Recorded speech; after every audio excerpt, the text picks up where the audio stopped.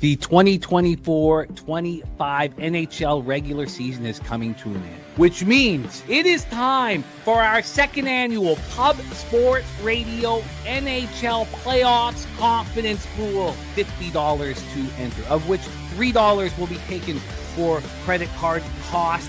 $47 will go into the prize pool. The top 10% will get paid. And all you have to do is pick a 20-player roster. You put 20 players together from any of the 16 NHL playoff teams. You get 1 point for a goal, 1 point for an assist, and the capper whose roster collects the most points will be crowned champion. The regular season ends on Thursday, April 17th. The playoffs start Saturday, April 19th. You must get your picks in by then. Sign up at pubsportsradio.com and get that cash.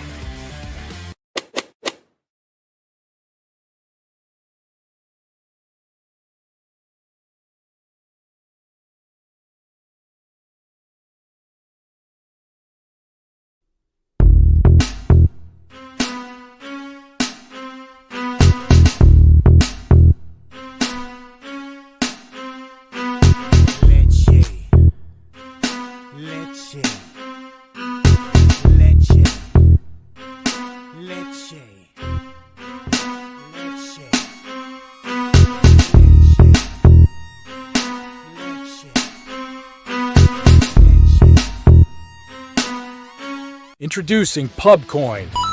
Pubcoin is the rewards program for Pub Sports contributors. Regular chat contributors share their play of the day, POD, in the YouTube chat, including the phrase POD in their message. At the end of the week, the amount of units earned are converted into Pubcoins. Pubcoin can be used as reward points for prizes, shop discounts, and contests.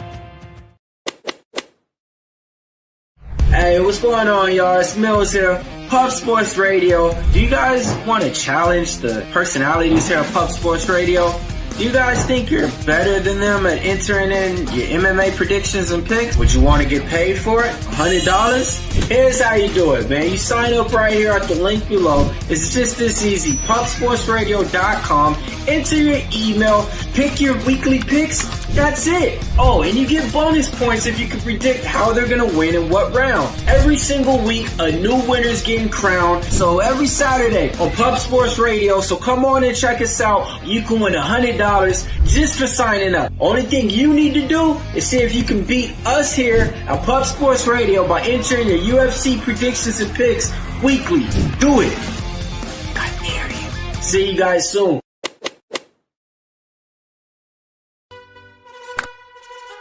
Your membership to gold, you will be automatically entered in every horse race, every Wednesday and Friday. It is time to race horses. We are racing camels today. Shout out to the gold members. We're racing in San Antonio immediately here. And we're off. 2 minutes, 74 canals on this racetrack. It's wide.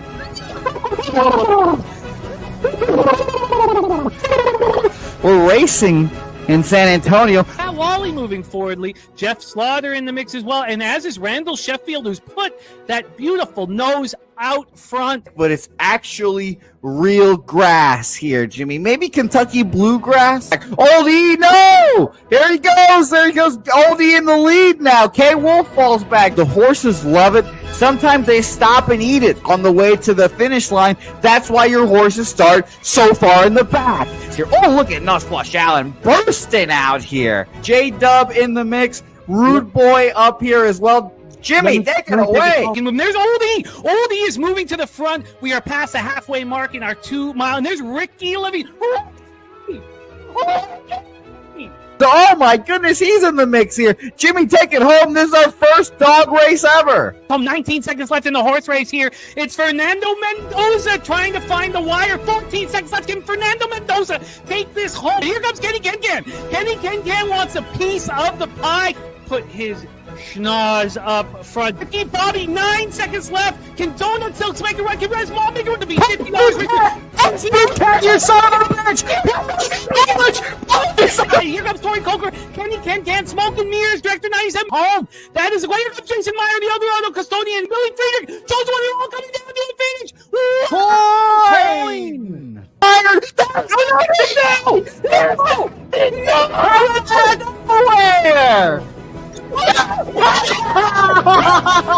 Oh no! Fanatical Jim.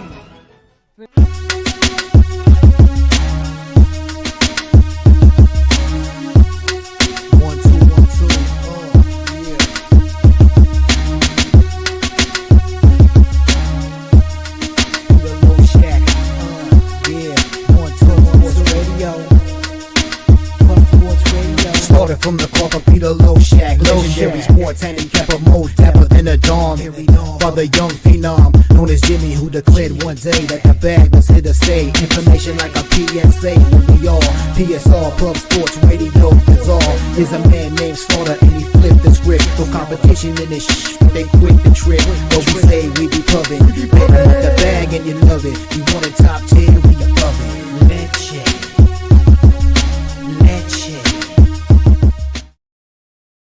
What up, cappers, gamblers, punters, hustlers, low baggers? Happy Thursday, April 10th to all of you. Thank you for watching Betting with the Bag right here on Pub Sports Radio. We have a very, very fun show. I like Thursdays a lot. Less MLB games to attack. Huge NHL card with Bobano. We have 6 games in MLB. We'll have Jose Bouquett and Morgan Spooner capping each and every one of them with us. That will start in 58 minutes at 12 p.m. Eastern Time, 9 a.m. Pacific. And we'll do that. We've got 45 minutes to an hour with those 6 games. Then we'll roll into NBA. Swept the board in NBA last night. Oh, I have some mic issues. Sorry about that. Thank you. There we go. Sorry about that. Okay, we're in business. Got the mic going. Thank you, Jose, producer and quality control expert, Jose Snips Bouquett. 4-0 in NBA last night. Swept it. That back-to-back Wednesdays where we've destroyed the card. And there were no sweat cashers. It was sit back and take in all of the money. And Saturday would be proud of a parlay. I bet a parlay last night. Orlando moneyline, Raptors moneyline, Clippers moneyline, as well. That was plus 116. Magic -4, Nuggets -4, Clippers -7.5. Just no sweat casher. Sit back, relax, and count money. 2-3 in NHL. The Flyers, plus 155, really saved the night. They're down 0.6 units. Lost with Lightning -1, Toronto, Tampa Bay under 6. Then lost with the Blues. God, I did not think I was going to lose with the Blues. Watching that game, I didn't think I was going to lose with the Blues. I thought it was just setting up for me to cash. And the Connor Brown goal late was a stab in the larynx. And then Major League Baseball, just horrific. 6-6. How did I not have a winning night? It's just unbelievable. The Astros are up 5-0 with 2 out in the 8th inning. They're up 6-4 with 2 out in the 9th inning. Lose the -1 there. Reds are up 5-0, 6-0 at plus 134. Lose that. A's lose 2-1. 3 losses right there that broke my heart. Atlanta -1 at plus 107 loss. 4 sides all lose and still go 6-6. The first 3 unders went 3-1 last night. But if I hadn't have taken the first 3 under and taken the first 5 under, or the full game under in Chicago White Sox Cleveland, my only loss on the first 3, it would have cashed. It wasn't under. So disappointing. But a winning day all told. Back-to-back winning days here. And when it comes down to it, that's the most important thing is the winning days. Overall, winning days. But still frustrating. Stacks play day in from Justin McKelvey. Red Sox team total over 4.5 plus 107. And the Timberwolves plus 1.5. Pig milk play today. The White Sox, baby. The White Sox, first 5 plus a half at plus 120. Look at Pig Milk's record, 18.7 units. Respect to our friend Billy Friedrich. That win in the house. Australian Racing Day. Strathalbyn, race 1, the streaker. $2.90 here with the decimal. That's a plus 190. Swiggy, UFC 314, $100 free roll live at Pub Sports Radio. And the playoff tickets are up. And we're excited. We're excited about the NHL playoff pool. Really excited about it. So NHL rolling right now, and excited to compete with all of you guys. Crit key on the Knicks plus 3.5. And LJ from H-Town play of the day is the Jet Stars first period over. And I get it. These teams have nothing to play for. And so I'm on a couple overs. Not that one. But I'm looking forward to break that all down with Mr. Ian Cameron. Gorky on the Jays -2 and the Angels moneyline. Wine Time Sports in the house. Rich INC says, happy Masters morning, an event like no other. My round one long shot bet Noah Kent finished top 5 at 35-1. I only have Corey Connors. Just 225 in total, I bet. So small. 75 at 55-1 to win. 75 at 9-1 with the boost. To go top 5, and then 75 at plus 350 for top 10. I don't usually bet golf. Why don't we take a little look here and see what is going on right now? Who has taken the lead in the Masters? And Ray, Jager, Neiman, Kim, Kirk, couple of -3. Corey Connors even through 7. All right. And Kent, even through 8 for our guy, Rich. Okay, we'll keep an eye on that as we roll through the morning. And Rich O's action right here. And wine time. Angels, moneyline, Rockies, moneyline, Royals, moneyline. I'm going to get Rich O's action as well. He put those in the chat yesterday. Their plays from yesterday, but I'm not sure if I can't remember if I have them in my notes. There's a couple things I know we got to get to work and get to capping, but there's a couple things I do want to talk about, and I'm sure you guys go through it. I just want to go over it once again.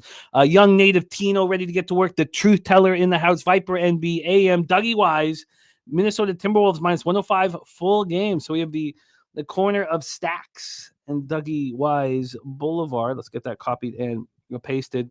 A bonus play is the Guardians on the run line. We got T-Moss in the house ready to get to work. What up, T-Moss? Let's get all this here copied and pasted.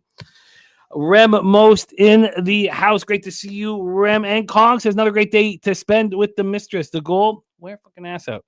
Let's get this money. And there is Spooner's action. He'll be breaking that all down with us in person. Let's get our guy Spooner's lockdown. It's funny. A lot of the kits I can't rock because they have green in them, because I have heavy A's jerseys and hats, and Hugh if he has White Sox shorts on as well. Rich H in the house says here for the NHL. Bobano and Jimmy the Bags Thursday dynamic duo does me right. I'm excited. 9 legacy. Let's get that. And Bo Jackson says, how about them Oilers? Yeah, they played with a lot of heart. I still thought I was going to catch with the Blues up until Connor Brown scored with 20 seconds left, and I was just left. Had to deal with that. Bruins -120 for Ross Pitts. There's slow jams. Arsenault says, thanks, Jose, for the Twins yesterday. Pitcher 9-0 lifetime now. I love it. Barry Smith said, told you, Jimmy, Ducks money line. Look, I wasn't on the Flames. I was happy that you cashed that. That was a tricky cap. But I also told you that the Wild weren't going to be as easy as it looked. Marc-Andre Fleury was terrible. Can you believe you guys score 8 goals and you can't cover the puck line? Ronnie Lofton ready to go. Notice the White Sox jersey for Big Tits Lance Lynn. You're absolutely right. Spooner, my man. Ross Pitt, Stephen Hairston. Saturate says, Giddy for president. He was phenomenal last night. So I just want to say something quick here, really quick, as we go over this together here. So when you hear a breakdown, and this is for props mainly, every time I hear a prop breakdown, it sounds good, right? The capper has the angle and believes in it. So yesterday, so when the show's over and I go over my notes and I got to make my bets, and this is, I'm sure you guys do this already. I just want to just go over it for everybody one more time. So I sit here and look at the Kobe White prop, right? Brizzy put it out on a silver platter for us, and Kobe White's been absolutely rolling, right? He's been rolling. So I look at Kobe White's stats here and look how he's just on fire, right? 37 points against the Hornets, 31 against the Blazers, 28 against the Raptors. Then he has a no-show game when they get destroyed by Oklahoma City. So, put a line through that. And then 25 versus Dallas, 26 versus the Lakers, 37 versus Denver, 36 again versus the Lakers, 35 versus Sacramento, 24 versus Phoenix, and 26 versus Utah. Then he has a 23-point game. Before that, we go 31, 29, 44, 25, 26, 121-point game. 24. So if we go to those games, that is 3, 4, 5, 6, 7, 8, 9, 10, 11, 12, 13, 14, 15, 16, 17, 18, 19, 20. 20 games. Sorry, 19 games. In those 19 games, if we put a line through that one 7-pointer in Oklahoma City, 18 games. In those 18 games, on one occasion, two occasions. One, he went under 23.5 points. He had 23, and the other he had 21. Every single other game, he crushes his point total. So why on earth did the books have it at 23.5 yesterday? Why? If you can't explain why he has cracked that number in 16 of his last 18 games, and the books are putting at 23.5, you can't bet it. Now, if you really have enormous skill, maybe you can fade it and say, "Oh, it's that's when we're getting towards a very high level of capping." But you have to trust the books. You have to. So anytime you ever hear of a player prop and it makes sense, you got to go and then you got to look at what's happened in the last 18 games. Because in NBA, if it's too good to be true, you're going to get stabbed in the larynx. That's how the NBA works. So I just wanted to go over that again. And I know that you guys probably already do that. But that was my process yesterday with the Kobe White prop. And then, of course, he starts out 0-6. He only scores 18 points in the game. Giddey goes off. The books just know. They know. And you have to take in all of the information from, a capper that you respect, and then you got to make sure that it correlates with the number that the books are offering. So, just as I'm sure you guys already do it, I just wanted to go over it one more time. Stephen Harrison liking Pistons first half full game. Ronnie Lofton on ROM here. We got Erickson, Joel Erickson, 4 goals. Kaprizov's 2 goals. Those two guys put up 6 goals. Just absolutely nuts. Absolutely wild. Marc-Andre Fleury sticking around a little too long in the NHL.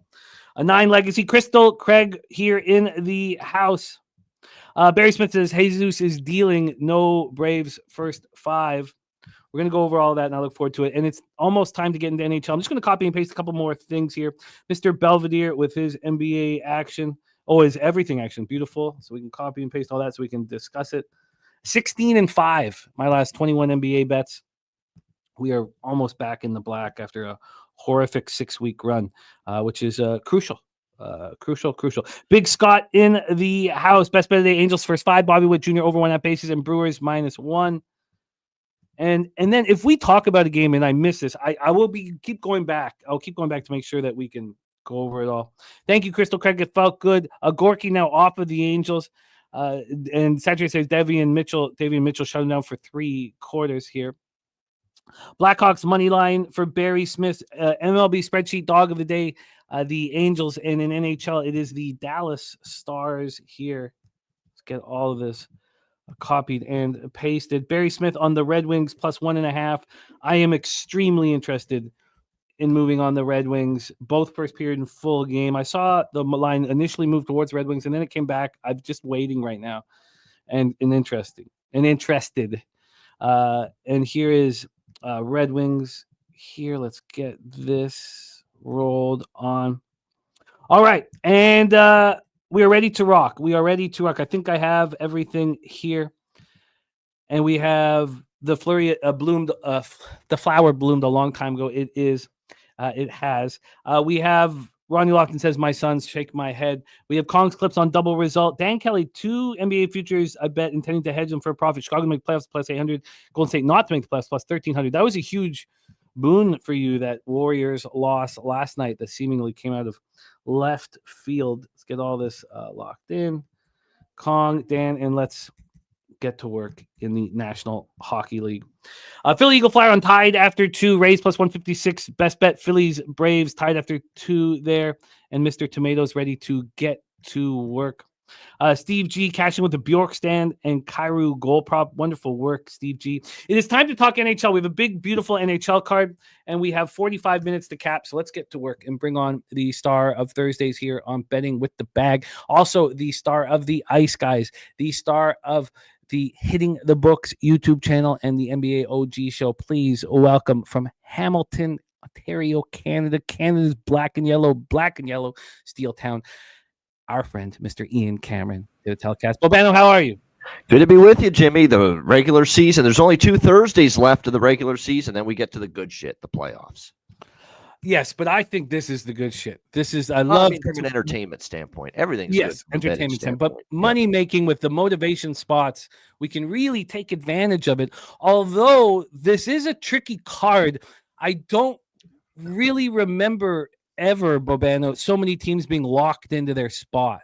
There's lack of motivation versus lack of motivation. Head-to-head matchups all over the board today. Yeah, last year we had teams fighting, which isn't the case this year. Let's get right to work. Thank you guys so much for joining us here on Pub Sports Radio. We have Mr. Ian Cameron joining us for NHL breakdowns here on Betting with the Bag. Let's get to work. Blackhawks, Boston Bruins to get us started, 7 p.m. Eastern. TD Garden in Boston. We have the Bruins 20-13-6 at home. They've been a decent home team. Now that was before the mass exodus of talent, of course. And the Blackhawks have been just a horrific road team all year. 7-26-5. Hard to believe that in 38 hockey games on the road for the Blackhawks, they've won in regulation just 7 times. Spencer Knight and Jeremy Swayman were listed last night. Let me know if those were mistakes ever as we go through the goaltenders. Spencer Knight, 16-16-2, 2.69 goals against average, 9-1 save percentage, 2 shutouts. Jeremy Swayman, 22-28-6, 3.06 goals against average, 8.95 save percentage, 4 shutouts.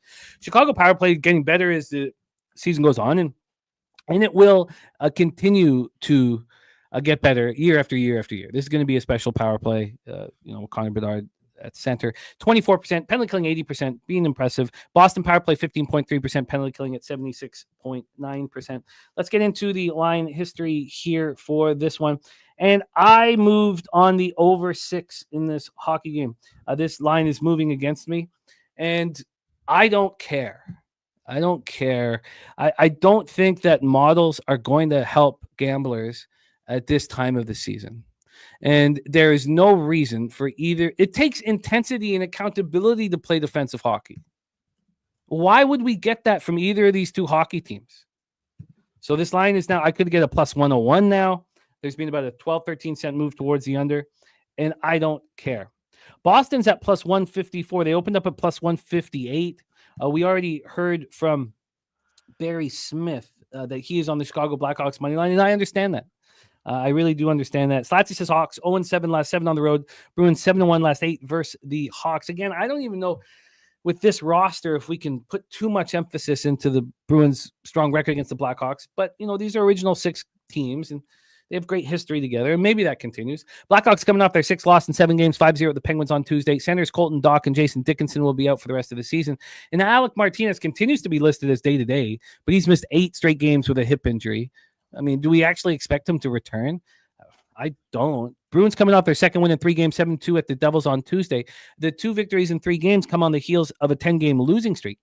Joe Sacco said that Nikita Zadorov is dealing with the family matter. That's another reason why I wanted the over. Get that big body. Now, I don't know. He could be in.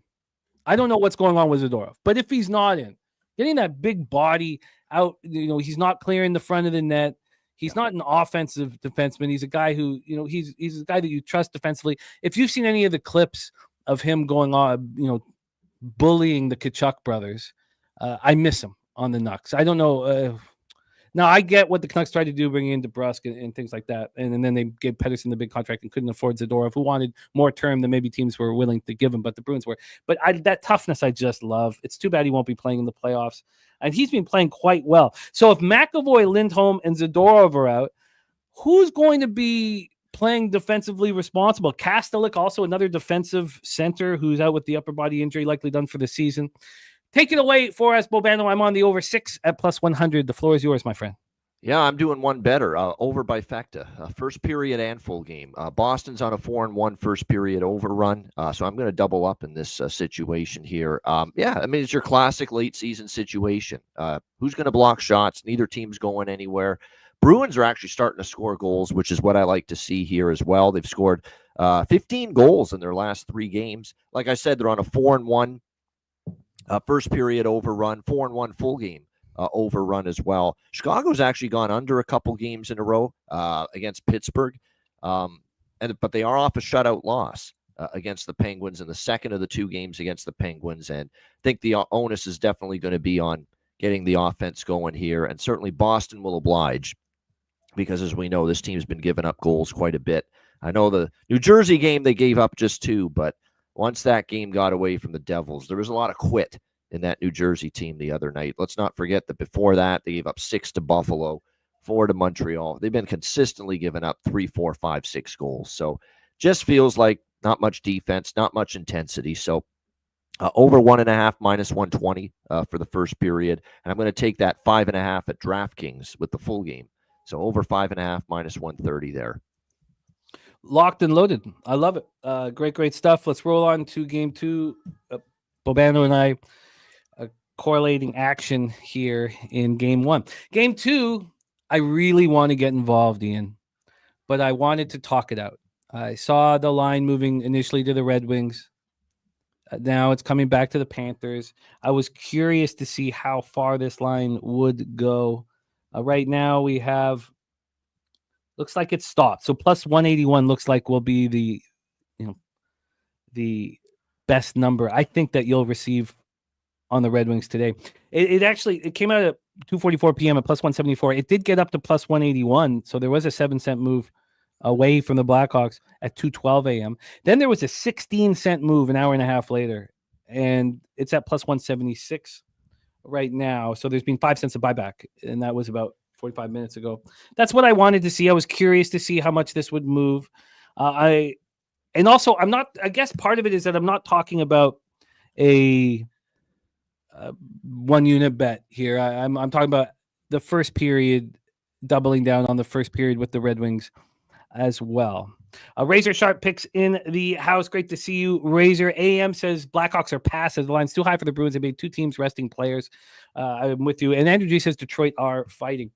So we have Cam Talbot and Sergei Bobrovsky that we expect between the pipes. And Cam Talbot's been a little bit better of late. Now 905 save percentage, close to Bobrovsky's 907. Detroit power play is not being rolling the way it once was when it was clearly the best power play in the league for about 6 weeks. It still has been very good this year. 27.6 overall, 69.9% penalty killing has really hurt them. Florida power play 23.7 and penalty killing at 81%. Let's get into the total. Sorry, I didn't touch on that quickly. We have a 5.5 minus 108 to the over. It opened minus 115 to the over. So there's been a move towards the under. The Wings had their modest 2-game winning streak snapped in a 4-1 loss in Montreal on Tuesday. They're 8 points behind the Habs with 5 games left and 1 game in hand, and they have to run the table. And, McClellan, this with Stevie Y, this is a group that will fight until they're eliminated. They're not going to come in here with a loser's attitude thinking that they're out. They're going to play until they're officially eliminated. And that's what I believe. I could be wrong, but that's what I believe. They'll be without defenseman Eric Gustafsson, left winger Carter Mazur, and center Andrew Kopp for the rest of the regular season. The Panthers snapped their 5-game losing streak with a big 3-1 win at home versus the Leafs on Tuesday. They got Alexander Barkov back. They completely dominated the Leafs in the game that meant a ton to them. I just don't see how this game means much to them. Sam Bennett, Matthew Tkachuk are gone for the rest of the regular season. Kulikov will likely be gone for the rest of the regular season. Nico Sturm is day-to-day. Carter Verhaeghe is out. Slatsky, thank you for that. I didn't have that in my notes. They're 3 points behind the Lightning for second. They're 4 points up on the Senators for third in the Atlantic. All these teams have 4 games left. The question I have, Ian, is do the Panthers care? I want to hear from you guys in the chat. Jermaine with Florida in regulation. I want to invest in this. So take it away, Bobano. I'm all ears. I don't know if we're going to get that fight from Detroit. That felt like a season ender. That's felt like a dream crusher the other night against Montreal. You dominated that team, 22-5 in shots. You're up 1-0, and you can't win that game, and you lose in regulation. You're 8 points back. I'll say it right now. It is over for the Detroit. They can say all they want that they're going to keep fighting. It's over. They're not catching Montreal. They're 8 points back. Now, I don't want Florida, but I don't trust Detroit. It's a pass for me. Okay, more time for me to think this over, but 8 points back. It's not happening. and especially the way Montreal's going. It's just not. And the fact they had a chance to close the gap on Montreal, 22-5 in shots, 1-0 lead early in that game, and they lost it. They let it get away from them. I think that's tough to get off the mat after that. And Slats, here's a point. Why would Panthers start Bobrovsky if they don't care? I mean, they still have 4 games left. I mean, how early do you want to start? I think if they were at home I think if Florida was on the road, I'd be more interested in fading them. But the fact they're at home and the fact they lost to Detroit Sunday, when they rested a lot more guys than tonight, short turnaround, revenge. Yeah. If you want Detroit, I'll wish you luck. I don't want them. All right. More time. I don't want Florida, obviously. No. Yeah. But we can also say, and I know that you're clear that you don't want Florida, we can also say being able to fade Florida after beating the Leafs 3-1, out shooting them, 38-17, out hitting them 55-31 in an important game where they had to snap their 5-game losing streak. I'll look to see how excited Detroit is early. If I see some life, if I see them good on the forecheck, pressuring Florida, hemming them in a little bit, then maybe then I'll dabble on Detroit money line. We'll see. I want to see how they come out, how they start this game, and because we're just trying to be psychiatrists right now. We're a bunch of Dr. Fraser Cranes trying to figure out the psyche of the Detroit Red Wings. Let's watch the first part of this game, then we'll make a live move. That's my approach. Yeah, no, that makes sense. I expect to make a bet on the Red Wings. I'm curious to see what happens with this line, and I will be studying a little more. Shout out to our guy Joey B, ready to cap pucks with us. Says good morning from Denver. Our guy Ralph Nunziata in the house. The Giants got me so bad last night, and it was a very difficult loss to get over the Reds falling apart. So congratulations to your Giants. And AM does like the Panthers here. All right, let's roll on.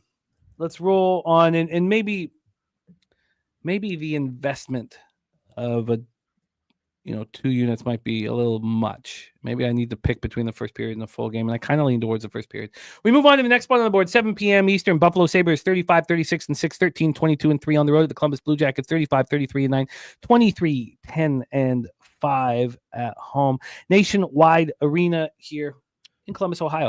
UP Luokkinen been a real disappointment this year. Real disappointment. 24, 23, and 4, 3.23 goals against average, 885 save percentage, 2 shutouts. If you told me that was Luokkinen's numbers, I would think, well, when did he get let go? But they're still riding him. They don't have a ton of options. I mean, if Reimer comes to your team and is an improvement in goal, you have a horrific situation. Merzlikins has been so bad as well, unless it's a shootout. 26, 21, 5, 3.18 goals against average, 892 save percentage, 1 shutout. We only have a few games left to run to the window if the Blue Jackets ever get in a shootout. So keep that in mind. He's phenomenal in the shootout. Bad on 5-on-5 and 5-on-4 and 5-on-3 and every other situation. Buffalo power play 18.2%. Columbus 19.2%. They all have very similar special teams. 76.6% penalty kill for Buffalo and 76 for Columbus. Let's get into the line history here for this one. We have a total of 6.5 minus 113 to the over. It's immediately what I looked at. I see a Columbus game. I look at the over now, right away. There's been a 3-cent move to the over. On the money line here, we have Columbus at minus 136. It opened up minus 130. It's 6 cents of movement towards them. At this point, I would back Columbus against almost any team in the National Hockey League right now, except the Sabres. And maybe except the Habs. There's a couple teams, but I would back them against anybody right now. They're still trying, but Sabres coming out their 5th straight win, 8 to 9 games, 3-0 home over Carolina on Tuesday. I was on Buffalo. That line moved 50 cents against me. It made me look like a fool. And it was in no Carolina game. Me too. I was on Buffalo there. That got crazy, that line. Yep. It just made me, but it made me look like Carolina. There's a team with absolutely nothing on the line. Nothing. Well, and they're playing Washington, which is, maybe. Well, I can't wait to talk about that one. Yep. Josh Norris is trying to come back from an undisclosed injury before the season ends. He's listed as day-to-day. I don't know if he comes back. Jermaine looking at the alt over 7.5 in this one. Slatsy laughing at the Sabres, playing great out of the playoffs. What a tough team for this fan base. Jordan Greenway, the left winger, and Tyson Kozak are done for the season. Columbus snapped their 3-game losing streak with a 5-2 win at home over Ottawa on Tuesday. Look, it was embarrassing giving out Columbus as a best bet on the ice, guys, on Sunday. I had 2 units on them. I didn't get all the money back on Tuesday, but I bet them again on Tuesday, and I won. Didn't get it all back. Columbus healthy for the first time all season. They're just missing depth forward Kevin LeBanc, who's done for the season with an upper body injury. They clearly don't quite have the chemistry for some reason, and I'm not sure entirely why that is. And Bobano, I've not moved on this game. Maybe it's as simple as a over trifecta. Take it away. I'm all ears. Yeah, that is what I'm doing. The over 1.5 and 6.5 double up here with this one. Yeah, over 1.5 minus 143.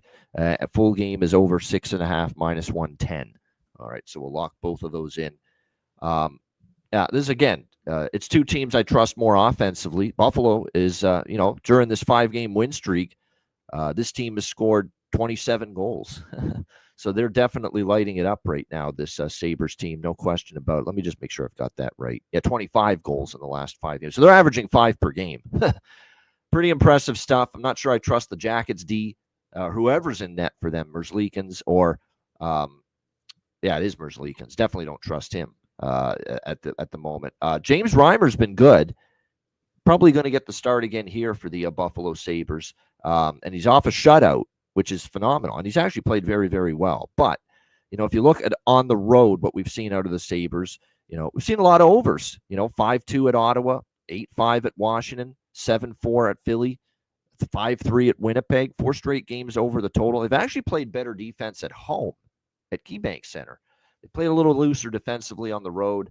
I actually lean Buffalo. I'm not betting against Buffalo. Buffalo's, this is what they do.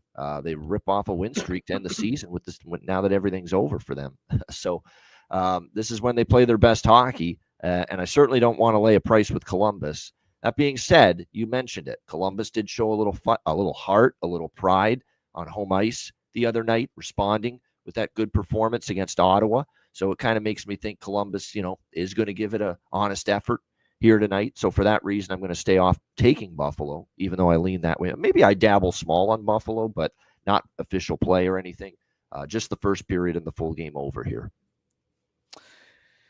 Yeah, I think I'm going to let it go. If it is Reimer, he has been playing inspired hockey, trying to keep his career going. They've allowed 7 goals in their last 4 games, the Sabres. And then we watched back-to-back road games for the Jackets where they didn't score, Toronto and Ottawa. But they get home, and it's over Palooza again at home. What's funny about these 2 teams? 4 straight overs at home for Columbus, 4 straight overs on the road for Buffalo. So it correlates very nicely.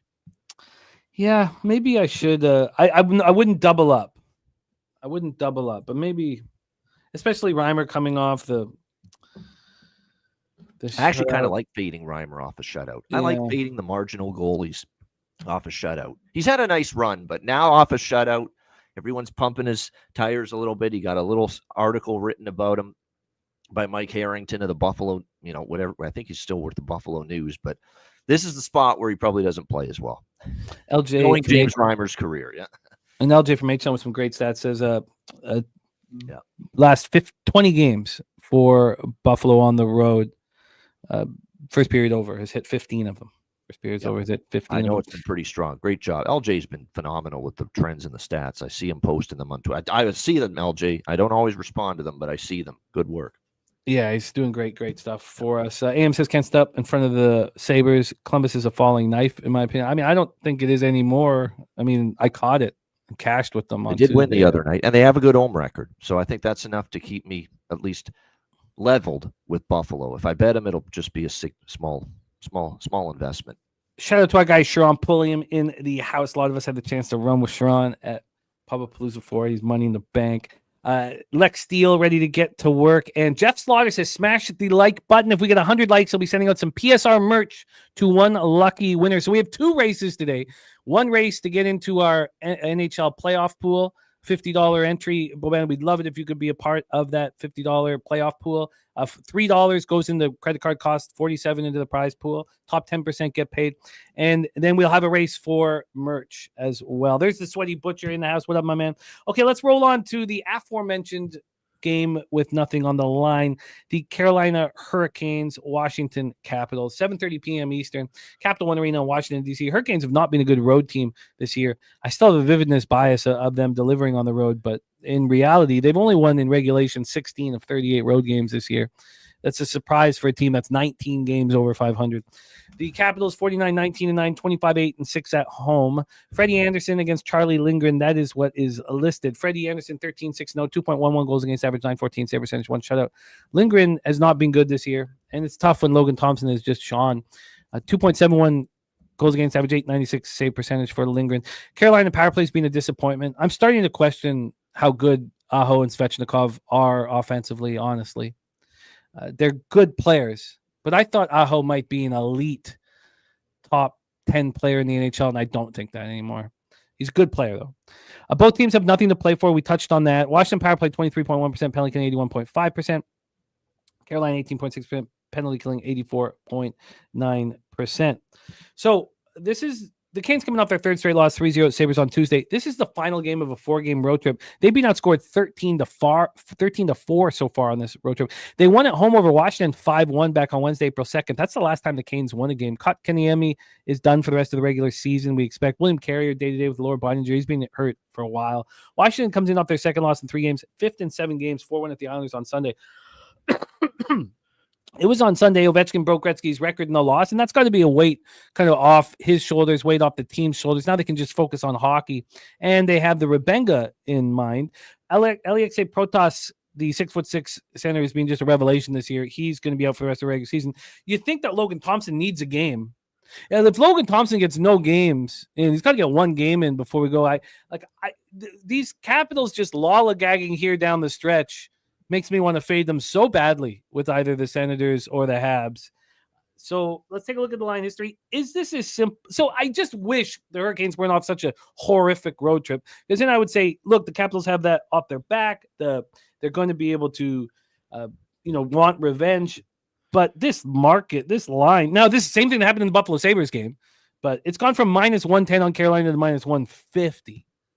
So what, the Hurricanes are going to try and the Capitals don't care about losing to the Hurricane? I mean, this is a lot to kind of figure out. Take it away, Ian. I'm all ears. Yeah, I'm going to just take the over here, 5.5. Just not doubling up with this one. Just the full game over here, 5.5 -125 is the best price out there with that. And there's reasons for that. I think Carolina's got to get their offense going. They do. You score 0, you get shut out by Buffalo, and you score 1 goal against Boston. 2 teams that aren't even going to be in the playoffs. That's not good enough. You got to get your offense on track. And even Rod Brindamore was saying that the other day. So I think that's where the focus is going to be. We got to start scoring goals again. They get the added bonus of Charlie Lindgren in net, who I don't think is as good as Logan Thompson here as far as the Capitals are concerned. Then on the flip side, we've seen Washington lately. I mean, they haven't been great defensively. There's nothing on the line for them. They're locked into their spot. They know they're taking on New Jersey in the first round. They've been trending over the total. 4-1-1 to the over their last 6. Series history, you go back and look.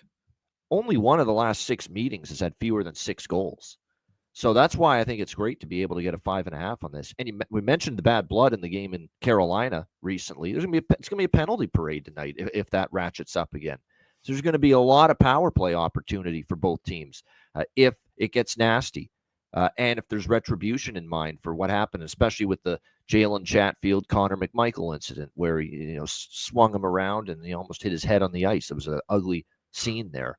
So if it's a lot of penalties and it's a special teams game, that benefits the over. So over 5.5 for me. I get it. Over 5.5 -120. You know how close that was to Todd Bertuzzi, Steve Moore? Yeah, it was. I mean, that's the issue is that, if the head does smash into the ice, you're suspended for a year. If it doesn't, no. You get a slap on the wrist. I mean, we're talking about an inch, not even. No, that's true. Yep. Bobano on the over 5.5 minus 125 Carolina, Washington. I think I'm just going to watch this one. I don't feel like I have an edge or an angle that I'm comfortable with. Washington's got some value, honestly, now because they're the team that got punked last week in Carolina, and now they're what plus they're betting Carolina like they know the final score. Like Carolina's up to minus 160 now, which they did against Buffalo. Yeah, I mean it's just. I mean I might move. It's not going to be official play, but I might move on Washington for a smaller play. I have to at this price because I think they are. And look, you say, well, you know what? They've got nothing to play for. Ovechkin's got the record. Spencer Carberry's not been thrilled for a while about the way they've played. You say, okay, they partied their ass off for Ovechkin's record. Yeah, but that was Sunday. This is their first game since then. It's Thursday. I think they've had enough time to get that out of their system. So I think the Capitals are worth some kind of bet. Not a big bet, but some kind of bet. There was a 53-cent move against me. Just because of the price, yeah. But against me in the Buffalo game. Yeah, that was nuts. 53-cent move. That was embarrassing. Yeah. Like I was embarrassed. I was like, what have I done? Like what? And no sweat. What do I say? I don't give a crap about the line movement. I can't stress that enough on this show. Yeah. Yeah. I do care. And the smash and grabs that we have attacked have been 50-cent moves in our favor when we like. What I mean by that is I don't care about the line movement impacting my opinion and my thought. I do care because if I don't want to get a bad price or a bad number. So from that standpoint, I care. But from the standpoint of, this price is moving against me, this is clearly going to be a losing bet that I got because the line's moved against me. I never in a million years think that. Never. No, but we both understand the embarrassment when we could have got, 40 cents better on the other side. Yeah. All right, let's roll on. 7:30 p.m. Eastern. New York Rangers 36-35-7, 18-16-4 on the road at the New York Islanders 34-32-11, 19-15-5 at home at UBS Arena in Elmont, New York. Obviously, Shesterkin was saved for this, but I don't care. Now, what do I care about? I think that the market is telling us that Sorokin's going to be in. I could be wrong. And if I'm wrong, this is going to move 20, 25 cents against me. AM says Rangers money line. Again, I do not. This is a team that is less than the sum of their parts, and they just want the season over. And the Islanders coming off that wild 7-6 overtime loss in Nashville, Patrick Roy is keeping them going. There won't be another Rangers bet for me the rest of the season. That is a guarantee. Well, I was on the Flyers yesterday at plus 155. It saved my NHL night. I was on the over 5.5. Flyers and team total. I had the team total. I had more on the team total. And I thought the 2.5 was ludicrous there on that. Even money? Are you kidding? Yeah. Last night, I wasn't sure what to do. The line hadn't come out offshore. It was minus 115 at 365. And AM says, when you write a team off, I love them more. Well, AM, how much money did I make writing them off last night? You're making me sound like I'm wrong. How much money did I make last night? I mean, I hear what you're saying. Now, I will say this. The Islanders are not exactly Mr. Trustworthy. I'll say that right now because that was a dream crusher loss for them, in my opinion, the other night against Nashville. So I'm not running to bet the Islanders here personally. The fading the Rangers has been very good. But it's fade the Rangers or pass for me. And I have. And I have. And again, and I love capping with, we don't have to agree. It doesn't make me not enjoy capping. Like it's part of the fun here. But I really think that Patrick Roy has the Islanders trying. And that is a huge this. I did think last night. Tried so hard they blew a 6-4 lead with 2 minutes left in Nashville. That's how hard they've been trying. This was what I thought was the best spot on the board. And yes, I'm way up fading the Rangers, believing that they were done. And I'm doing it again, and it's not House's money. Rangers on the second half, back after suffering the third straight loss, 8-5 at home versus the Flyers last night. Kaliev and Edstrom being out for a while. Their depth forwards doesn't matter. K'Andre Miller still dealing with an illness. He tried to give it a go. He was in warm-ups. I mean, this guy's trying, but he's too sick to go. And then Sorokin. So if Sorokin's not in, look, it's going to hurt. But other than and Varlamov done for the season, Barzal out for the rest of the season. But other than that, they're kind of a healthy group right now, and I expect them to fight to the last whistle. The Rangers don't want to go to the arena today. You think they want to go to the arena? The Islanders are probably excited about a full house against the Rangers. While the Rangers wish they didn't have to play and the season was over. I'm on the New York Rangers. This went from, I got minus 115 when it was first available. It didn't become available to 733 this morning. And, Bobano, when I saw it go from minus 117 to minus 129, I thought, Sorokin must be good. I still think he's probably good, don't you? I mean, I know it came back, but we've had a 5-cent move towards the Islanders here. So look, if it's not Sorokin, I am probably, if it's Marcus Hoberg, I'm probably in trouble. This 6. It is Hogberg confirmed. Hogberg confirmed. Yep. Damn it. We have had a 7-cent move to the over 6, probably because of that. Yep. Yeah, I guess with Hogberg not in, with Sorokin not in, this makes it worse. Certainly makes it worse. Take it away, Bobano, Rangers Islanders. Yeah, another over. Mr. Over here. I'm always Mr. Over, but especially today. I think that's a Buffalo Columbus. The only game I'm not on an over so far is Detroit, Florida. That's it. And I think there's good reasons not to like the over in that game. But this one, over 5.5, minus 130. I lean Islanders, but I don't trust the Islanders. I don't, because I think their season ended the other night. And we know we don't trust the Rangers. We don't want the Rangers. But I don't know if I want the Islanders. Okay, that was a season ender for them losing in Nashville. They're too far behind Montreal. They're not making the playoffs. And I think Patrick Waugh and the team knows it because Hogberg's in tonight. If they felt they were going to make it still, Sorokin's got to get this start. It's that simple. So, like I said, I think this is an over spot. Rangers are trending over. Islanders have been, actually, believe it or not, 7-3 to the over their last 10. Series history's been high scoring. 6-5, 5-2, 4-2, 3-2, 5-2, 5-1. One game was 4-0 last month. But like I said, I don't know where the defense is on either side in this game, especially the Rangers. So, over 5.5 here for me. Let me just make sure the price is that is no. Actually, there's minus 125 out there. That is the best price on that. So over 5.5, minus 125. You are in business. I'm on the Islanders minus 115. I imagine this is going to move towards. I mean, if this doesn't move towards the Rangers with Hogberg and net, it'd be shocking. Shout out to our guy Razor Sharp Picks, giving us his entire Keeneland card. Totally own them too. So another thing to keep in mind. The entire Keeneland card from Razor Sharp Picks here. Let's get this copied and pasted. Rez Mob in the house. Great to see you. Rez, my man. Yeah, it was board sweepage in NBA for me as well yesterday. 4-0 plus 4.16 units. Felt great. Very easy. Now, hopefully they can all be like that. And I'm looking forward to cap the card today. 8 p.m. Eastern, our next spot on the board. Winnipeg Jets 53-21-4, 24-15-0 on the road. Dallas Stars 50-22-6, 28-3 at home with American Airlines Center in Dallas, Texas. We have Connor Hellebuck and Jake Ottinger listed here. And this is an interesting spot. The Jets are 4 points up on the Stars with 4 games left for each team.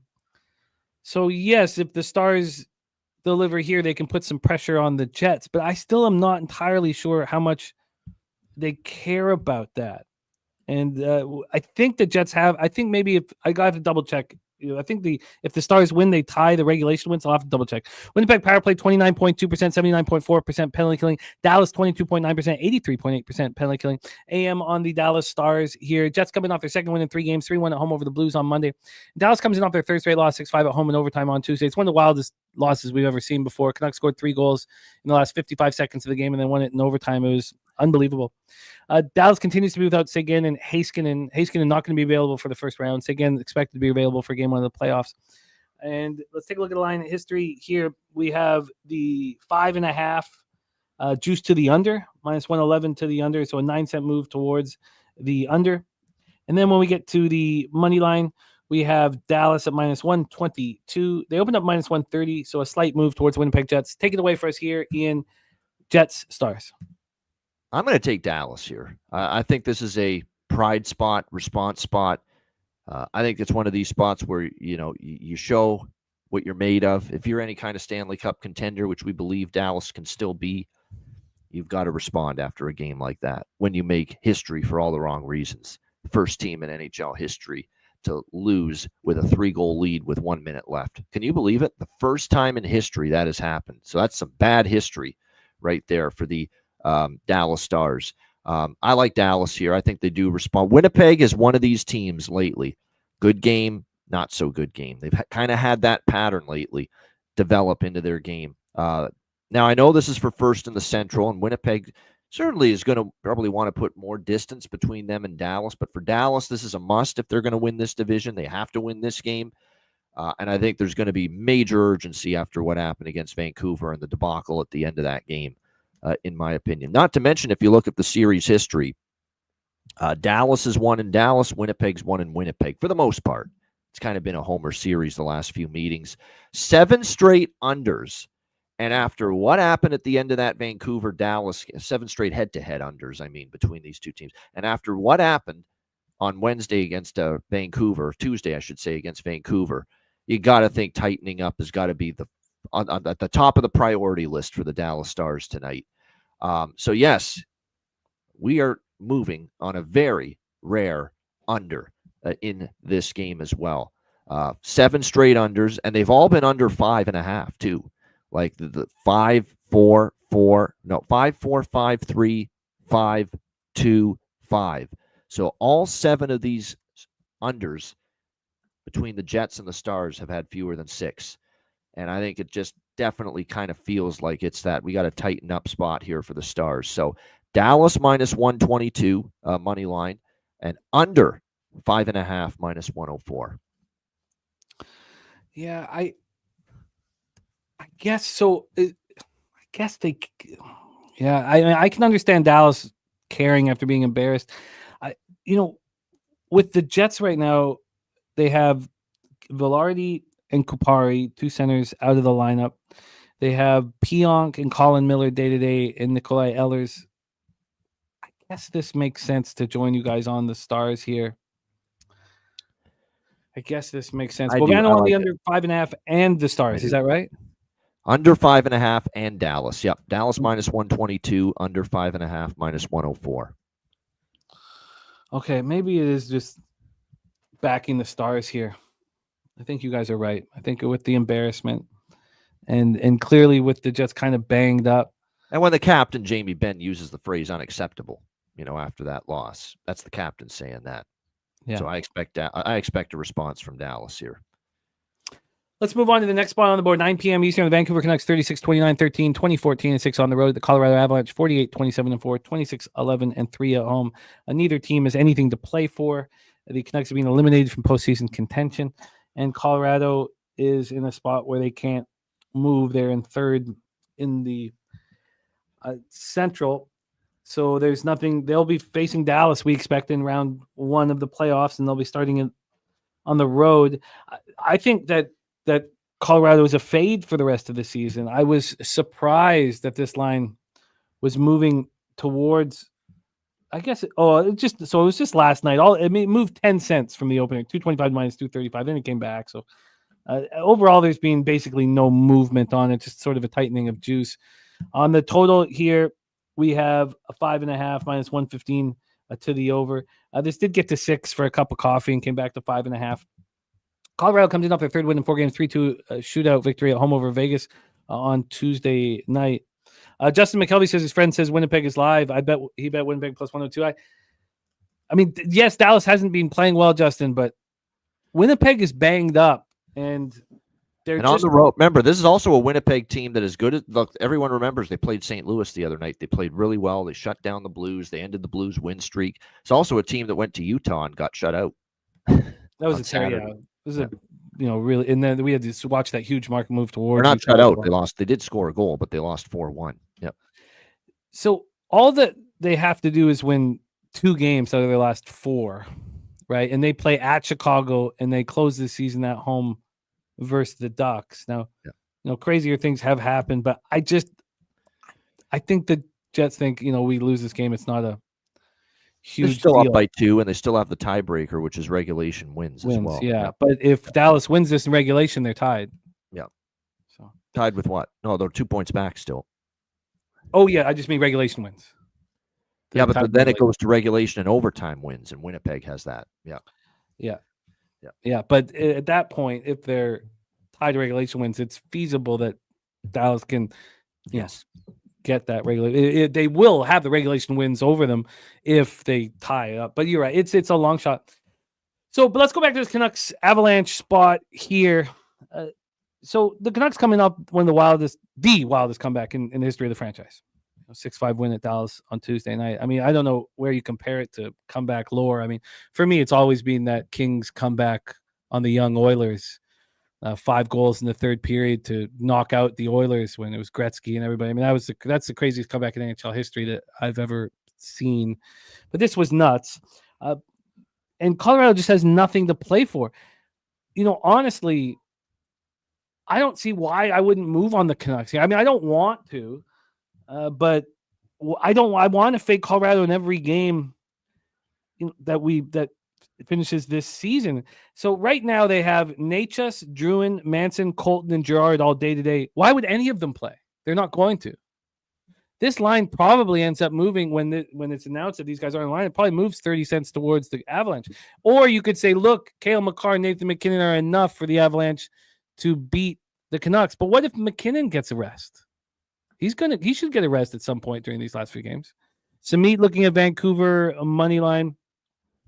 Take it away for us, Bobano. I'm all ears. Canucks Avalanche. Yeah, I like the draw here. I'm going to sprinkle on the draw here. I think there's two teams that there's dupe. Well, I think Vancouver's still going to try. They certainly played hard down the stretch to come back and beat Dallas, one of the more incredible comebacks.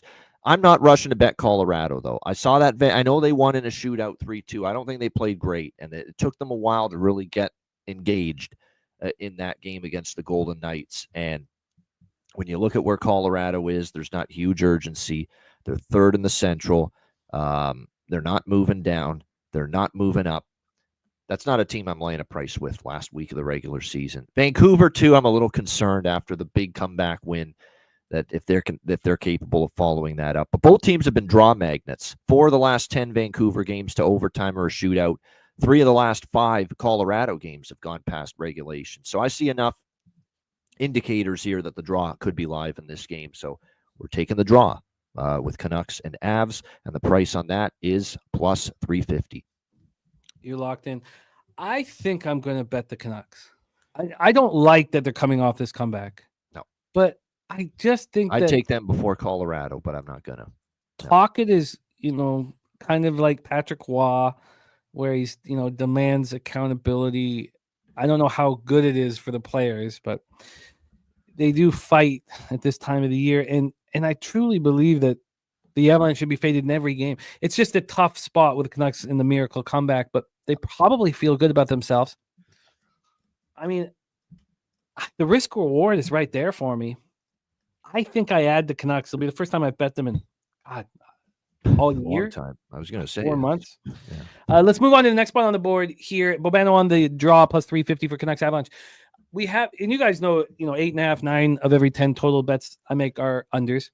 This is my second over. I don't have an under on the card. I can understand that 5.5 Winnipeg Dallas, but I am still a little concerned about ensuring the Jets give me defensive intensity, which means I should already be on Dallas, but I guess I needed to hear that.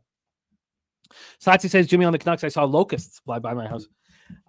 Predators, Utah. I'm on the over 6 here. Saros versus Velmelka is listed. Neither playing very well. Velmelka playing better than Saros. I don't know why they gave Saros a big contract in the offseason. He didn't deserve it from last year. They thought it was an outlier and he was going to the offseason made no sense from Nashville. This total, I got the over 6 at minus 107. That's exactly where it is now. So there's been a slight move towards the under. On the money line here, we have Utah at minus 198. They opened up minus 185, so a move towards Utah. Both teams have been eliminated from postseason contention. Nashville power play at 21.2%, 81.1% penalty killing. Slatsy says we align here. Utah team total over 3.5. See, I was actually, Slatsy, I looked at the Predators team total over 2.5. That's what I was getting close to, and I was like, you know what? I don't know if that's necessary here if I'm already on the over 6. Nashville snapped their 6-game losing streak with a wild 7-6 overtime victory at home over the Islanders on Tuesday. You heard Bobano talking about the Bruins, starting to score some goals. Pasternak scoring some goals. They start feeling good about themselves. For the first time, Stamkos is not going to hate to go to the rink today. He scored a couple goals. He's almost at 50 points down the year. It's not so horrible. They've been doing this all without Roman Yossi. They're a beat up group here, but they're getting healthier. It's just Yossi and Sissons that are out now. Willsby and Lozano have been out all year. It's really a non-issue for them. And Utah comes in off their 4th win in 5 games, 7-1 at home over the Kraken on Tuesday. This concludes a 5-game homestand. So I don't like the back of team a favorite at the end of a homestand. That's not. They're missing Liam O'Brien, the left winger who's done for the season. Kerfoot day-to-day with an illness. And John Marino day-to-day after taking a puck to the face against the Kraken. I'm on the over 6 minus 107. Bobano, take it away, my man. Yeah, I'm on the over 5.5. Well, same bet, but just a different number and price. Over 5.5 minus 130 with the Nashville Predators and the Utah Hockey Club. Not much more to add. 2 teams not making the playoffs. I don't expect a ton of defense. That's my approach with these games with the non-playoff teams, is that I don't anticipate defensive intensity. Obviously, and look, Utah, they've kind of gone back to scoring goals of late, at home especially. 5 against Buffalo went over the total. 6 against Tampa went over the total. The Calgary game stayed under, but Calgary drags that game down. It was a big game for them as far as getting points. LA game at home goes over the total. They score 4 against Winnipeg, 7 against Seattle. And Nashville, as we know, with their goaltenders, I don't trust either, Useless Sonnen or UC Saros. So I'm with you here, over the total. I like it. And I think I want to move on this game as well. Our next game on the board here, 10 p.m. Eastern, second to last game on this card for NHL. Seattle Kraken, 34-39, 6-17, 22-1 on the road at Vegas Golden Knights, 47-22-9, 27-9-3 at home, T-Mobile Arena, Las Vegas, Nevada. Kraken been very good to me over the last few games. Are they the most predictable hockey team in the National Hockey League? I really think they might just be. They are on second night of back-to-backs. You fade the hell out of them. Yeah, it was a minus 1.5 easy casher on Utah, plus 125, and that line even moved against me. But also I was backing them in a few of their wins here, rolling into that one, and this is the problem. I would be on the Kraken already because Vegas does not care. They're going to win the Pacific. They rested Eichel against the Avalanche, and there's more players who are going to be rested here. Haig, Haig and Pietrangelo are both sick. Don't know why you'd want him around the facility or around the team. Thomas Hertl is not going to be back until the season's over, and Jack Eichel, they're going to hold out, make sure that he's completely ready to go. The problem here, and why I haven't bet this, is it's the final game of a 5-game road trip in Vegas for a team that's out of it. How do they not go out tonight? How are they not thinking about, partying in Vegas? How are they not thinking about having a little bit of fun after this horrible year? That's stopped me because this is a healthy group coming off a 7-1 loss. This is the perfect situation for me to back, but something is I want to get over that. Maybe you can get me over that, Ian. Maybe I'm diving too much into the psychological stuff that I don't really know will play out. Vegas is close to clinching the Pacific, but they're going to get there either way. So let's take a look at the line history here. We have Vegas opening up at minus 272. Opening up at minus 236. They're now minus 272. 36-cent move towards them. Again, I want to get in the way of it, but I'm hesitant. This total is a 6 at a pick'em. This opened up plus 104 to the over. There's been a 10-cent move towards the over. I can't wait to hear this breakdown. Take it away.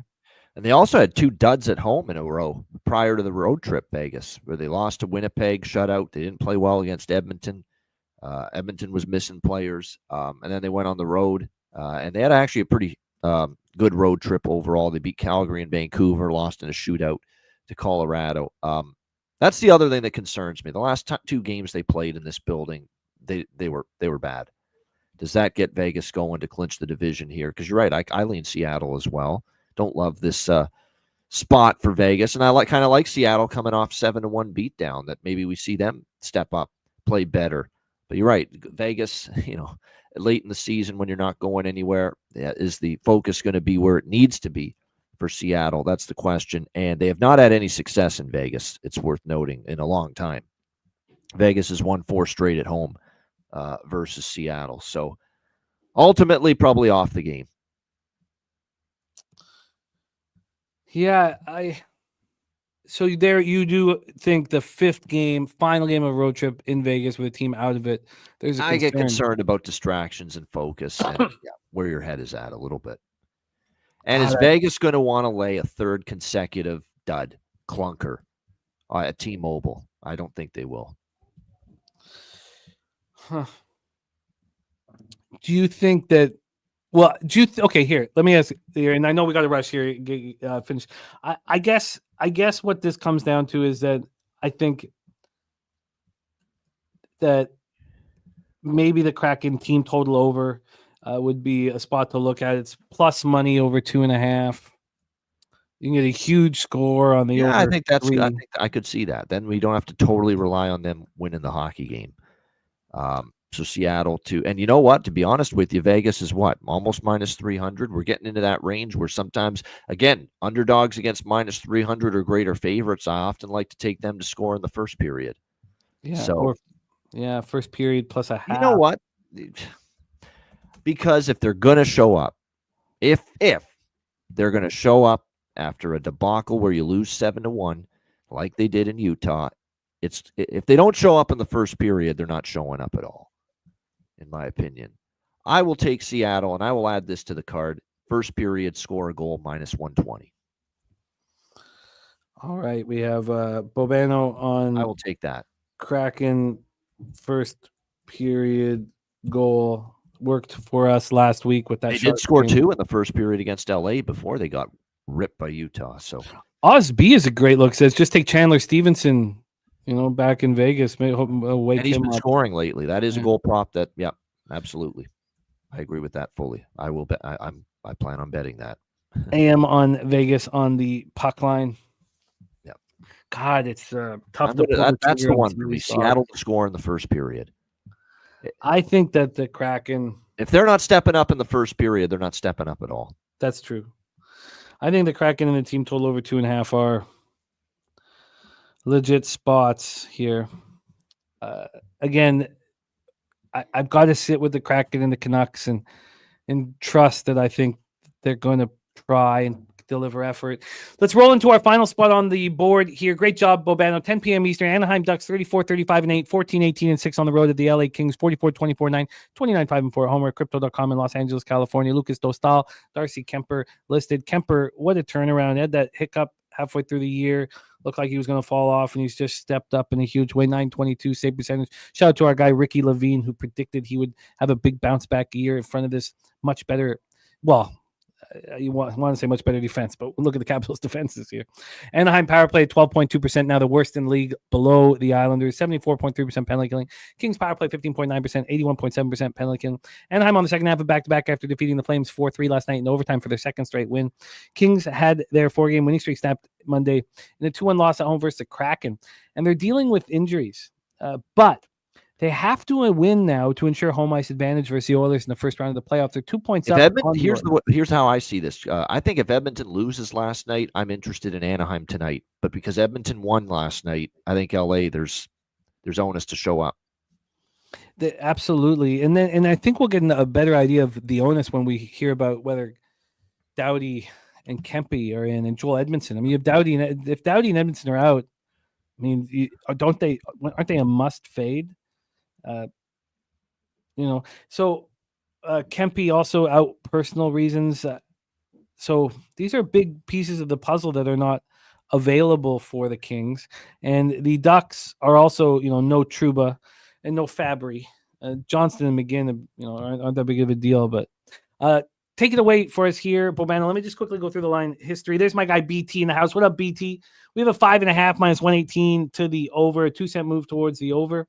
And then on the money line, we have, here we go. On the money line, the Kings are, minus 346. It's absolutely ludicrous. 26-cent move towards the Kings. Absolutely insane. Thank you guys. Sorry, we'll get that banner up here. Absolutely insane. Take it away for us here, Bobano. Final game on the card, Ducks, Kings. So Anaheim has not scored a goal in the first period against Los Angeles in 4 straight meetings. LA, even after giving up 2 goals against Seattle in that loss in their last game, LA has still gone, I believe, 13 of the last 15 first periods. They have not allowed a goal. That's the run for the LA Kings. They have not allowed a goal in the first period to the Anaheim Ducks in 4 straight meetings. And I've been on this little trend lately. I'm going to take it tonight. Anaheim under 0.5 first period, -112. Anaheim not to score a goal in the first period, -112. Anaheim, no goal first, -112. Now, if Doughty and Edmondson aren't in the lineup, are you going to be concerned? Maybe a little bit, but back-to-back for Anaheim. Dented Calgary's playoff hopes last night with a shocking come-from-behind win. I could see them being a little bit off, out of sync, flat, whatever you want to call it, first period. LA off the loss. Pressure now on LA to win with Edmonton closing the gap for home ice. I think LA, even if Doughty's out or Edmondson's out, I think you get a dialed-in defensive effort tonight. I do. And look, they shut out Anaheim in the first period and 4 straight head-to-heads. Wow. That's pretty damn strong. Like 4 straight head-to-head meetings. Kings have not allowed a first period goal to the Ducks. Yeah, but if those two guys aren't in, I mean, the only section of the game I'd like a team on the second half of back-to-back is the first period. I'll have to sit there. Strong. Yeah, the thing is, I don't want Anaheim's full game team total. Who the hell wants under 2.5 at -180? Yeah. I'll take my chances. First period plus a half. It's been strong. Like prior to the Seattle game, it's been like clockwork. LA shutting out the opponent in the first period. It's been incredible how good they've been doing that. All right. Let's review all action. My dude, those days happen. They happen to all of us. It sucks. You just got to turn the page and move on to the following day. They just nothing. And remember, they are at home, LA, and we know how good they've been there. And let's review all action here in NHL. Great job, Bobano. Bobano's on the first period over 1.5 in Chicago, Boston. The full game over 5.5 in Chicago, Boston. I'm on the full game over 6 at +100. I'm still interested in the Red Wings, and then I need more time. With that spot. The over 6.5 in Buffalo, Columbus. Maybe I should already be on it. I'm going to sit with it a little longer. Bobano on the first period over 1.5 in the full game over 6.5. Bobano on the full game over 5.5 -125 in Carolina, Washington. Bobano on the over 5.5 in Rangers, Islanders. I'm on the Rangers at -115. Sorry, I'm on the Islanders -115. Islanders -115. I think you're right about the Stars. And with the low volatility, you have to take the money line, I guess, and not the -1. I imagine this line's going to start moving back to the Stars. I'm going to need more time on it. Bobano on the under 5.5 at -104, and he's on the Stars money line -122. Bobano on the draw in Canucks, Colorado +350. I'm close to the Canucks. I'm on the over 6 in Nashville, Utah. Bobano on the over 5.5 -130. I got -107 on the over. Bobano on Kraken, first period goal at -120. I'm interested in the Kraken and the team total over 2.5. I don't expect Eichel to play. Maybe I should wait a little bit and make sure that Eichel's not going to play. Do you think Eichel's going to play tonight? I wouldn't be totally shocked if he sits again. He's that important, but I don't know that. And then we have AM, Sabres, Rangers, Stars, Preds, Vegas -1.5, and the Ducks. Bobano on Anaheim, no goal first period. I guess you're right. After that loss, 2-1 loss at home versus the Kraken and snapped up for you. Maybe this isn't the spot. Let's put more question marks there. The Anaheim first period +5. I mean, this line moving so quickly towards him, but not scared. And then Bobano, finally, Steve G says, any action on the Frozen Four for you? 2 good games. Denver, I think, in Boston is going to be the final.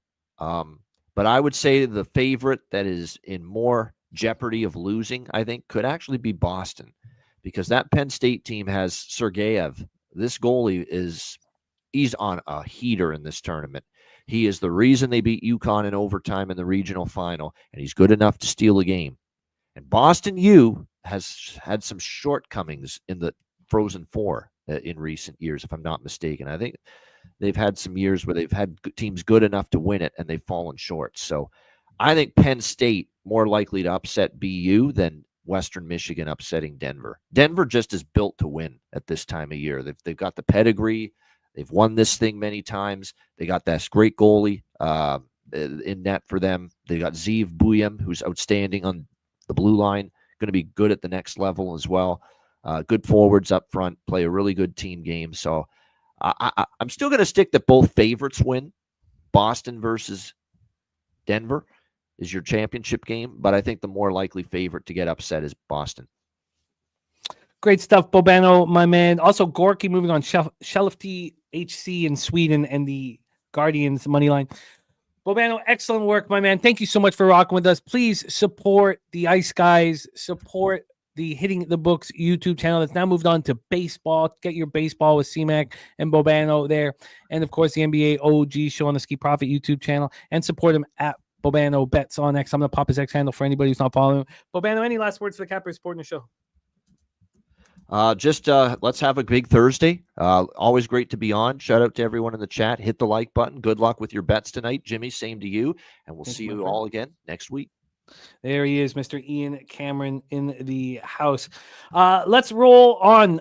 By the way, I told you guys how I had to go to the shop, the Apple shop with my computer. I've figured out how to not have my computer blow up in front of us. So I am keeping an eye on it. Should be something that doesn't happen to me again, I hope.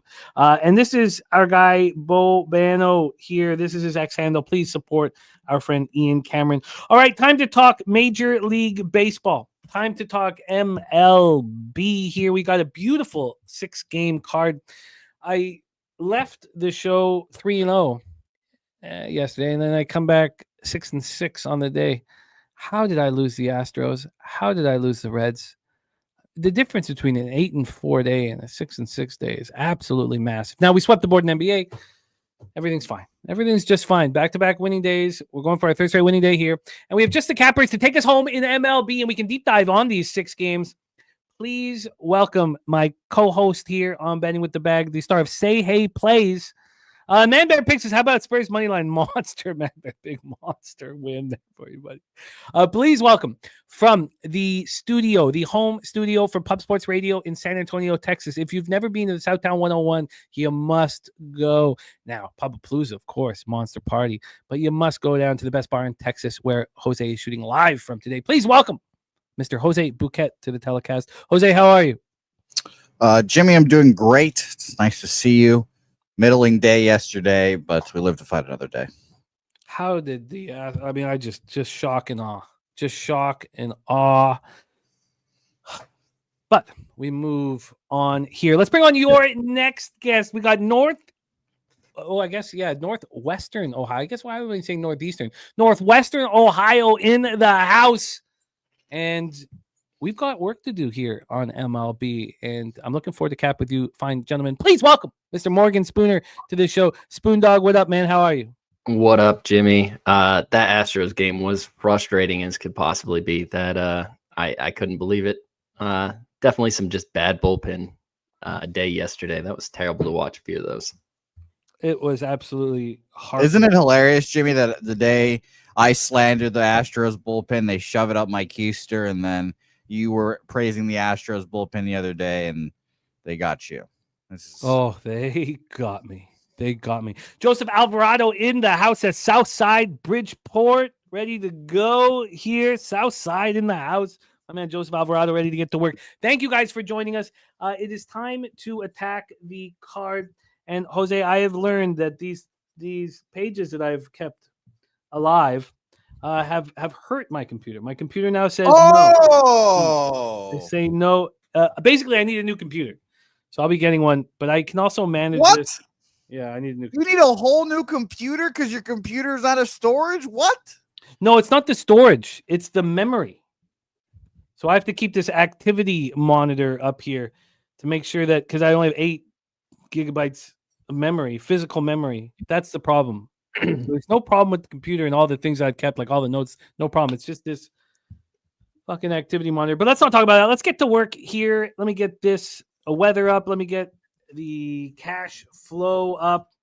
And let's get to work. fellas. This is a treat to deep dive on 6 games, not feel overwhelmed, and hammer the card. We start at 1:10 p.m. Eastern for the Los Angeles Angels, 7-4, 5-3 on the road. Wine times, Los Angeles Angels at the Tampa Bay Rays, 5-6, 5-3 at home. We're at George M. Steinbrenner Field in Tampa, Florida, for 2 pitchers I like very, very much.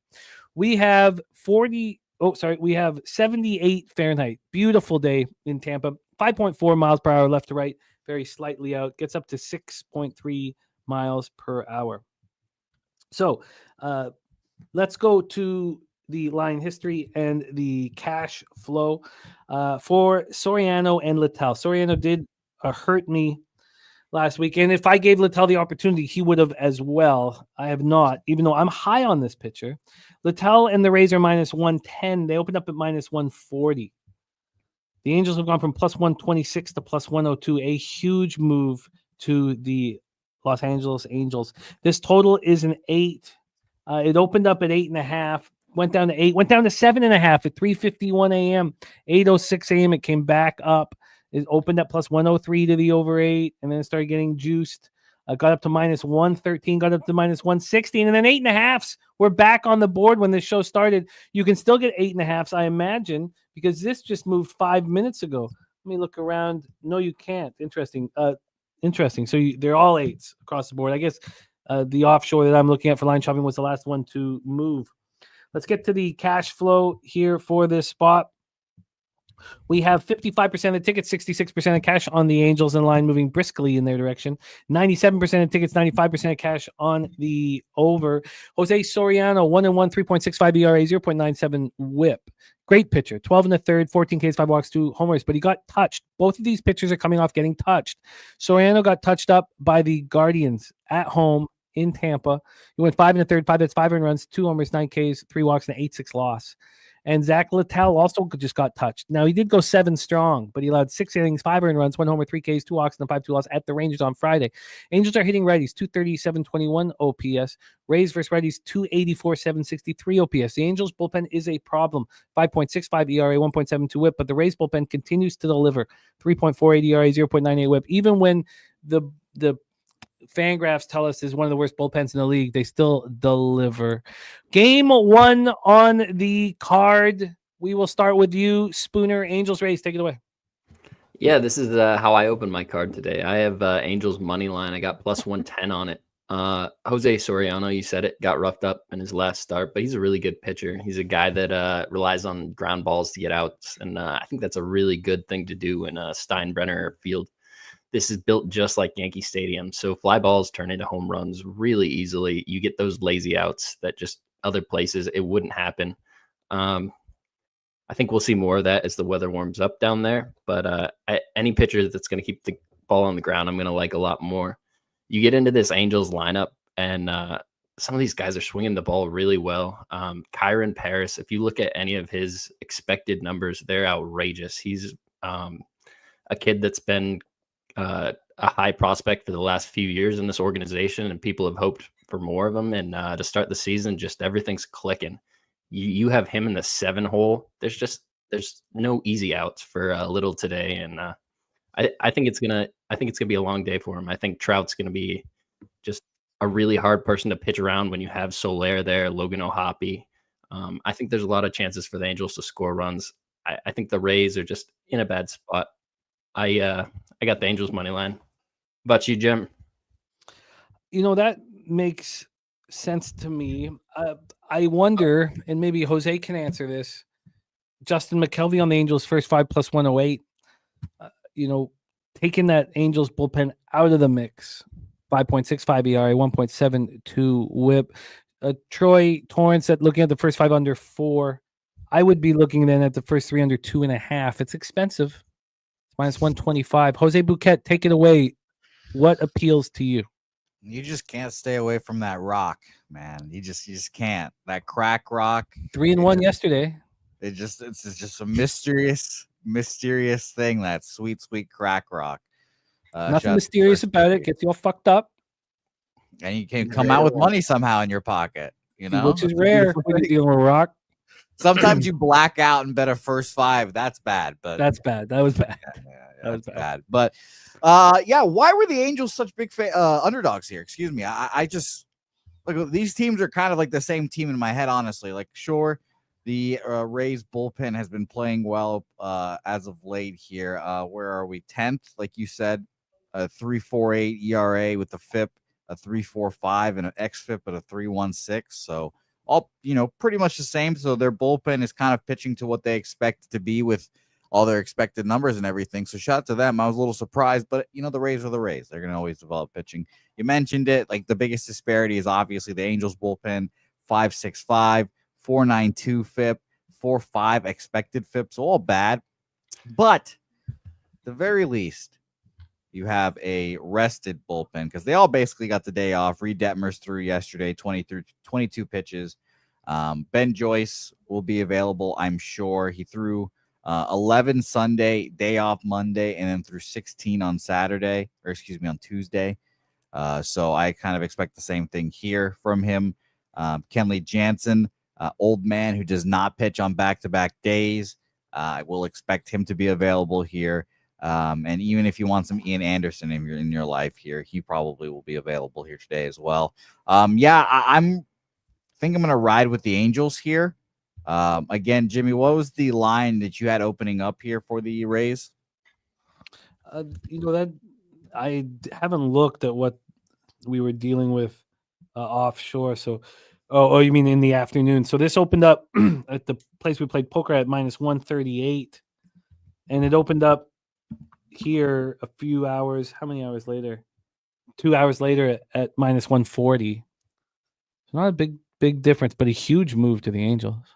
Yeah, I just like if I saw, and I just guess me slacking, but if I would have saw that -140 for the Rays, and it's just Zach Littell. I mean, Zach Littell versus Jose Soriano is basically a wash in my book, and I get that the bullpen advantage is so much greater, but give me a rested bullpen here at the very least, and I think the Angels maybe have the better offense here against the Rays. It's kind of tough to say. I don't think either one of these offenses are extremely good either way.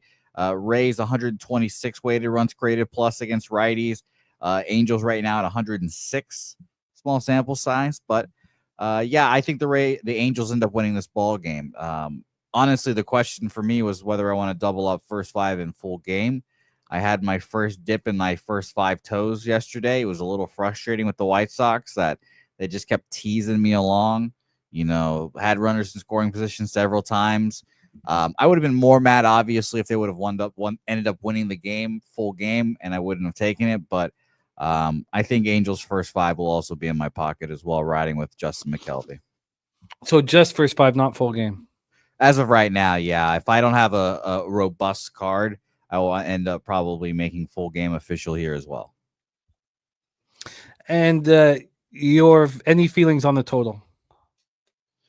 Where do we have this at? I mean, obviously everyone's bet the over in this game, 97 and 95 here.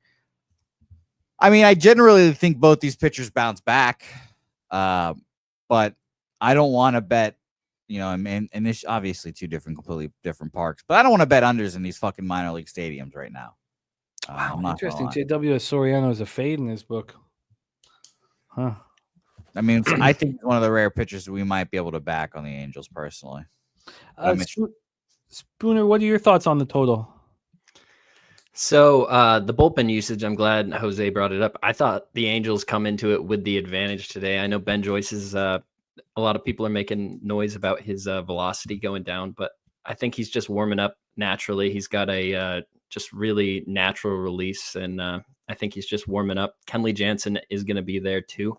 So I like their ability to shut it down. I don't like the Rays' ability to put that many runs up today. Like I said, I trust the Angels' offense to be better, but if I was going to be forced to take a total, I'd probably be taking that under. But that minor league ballpark comes into play there, and Soler, Ohapi, Shanuel, like all these guys on the Angels, they really want to put the ball over that short fence, and it'd be kind of an annoying way to do it. The Rays, their bullpen isn't there. Pete Fairbanks, their best reliever, in my opinion, definitely won't be pitching tonight. So you get one of their lower leverage relievers giving up some meatballs at the end, and your over disappears. But if I was forced to pick one, it'd be the under. I will also mention quickly Jose Soriano. Bo Jackson mentioned that he's 0-3 against the AL East. 2 of his starts, obviously, it's funny enough, against the Rays. At the Rays, 5 innings, 1 hit, 1 earned run. That was at the Trop, though. 6 Ks, 5 walks, and a 7-6 loss there, which just kind of indicates how bad the Angels were last year bullpen-wise. Probably not much better this year, honestly, but 4 innings, 6 hits, 4 earned runs, 6 Ks, no walks, and a 2-4 loss as well. So he's pitched pretty well, but I think Spoon's right. I think we actually have a low-key bullpen advantage, given, I understand that they have a 5 ERA compared to the Rays, but Ben Joyce also kind of shit the bed last time out, and I'll trust Ben Joyce to bounce back after a shitty start or a shitty outing as well. Well, we have 40 minutes to make things official. We have Spooner on the Angels at plus 110. I'm looking minus 115 for me, first 5. And Jose, that's not a good line there. Not good. I double taked when you said minus 115. I was like, what?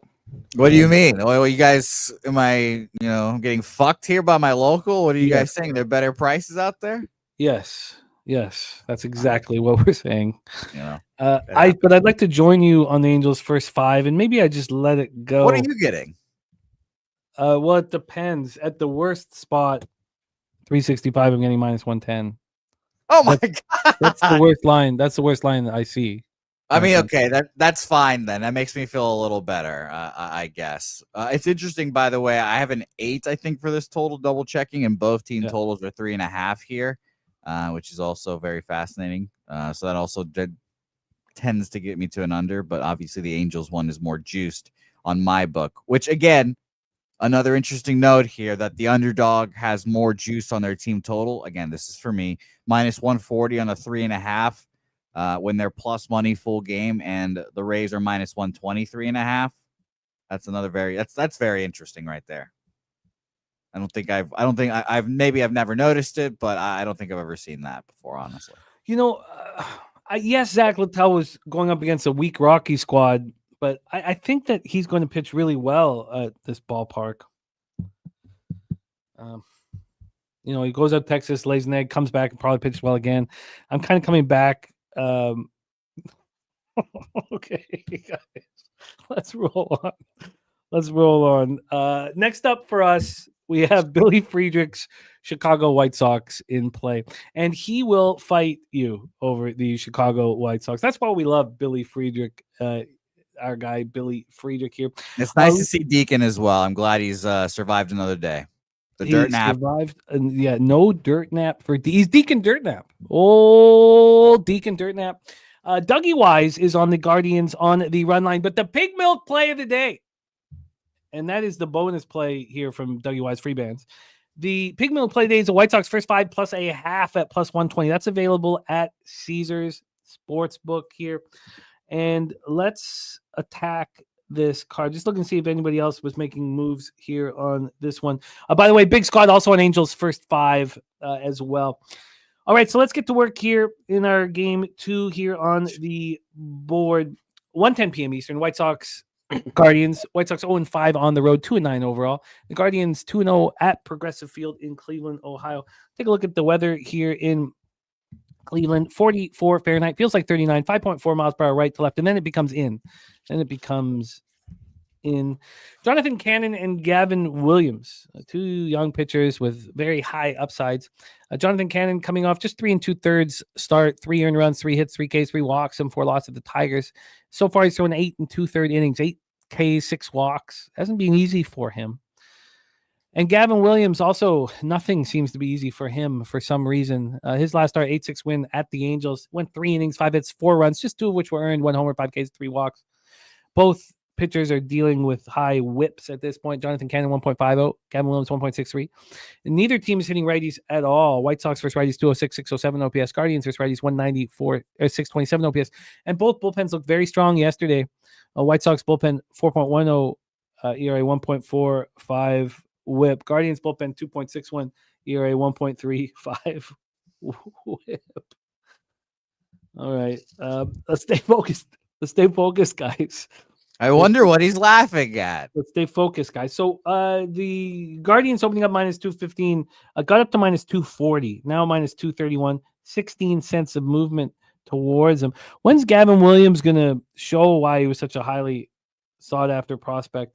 This total is a 7. It's minus 120 to the over. It opened up at 7.5, juice to the under. It dropped down to 7. We're going to go back and forth. So we'll let Jose get us started here. 73% of tickets, 75% of cash on the over, and 85% of tickets, 76% cash on the Cleveland Guardians. I can understand why Pig Milk play today is White Sox 45 plus a half. Gavin Williams just doesn't make anything look easy. Is he going to do today? Jose, take it away. Yeah, I'm a big Jonathan Cannon guy as well. Shout out to you, Billy. We talked about him a lot last year. He should be on the guys list, honestly. It's so tough to go back to a bet that you got burned with last night. I took these White Sox first 5 plus a half. They fail me. And it's not even like Sean Burke, who walked a high wire the whole fucking game. It was very scary the whole time. Only gave up like 3 earned runs, I believe, through the first 5, and we only needed 1 or 2 hits to go our way. And now I'm getting plus money with a better pitcher. But the thing that kind of bothered me about yesterday though I feel like I should have just been on the under. I believed in my guy Sean Burke, and the White Sox bats are just horrific, and we know that Logan Allen is bad, and they made Logan Allen look like a competent pitcher here. White Sox against righties, 79 weighted runs created plus. Again, we all know that the money's all over the over in this game. I'll mention it again here. Well, for all over stands, this is actually bet to the under quite surprisingly. 73% of the bets, 75%. Maybe I haven't looked at all the other ones, Jimmy, but you'll have to let me know if that's one of the most bet unders here. This goes from 7.5 to 7. I like the under in this game. I haven't moved on it yet. I want to hear everyone else and see what you guys think, but I think I'll be moving on an under full game on this game. Bullpen quickly, just for my sake, because you guys know I don't have the ability to bet first threes, which Jimmy would interest me in this if you're wondering. But first 5. I don't bet anymore. I looked, by the way, at the first 5 movement. It actually got juiced to the over. It was actually minus 115 to the under 4, and now it's minus 120 to the over. So I'm like, that's classic. But like you said, this line goes down. We had Clevenger through 31, looked horrible. Took a day off Wednesday. We'll see if he's available. Cam Boozer, Jordan Leisure, and Tyler Gilbert all have not thrown or did not throw Wednesday. That leaves Frazier, Ellard, and Penn Murphy, who both threw a little bit yesterday, probably available today here as well.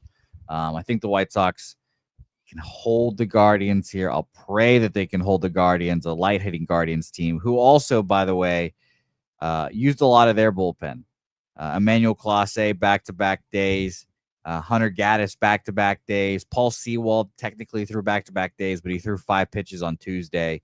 Jakob Eunice and Tim Herron all through yesterday as well. That leaves Tristan McKenzie, our guy, who, if people forget, he's in the bullpen now, and Joey Cantillo, or Cantillo, depending where he's from, as guys that have not thrown since Saturday. And I kind of expect this to be kind of a piggyback situation. Gavin Williams for 5 and Tristan McKenzie for 2-3.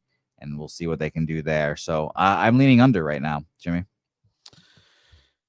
Yeah, I get, I'm going to take Pig Milk Play Day one step further and take the first 3 plus a half.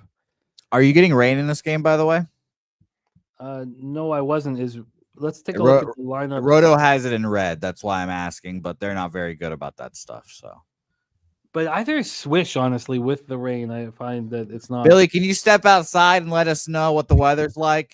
Billy Friedrich, please and thank you. He's not actually in. I just see overcast there for game time.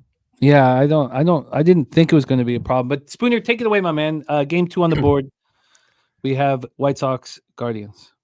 So I think Jonathan Cannon has the promise and potential to be a good young pitcher, but right now he struggles with lefties. And if you look at Cleveland's lineup today, they're putting 8 potential lefty bats out there between all their switch hitters.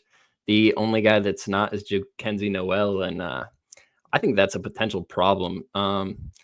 While sometimes you can get a groove if you just get to face lefty after lefty after lefty, there's so many of these guys that are switch hitters, and they can just go on the other side of the plate. I don't trust the White Sox bats to be able to put anything up here.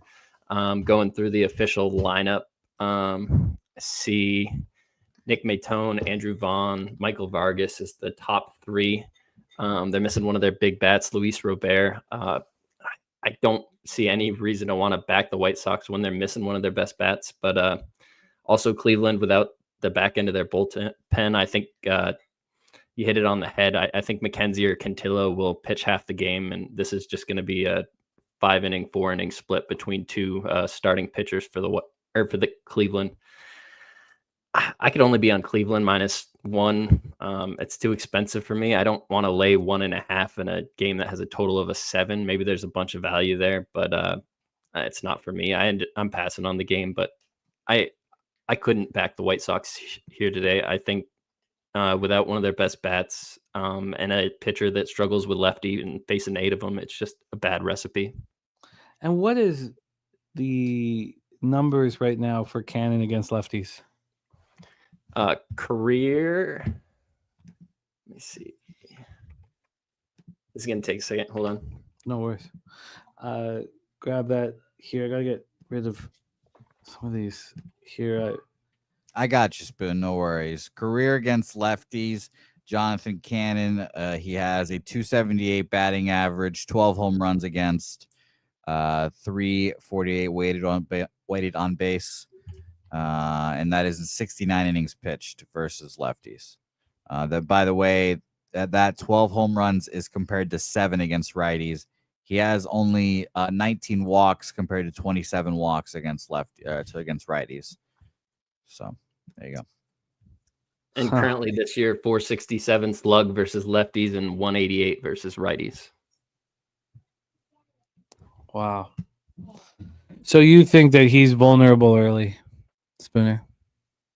I was on White Sox first 5 yesterday. I looked at it again today. I was kind of curious what the lineups might look like. And I think that Robert is a big piece. Maybe he's not having the best year, but you got to have somebody to trust in this lineup. I look up and down it. It's a bunch of AAA guys, in my opinion. And I look over at Cleveland, and while everybody says this offense is terrible, I see a lot of bats that I expect to swing the ball better. It's not for me. Maybe I don't need that first 3 plus a half. Okay. All right. Let's roll into our next. I'm gonna have to ditch the activity monitor here. I'm gonna need a new computer. It's just all these years my equipment was so money in the bank. And then one year you just decided to throw it up in the air with reckless abandon. That's true. Okay, I've got to figure out what to do here. I haven't quite got it yet. So let's roll on to our next game on the. Well, I have everything set up to bet, but I haven't bet it yet. Okay, let's get that off here. We're at.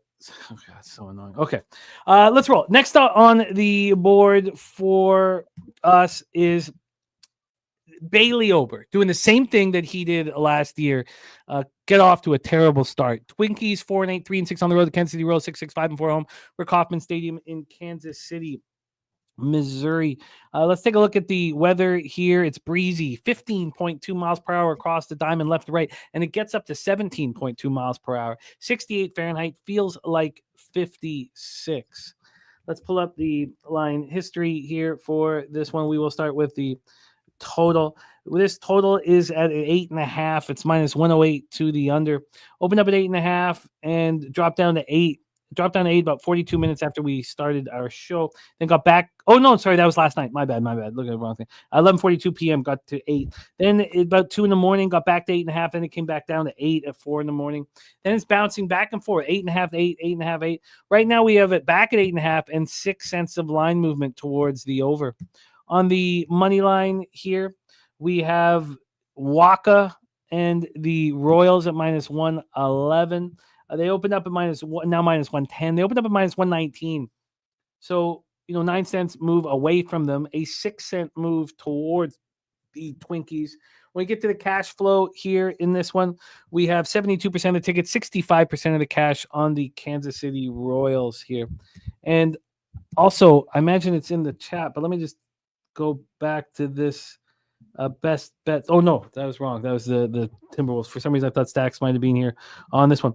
We get to the cash flow, 72% of the tickets, 65% of the cash on the Kansas City Royals, and 70 and 76 on the over. So we do have a day with some legitimate tickets on the under. 27% of the tickets, 25% of the cash on the under in the White Sox Guardians game. 30% of the tickets, 24% of cash on the under in the Kansas City Minnesota game. Spooner, we start with you, my man. Take it away. Your thoughts. Oh, I don't think I added this here very, very quickly. This is Michael Wacha's third straight home start. And I know he's been terrible this year. Not terrible. Had a bad start against the Orioles. 8-1 loss at home here. 4.66 ERA, 1.55 whip. But I like that it's his third straight home start. Bailey Ober coming off allowing one earned run solo shot in the 6-1 win at home over the Astros. He got destroyed in his first start. Only lasted 2 2/3. So he looked a little bit better. Twins versus righties, 236, 674. Royals versus righties, just 209, 587. And both bullpens have been very good this year. Spooner, take it away. Yeah, with this Kansas City team, I struggle to see how they're so poor offensively. I thought Jonathan India was a great addition. I see Bobby Witt, Vinny Pescantino, and Salvador Perez up there, and I'm just like, you have to pitch to all those guys because they're all right next to each other. But it's been a slow start to the year, so I expect that to pick up. And who better to pick up against than Bailey Ober? I think this guy just throws meatballs. I don't think he's a good pitcher. I don't look at him having a bad start and wanting to back him the next time, but honestly, he didn't pitch that poorly against Houston. He got out of there 4 innings, no runs, but look at all the hits he gave up. And I think that same thing happens again today. I took Bobby Witt over 1.5 bases. I got plus money on it right at Bet365. I think it's a really good spot to get this. I was trying to find a way that Kansas City doesn't win this game and Minnesota does. And I'm like, maybe Bailey Ober finds a way to get 5 innings through this and they do what the White Sox do and go to Louis Varland, one of their past starters, and hand the ball to him and get some meaningful minutes. Because if you look at Minnesota's last couple games, Griffin Jacks, I think their best middle relief guy, has pitched the last 2 days, and he's not going to be there. Duran, he's got some nasty stuff at the end of the lineup, but he pitched last night, and if they pitch him again tonight, then they have to go into a new series with their best pitchers in the bullpen, probably both not available. So they probably only want to use Duran if they really think they can get a win out of it. I don't know if an Ober game is going to produce that. I could get on Kansas City here, and I think Jimmy might sell me on it. But right now, I'm just on Bobby Witt bases. He bat on ball guy. This will be live to the very last at bat of the game. He's sitting second in the lineup. I expect him to get 5 at bats. Take it away, guys. We have the full lineup out. India, Witt, Pasquantino, Perez, Biggio, Kevin Biggio batting 5th. It's a nice lefty bat to sit there. Good God. Garcia, Melendez, Furman, and Waters. For the Twinkies, Wallner, Castro, Correa, Larnach, France, Jeffers, Julian, Miranda, and Bader. Jose, take it away. I'm off this game. I lean Twins again. Shout out to Lynn Belvedere, who's on the Twinkies in my honor. And shout out to Joe Ryan, who continues his undefeated streak against the Royals as well. Good win there. Now, kind of on the opposite side of that undefeated streak is our guy Bailey Ober here. He is 0 for his last 6 against the Royals. He has faced them 10 times. He has won 3 times, a 3-7 record against them. Disgusting. And by the way, this is not like this Royals team has been very good in the last few years either. His last year's start, 7 innings, 1 hit, shutout in his last start against them in September, 2-4 loss. He pitched against them 5 innings, 9 hits, 6 earned runs, 6-1 loss, and got crushed in one of them, 1 1/3 and 8 earned runs at Kauffman here. I don't want to try to time up Bailey over here. Wacha pitches pretty well against the Twins as well, so I'm off this game. I'm still honestly battling whether I want to bet the under in the Twins White Sox games, and I'm thinking I'm going to stay off. But I am on the double up Angels first 5 full game, plus 103 full game, by the way, Jimmy. And one note for Jimmy before he takes it away: all of Walker's expected stats expect him to regress towards a more positive pitching style. His xERA is lower than what his actual ERA, xFIP, all the way across the board.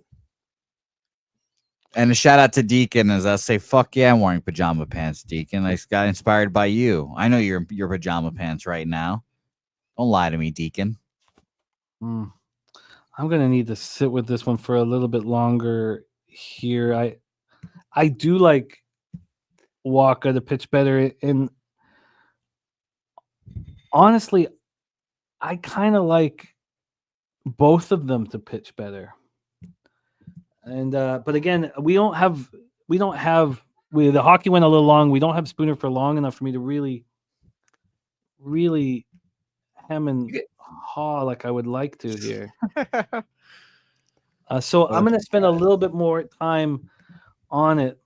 So Jimmy, can I ask you? So it's your spot of a pitcher in his third home start. You like Michael Wacha. You don't like Bailey Ober. No, I fear Ober. Like Bailey Ober. No, I don't. I don't find him predictable. I fear him.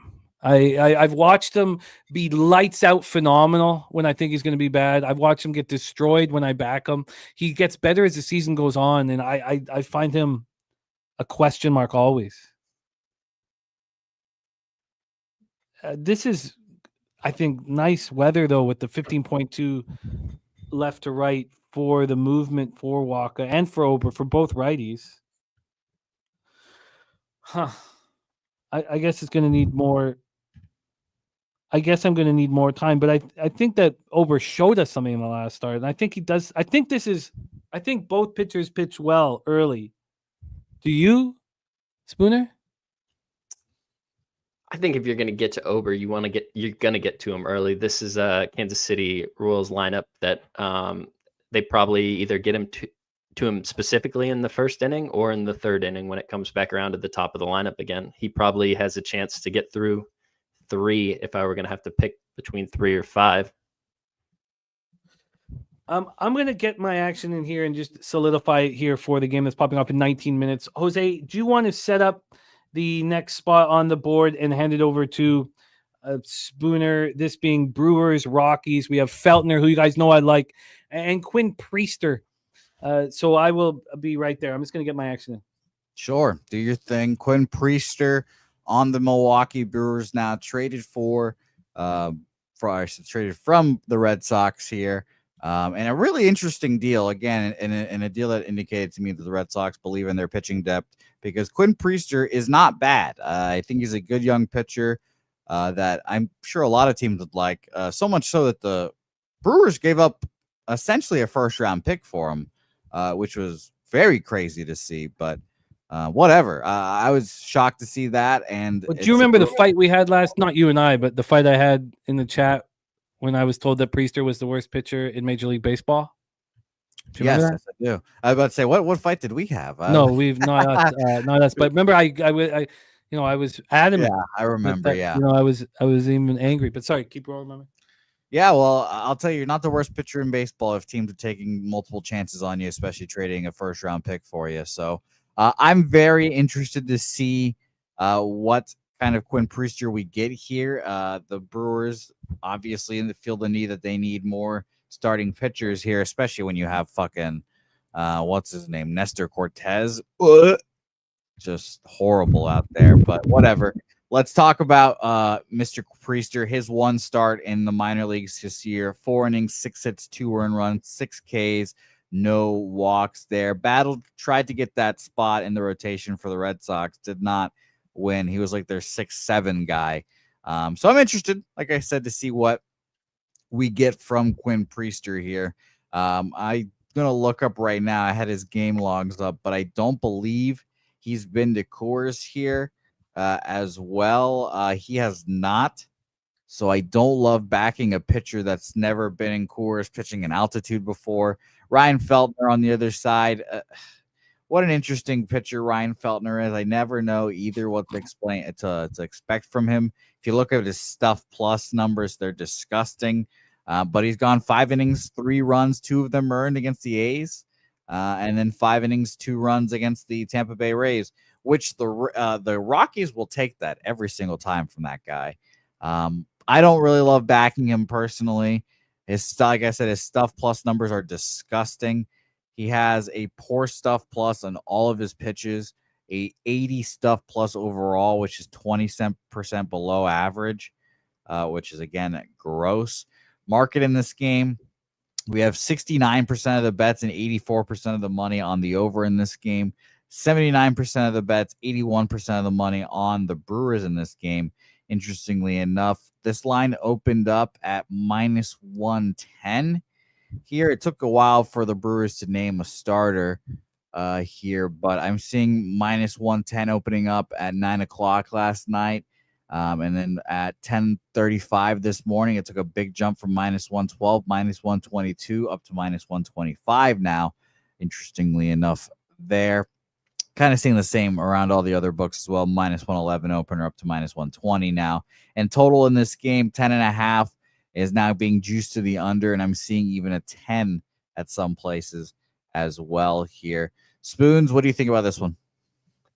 Yeah, I think that line is kind of head scratching. You look at it, Milwaukee and Colorado, you look at their records. I think just off the bat, it makes me want to take Milwaukee.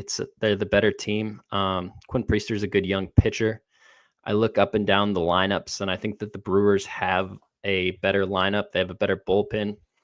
And then I go back and look at the line and try to figure out why it's so short. The last time the Rockies were a favorite, they won. The only time they've been a favorite this year on my numbers. They're fishing that number awfully close. There's not a lot of value there if you want to be on the Rockies. So I tried to look into this a little further, and I think the Rockies can touch Priester. He's shown some abilities to get absolutely smacked around in some of the minor league ballparks. I look at the Toledo Mud Hens game. He pitched 2 years ago. He had 8 hits there. He had a game last year where he gave up 9 hits and a home run. I think this is one of those parks where the ball just finds the way to get down on the ground. And while Priester has some really good stuff, I think he relies on contact, and I'm not sure how well that plays here in Coors. And I think he has a much Ryan Feltner. I mean, he's done it over and over again versus better lineups than what the Brewers have. So it's such a weird line. I took the Rockies money line. I got plus 102 on FanDuel. I think the lineups are out at the moment, and I really like it. I think it's a good spot. Yeah, I'm not afraid of fading the line. Oh, by the way, I moved Angels first 5 minus 106, and then I took the first 3 under 2.5, a very expensive minus 125. So I'm not concerned that the Brewers put up 17 runs yesterday and that's going to carry over in this early game on a travel day. Not at all. I am concerned with the Rockies lineup: Doyle, Veen, Farmer, McMahon, Martini, Toglia, Freeman, Mickey Moniak, and Stallings. That does concern me. Priester needs to prove that he can pitch well. He hasn't done that. So, I mean, why wouldn't... I mean, I like Feltner. You know, he gets the job done. But I can understand that a lot of his advanced analytics show that he won't continue to do so. And then I don't want the fact that I would carried about Priester to get in my head and mess with anything here. 79% of tickets, 81% of cash on the Brewers. I'd like to fade what everybody saw with the Brewers here, but for how many innings can you trust the Rockies here? Just my 2 cents on the Rockies, plus 108. So, God damn, I want to move. I would like to join you on the Rockies. And I don't know if I can get there. Did you took them full game, Spooner? I took them full game. So I started looking into the bullpens, and I look at Milwaukee's bullpen, and I used to always kind of fear it. And looking into this, it's not what it has been in years past. The guys they rely on most, Mears pitched back-to-back days. Grant Anderson threw 31 yesterday, longer relief guy. I don't know. I don't see anybody that coming in to pitch at Coors. I'm like, oh man, I can't get this last run I need. You were talking about the Colorado bats a little more poorly than I think of them. I think there's some good young bats here that I mean, they're playing for contracts. This is the beginning of his season. You talk about regression in sports, and baseball, it's the easiest one to take advantage of it. You look at their record. Colorado is going to win 60 games this year. Where are they going to win those 60 games? We were talking about yesterday about Miami being over 500 team last year after they lost the first 2 games of a series and were on a travel spot. Like, I imagine Colorado's going to find themselves in a similar kind of thing. They're going to lose the first 2 games of a series a lot and have to travel that last game. What psychologically goes into that, I don't specifically know, but it's the same exact spot there. That was another thing that made me want to kind of go into it. And the books are daring you to do it. Why would they just hand you Milwaukee on a plate like that? It's not a lineup I really trust that much. I think Ryan Feltner's the much better pitcher, and I think Quinn Priester, while he has the ability to pitch in the majors, I think this is not the ballpark to try to prove it in. And you can put those 7 hits, like I was talking about at the Mud Hens Park. That's a big kind of AAA park. Those get magnified here in Colorado. There's so much space for balls to drop in. He doesn't get enough strikeouts. I don't know. This is a Colorado spot. I think the books are telling you that with the line, and I'll listen to it. I know a lot of people on Milwaukee blindly looking at it. It looks like Milwaukee's the spot. Why is the line like that? No, I'm with you. I'm with you here. Our guy TJ in the house with his action. I love to see it correlates with my action. I know I like it. I think I'm with you here. I think I'm with you. I'm just not sure if I want 9 innings, and I don't think I do. I don't think I do here at this point. But I should do my first 5 numbers too, so that was probably another reason why I just didn't want to do a first 5. Yeah, no, I feel you. Absolutely feel you. And Jose, why don't we touch on this in a sec? Or do you want to add anything to this? Because we got to hear, Spooner, you got to bounce right now at 1, right? So yeah, I got to get out of here pretty quick. Okay. So, yeah, no, go ahead, Spooner, cook. Why don't you touch on Jays, Red Sox, and Phillies, Braves? Are you moving on either? I'll let Jose do the Red Sox Blue Jays game. I went back and forth with that a little bit, but ultimately I did not have action. I got really close to moving on the Phillies in this Braves game. I think the Braves are a team that's underperformed all season long. You look at it, I talk about regression, and they're a team with a lineup that's hitting the ball really hard, and this is a spot for them. But then I look at the Phillies, and they have Jesus Luzardo on the mound today. And then I look back at Atlanta, and they are hitting terribly versus lefties. Jesus Luzardo is a guy that's kind of struggled early on in his career, but he's been pitching on some really bad teams. And I think you come to the Philadelphia Phillies, and you have an offense behind you that if you give up a run or two, you don't feel like you're out of the game. And when he was on the A's or when he was on the Marlins, if he gave up one mistake, his day was over. And I think he just pitches a lot better here. I think Schwellenbach going to be having a really long day with this Phillies lineup. I don't know necessarily. The bullpens kind of scare me for both of these teams. Looking at the last usage, I was kind of hoping Jimmy might sell me one way, but I really liked Philly here, and it just seemed a little fishy. And sometimes when it seems that it's fishy too easy, you just got to kind of step back, take some time with it. There's no reason to move. I got close with Philly. Understandably so. I will let you know as soon as we're done exactly what moves I make on that game. But excellent work from our Morgan Spooner. I'm sorry that NHL went long, and I should have been rushing a little bit through that, knowing that you were on a time restraint. So I really apologize for that. Hey, that's cool. Let's review our guy Spooner's action. Angels money line at plus 110, Rockies money line plus 102, and Bobby Witt over 1.5 bases at plus 100 here for our guy Morgan Spooner. Spooner, thank you for making time for us, my man. And I look forward to finishing off this card and seeing what action I have with you. I am on the Angels first 5 and that first 3 under 2.5. That's the only bets I've placed for our guy TJ. But get that cash, Morgan, my man, and I will be in touch, my friend. Thank you so much for rocking with us. Please support Morgan on X. I'm going to pop his X handle here in the chat. Please support our friend Morgan Spooner. Spoon Dog, any last words for the Capper Sport in the show? As always, be disciplined. Just let's try to get winners every day. If you get some losers, don't worry about it. There's always tomorrow. No need to chase. Have a good one, guys. Let's get some money. There he is, Morgan Spooner here in the house. I'm going to pop his X handle. Please do us a favor and support our guy Morgan Spooner in the house. Okay, so I want the first 3 under 2.5 in the Royals game, but I don't think it's necessary. I think you can full game under that. I don't think you need to put it. I think both bullpens are pitching very well.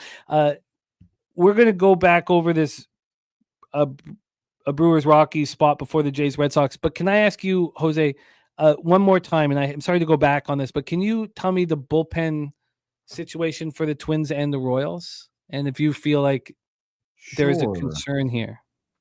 Yes, I was on the Twins last night, so obviously I paid attention.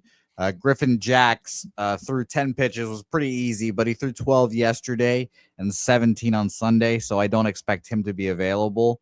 And then Duran threw 15 yesterday, but he should be available. Everyone else sat, so someone like Louis Varland, who I like, will be available, hasn't thrown in 3 days.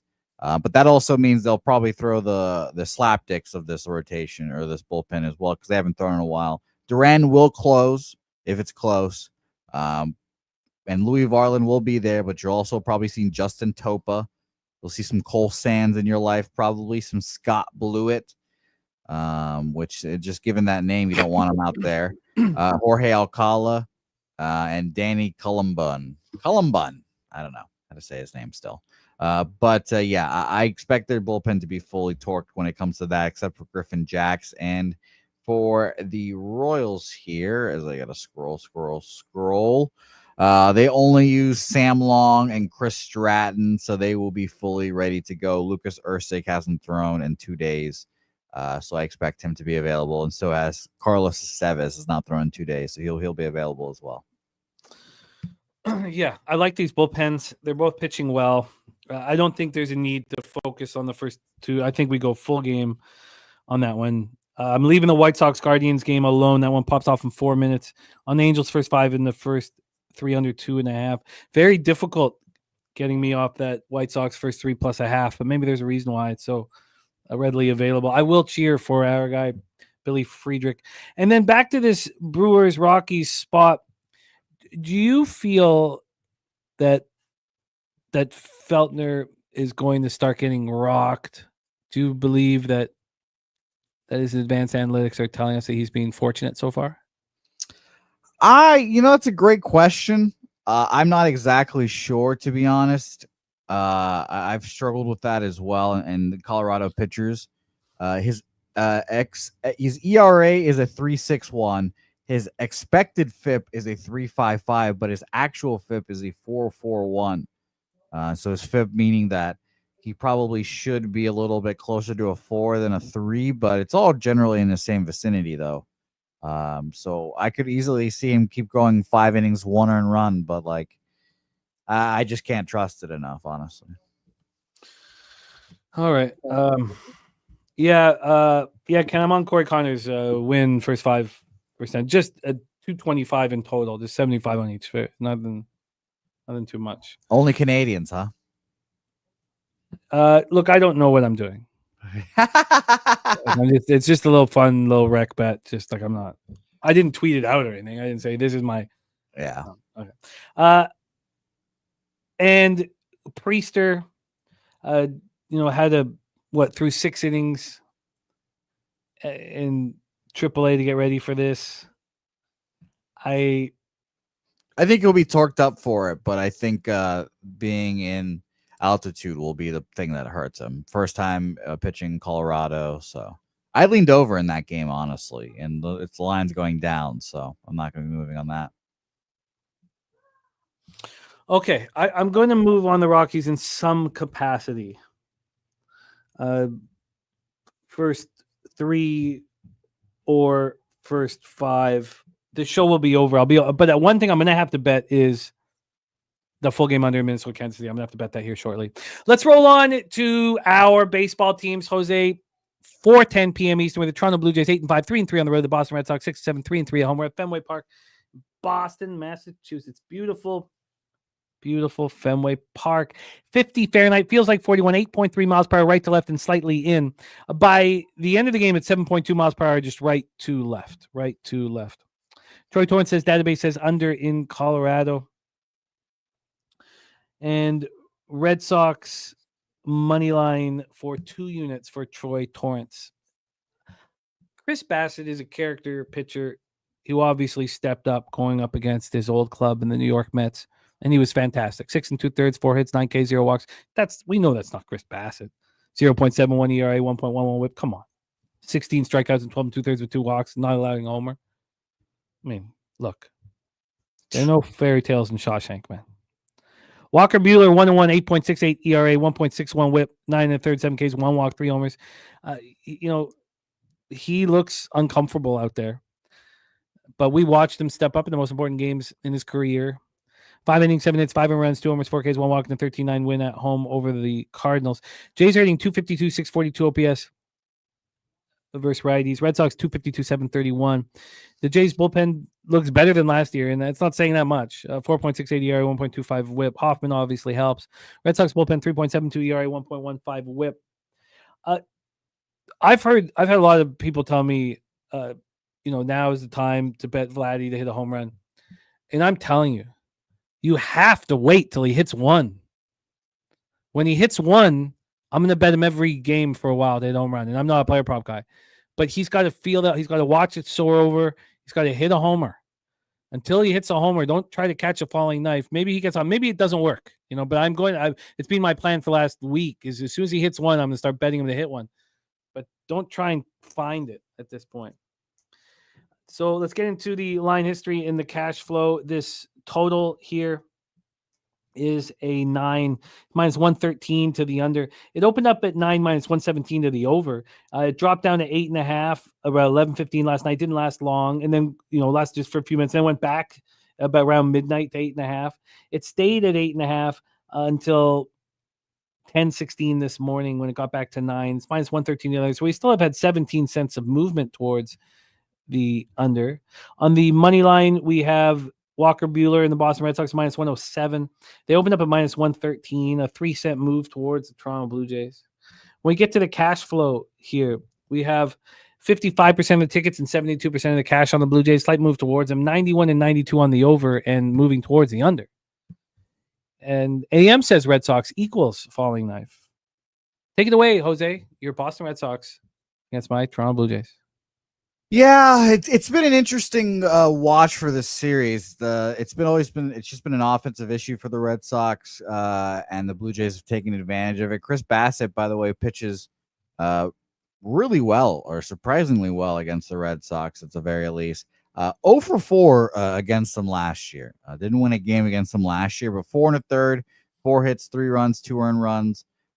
2 Ks, 7 walks that day. That was horrific, but still not a bad outing, all things considered. 6 2/3, 5 hits, 1 earned run, 7 innings, 5 hits, 2 earned runs, 6 innings, 7 hits, 2 earned runs. A lot of traffic, but always seems to wriggle out of it, 2 earned runs or less. And he lost all those starts, which is funny enough. And those were all pretty good starts. The Blue Jays bullpen did indeed suck last year. I don't know. It's a little sketchy for me. Walker Buehler's first time facing the Blue Jays since 2019. And Walker Buehler's clearly trying to figure out like that second stage of his career post Tommy John. He doesn't have the fully electric stuff anymore that he could just outstuff guys and get by anymore. He's trying to do that, and he's figuring it out like, oh, fuck, I can't do it anymore. I even pulled up his baseball savant of his last 2 starts because I knew or I know that he's trying to figure out his repertoire now as well. Again, he can't just rear back and throw fastball anymore and get by people and get strikes that way. So he's trying to figure that out. It's funny, against the Rangers, his first start of the season, he threw 19 sinkers. He threw 17 cutters and 14 fastballs, 14 fastballs. In the next start against the Cardinals, he throws 28 fastballs, 18 cutters, 15 sweepers, and only 6 sinkers that day. He's trying to figure out his repertoire. He's trying to figure out what works, what doesn't. And it's funny enough, the Red Sox, and specifically Andrew Bailey, do not like when their pitchers throw four-seam fastballs. It's just one of the classic things of like the four-seam fastball is the most hit pitch in baseball. It has the highest ERA or average against it. So why throw it? And that's difficult for some pitchers to grasp here. And Walker's getting that full Andrew Bailey treatment. So that's why I think it's funny that in his first start, he goes sinker, cutter, sweeper, primarily throws the fastball 14 times there. And then in his next start, where he gets bombed off of at Fenway, he throws 28 fastballs, four-seam fastballs. So I think he's trying to figure it out. I don't want to back him here. There's been a reason I have not backed the Red Sox one time in this series against the Blue Jays. I think the Red Sox continue to be the best team in this division, but the Blue Jays are hot. They're feeling good about themselves. They re-signed Vladdy. And I think they, feel good about themselves. And I honestly would think that the Blue Jays wouldn't be a bad bet here today. I know we don't talk about the previous day's shit, but this is the Blue Jays going for a 4-game sweep of the Boston Red Sox here at home. So it's very interesting. The Red Sox as well have not pitched well or have not played well at all at home in the last 3 years for whatever reason, bad team or not, but they just haven't. So I'm off. I lean Blue Jays here. It is a little bit of a fishy line. I thought that this would be like minus 125 Blue Jays here. And then being minus 110 threw me off. So I'm off. Maybe a little bit of respect for Walker Buehler, but I couldn't get there. Nasty Red Sox first 5 plus a half. I'm not going to sit here and expect Bassett to pitch like this. So I can't. I do not want to buy Bassett after a start that meant a ton to him going up against the Mets. So this is a disagreement between us, a rare one. I think that Chris Bassett might be in for a decent little year. Oh, I don't doubt that. I don't doubt that he could be. He could throw 200 innings and have a. Oh, whoa! No one throws 200 innings anymore. He's capable of doing that and having a 4.18 ERA. That would be amazing. I mean, yeah, that would be. Yeah. You would trade him for your sake. You'd hopefully trade him for some prospects, and everyone would be happy. He'd be on a contending team. I expect him not to be on the Blue Jays at the end of the season, but. We have Kelly McKinnis play day, Toronto alt, run line -1 plus 140 here. There's a lot of people here who think Toronto's going to go all in.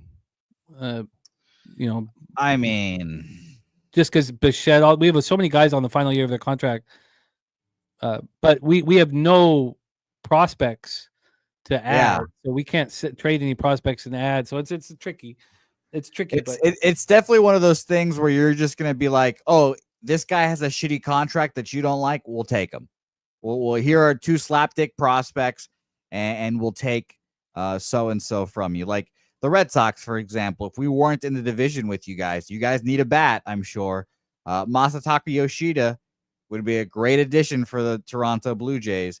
You guys just take all of his contract. We'll take some slapdick prospect of yours, and he can play DH and fucking potentially play the outfield for you guys. Who knows? But, yeah, I agree. It's going to be a case where the Blue Jays are going to be absorbing money because they can't get anyone to come to Toronto willingly.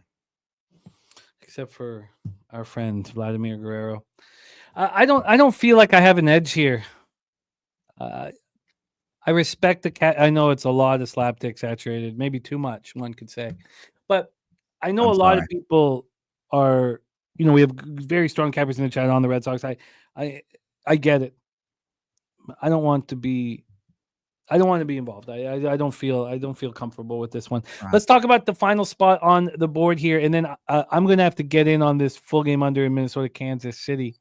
By the way, apparently 1-0 already Angels, which is great because I'm on them first 5 full game. Yeah, I'm fine with that. Even on the Right. first 302.5, I'm fine with that. We're in the going to the bottom of the first here. White Sox had a chance to get on the board too, and that didn't. Now 2 out with a runner on second. Let's go. Final game on MLB before we get into NBA. We have the Philadelphia Phillies 8-3, 3-2 on the road. The Atlanta Braves 2-9, 2-2 at home at Truist Park in Atlanta, Georgia. Let's get into the weather here for this one. And also a quick look at, I don't want to miss. Oh, and that was Stacks play today. Number 1 was that Bassett was going to get touched. Can you go back to the heading for the Red Sox game if we still, if we lost, it's fine. If we I have it. No worries. Okay. Let's go back. Shout out to our guy, Justin McKelvey. Stacks play today. Number 1 is the Boston Red Sox team total over 4.5. And I'm sure you guys have seen Stacks heating up. Our guy, Justin McKelvey, on the Red Sox team total over 4.5. Stacks play today. Number 1. Stacks.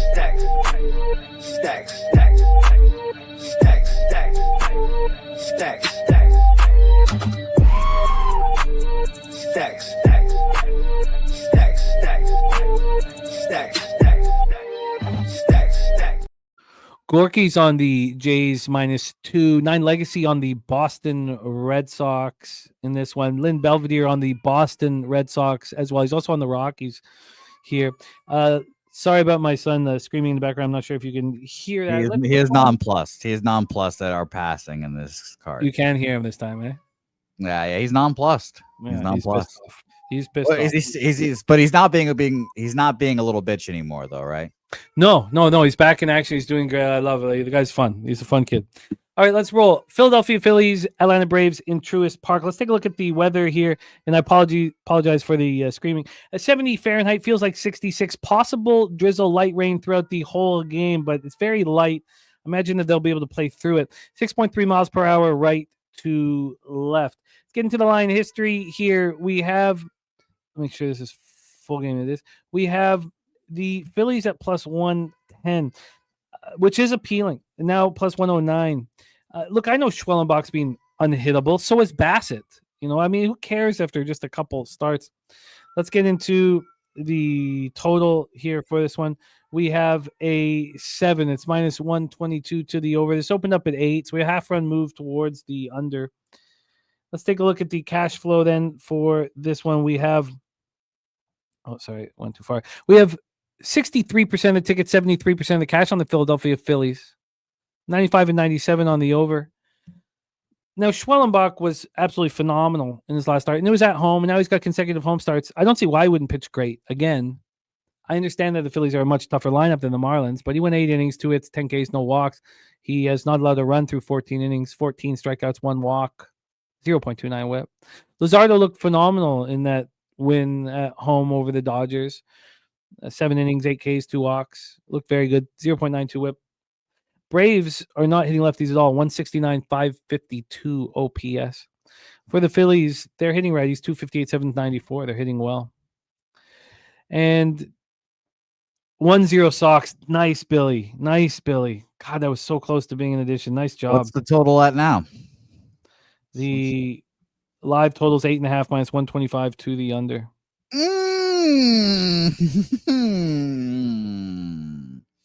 Okay, continue. Sorry. We also have a Ray on second here. Jermaine says Phillies -1.5, and we thank Jesus later. Both bullpens have struggled a little bit. Phillies bullpen 4.41, ERA 1.50 whip. Braves bullpen 4.50, ERA 1.29 whip. Take it away for us, Jose. Final game on the MLB card, Phillies Braves. Yeah, I like Spencer Schwellenbach a lot. I like Jesus Luzardo a lot as well.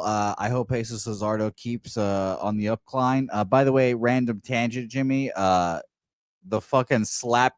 God damn it! I almost said slap dick again. The piece of shit motherfucking manager for the Baseball World Classic was named for the U.S. It's fucking the same guy that did it last time. His name escapes me. The MLB Network analyst. Fuck that guy. That is classic American bullshit that you guys think you can just throw some fucking MLB Network analyst that you can go fucking manage these important games. Fuck you. How about that, Mark DeRosa? I remembered your name now, you son of a bitch. Now, on to Spencer Schwellenbach. I think he's a good pitcher. I think he will be second best pitcher on the Atlanta Braves this year. I really do. I think he'll be better than Chris Sale, and the jury's still out on Spencer Strider. But I just don't know what to make of Jesus Luzardo here in this big spot here. It's not like these guys have not seen each other plenty of times before here. I will start with Swellenbach versus Swellenbach versus the Phillies here. He's faced them 3 times here. 5.2 innings pitched, 5 hits, 2 earned runs, 6 2/3, 3 hits, 2 earned runs, 6 innings, 7 hits, 1 earned run there as a rookie. By the way, even more impressive against a really good Phillies team last year. That was a 2-3 loss in 11, 3-2 win, and a 5-1 win there as well. Anyone that hits him well, Bryce Harper, 3 for 6, I should say, with a double. And that's about it, honestly, there. As for We Believe in Baby Jesus, Jesus Luzardo here, pitched against them once, 5 innings, 7 hits, 5 earned runs last year against the Atlanta Braves. A tough one there. In his career, he's faced them 7 times, which is kind of shockingly little. Last year, like I told you, in 23, 6 shutout innings, and combined with a 5 2/3, 4 runs, 3 of them earned situation there as well. Ozzie Albies, 4 hits and 13 plate appearances, by the way, as well. 308 batting average. I lean under. I really do. I just don't know what to make of Jesus Luzardo here. And I also lean with the Atlanta Braves here. I don't like taking this minus action on a game where I think could be pretty close. But, the lines move towards the Phillies. More money and bets are on the Phillies. So I'll stay off this game, and I'll just stick with my Angels bets, I guess. I think that both pitchers are more than capable of having a strong start. The market's made a heavy move towards the under. Heavy move. We see a 7 now offshore. The under 7.5 is up to -125 at some books. I think both. I mean, the Braves are not hitting lefties. I think this sets up fine for Luzardo, and Schwellenbach has been unhittable thus far, and I don't see why he wouldn't continue to pitch very well. We have consecutive starts at home. Yes, he's going to be tested by a very strong lineup, but and then the first 3 type of a situation is extremely expensive, but you can get the 2 at plus money. I don't see why this isn't a nice performance from both Luzardo and Schwellenbach in that first 3 under 2, a viable option. My fucking 8.5 got juiced up to -140 in the live bet, so I can't bet it now. Fucking disgusting. Yeah, -135. They have a runner on. More Angels traffic on the base. A runner on second with no out against Zach Littell. So Littell not looking good back home after that first good home start and then a bad road start against Texas. This is a huge at bat. Okay, so I am going to move right now. I'm interested in the Rockies. I've got to decide. I'm not doubling down, so it's going to be a first 3 or first 5 bet for me. Backing Feltner, trusting Feltner against Priester. And then what happened? I can't tell. I guess they called it fair ground rule double. Scores the guy. Yeah, 2-0. Good. 2-0. Yeah, it was very close. That's why I reacted that way. I couldn't tell if it was fair or foul. But 2-0 there. Yeah, again, they'll probably we'll get a replay of it here in a second to be able to tell. Really, it looked fair. Looked fair. I'm just looking at it now. Okay. Okay, great. God, I could have handled that differently, but whatever. Okay, so I'm gonna do this now. So and then I like that first 3 under in Phillies Atlanta with Luzardo and Schwellenbach. I like it quite a bit. So I plan on moving that, but I'm not. The only bet I'm going to make just this very second is that full game under in Minnesota, Kansas City. So I'm going to bet that. Jose, why don't you go over your action, my friend? Yeah, I only had the 2 bets, it seems, here. I was very close to moving on that under in the Guards White Sox game. I liked that under pregame, wanted to move on it live, but it kind of got away from me. So if you guys can get a decent 8.5, I think I'd move on that. But beside the point here, I'm on the Angels first 5 minus 115 and Angels full game plus 103. So should be a fun one. Here I'm up to nothing. Guy on second base. How about we sweep the board here and we go back up to the land of winning cappers? That'd be nice, huh? That would be nice. Can you go over Spooner's comment? And he said it here live with us, but go over it again. It's about 15 comments up on his expectation that there will be that Luzardo is bet on. Luzardo has been on bad teams. He's a guy who's broke his hand in frustration playing video games. He's a top prospect who finally found himself in a good situation.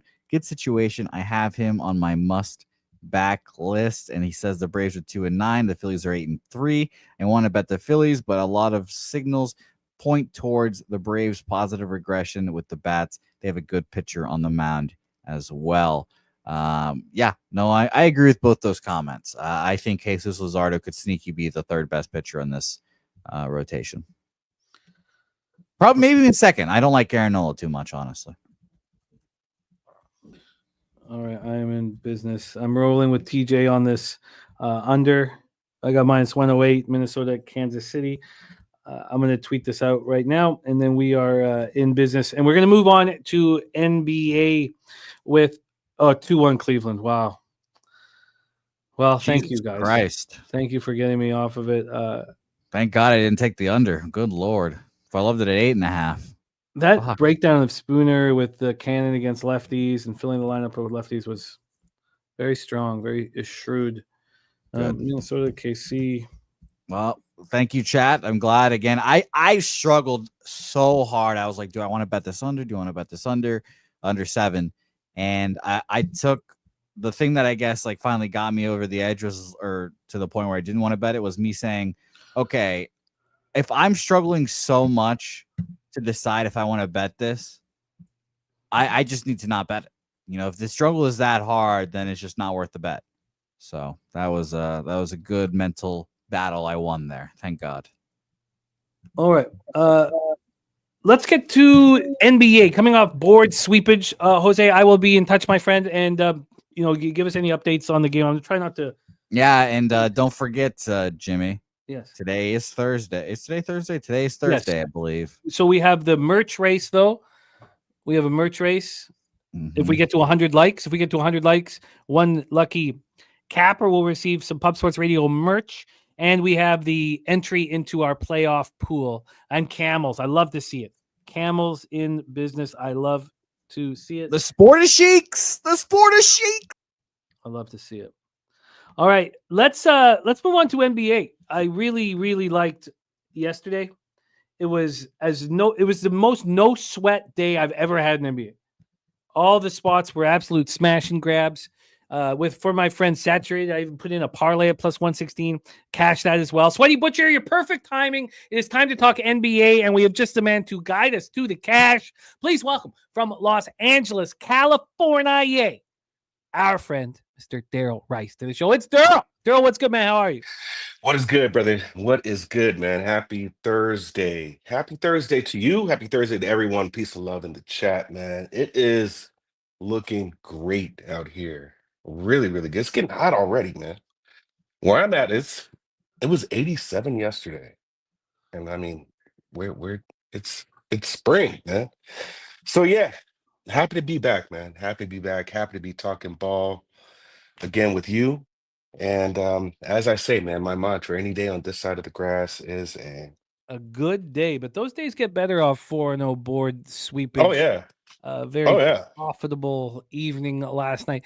And I'm on my way back to the black. And for those of you who saw that 6-week debacle I went on, it's legit. It's legit. We have a beautiful 5-game card for us to attack. We have best bets Yeah. from cappers in the chat. This is going to be extremely enjoyable. We have Stacks and Dougie Wise. We have the corner of Stacks and Dougie Wise free bands. Stacks and free bands Boulevard. We got that. Will be coming up later. We got Crypt Key with action here as well. So let's get to work. 9 Legacy with action. Stephen Hairston has given us action in the association. Mr. Belvedere has given us action as well. So we're going to break down all of this. So let's get to work, my friend. Okay. We start. Here, let me move my notes to NBA. Here we go. We start 7 p.m. Eastern with the New York Knicks 50-29, 23-16 on the road. At the Detroit Pistons, 43-36, 21-18 at home. We're at Little Caesars Arena in Detroit, Michigan. So the most important thing for these games is motivation, and we used it perfectly last night. Again, just a quick review of what yesterday we broke down that Clippers game to a T. I mean, we got 7.5, closed at 10. It was no sweat whatsoever. And then we had Magic -4. It closed at 7.5. No sweat whatsoever. Nuggets -4. Again, new coach, no sweat whatsoever. And then we parlayed Orlando moneyline, Toronto moneyline, Clippers moneyline +116. So that was the 4-0 day that was. I want the black, and I want it bad. I want it bad, and I'm going to get it this week. I'll be back in the black feeling good about myself. So we have the New York Knicks here. They're coming off that overtime loss to Boston. I was on them. It was my only bet that night, and it hurt me. Pistons are just sitting back and doing very little here, and they've earned that opportunity. They're 3.5 games up. They can't be touched by the play-in. They are unlikely to catch the Milwaukee Bucks. They don't seem to care. I think they are very excited about the opportunity to go to Madison Square Garden in Game 1 of the playoffs, and why wouldn't they? So, sitting back doing very little. There's a rest advantage for the Pistons. They played on Monday in that 10-point loss to the Kings.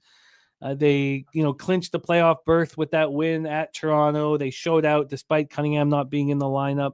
Let's take a look at what's going on with the shoot around and see if there's any information that we were missing, because there are going to be issues here with neither team needing to do anything. Knicks are 2 games up on the Pacers, so they haven't clinched that 3rd seed, and the Pacers have won 5 straight, so they may care.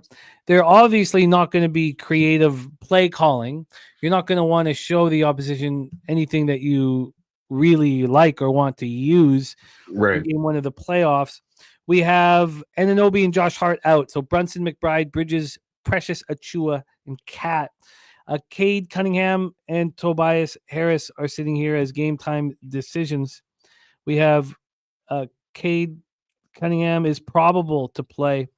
So the knee injury, still dealing with the knee injury, but I'm sure he's fine. We haven't seen him. He played in that loss to Sacramento. He didn't play in the Rats, so he's played in 2 straight games, Cade has, and he's gone off in both. Went for 25 points in 28 minutes in the loss to Memphis, and then he went for 35 points in 33 minutes in the loss to Sacramento. So he's playing at a very high level right now. And then Harris is probable as well. But again, they don't care. They're not going to try. I'm very interested to hear what you guys think in the chat.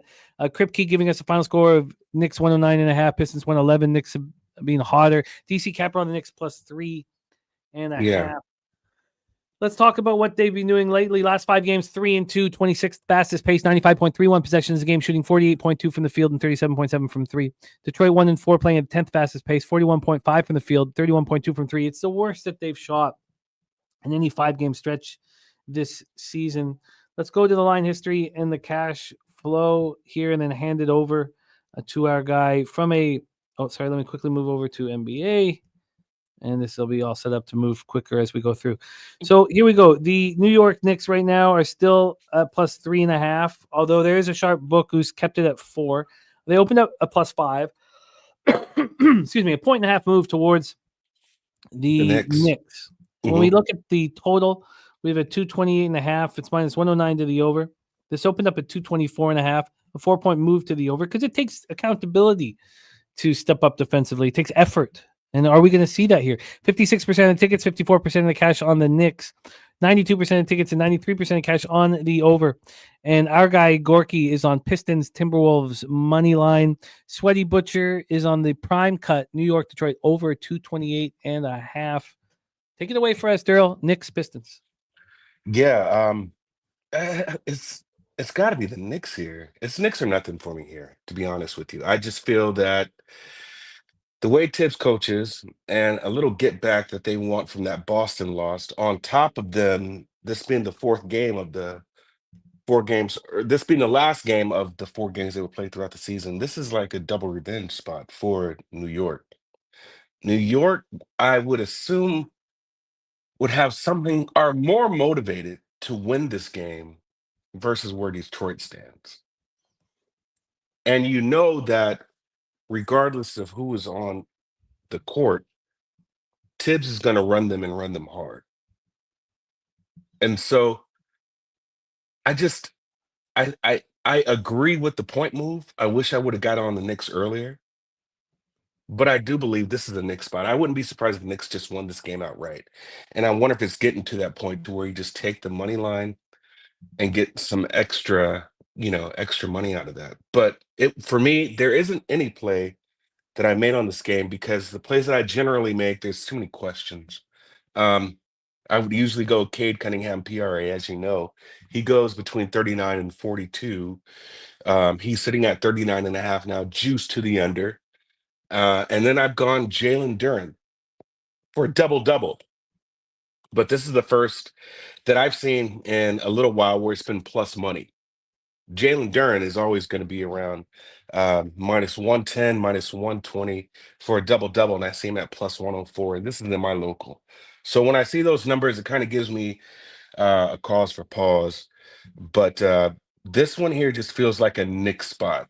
It's get back for the Boston loss, the game they have to make up. And then, like I said, a double revenge spot for them losing already to Detroit.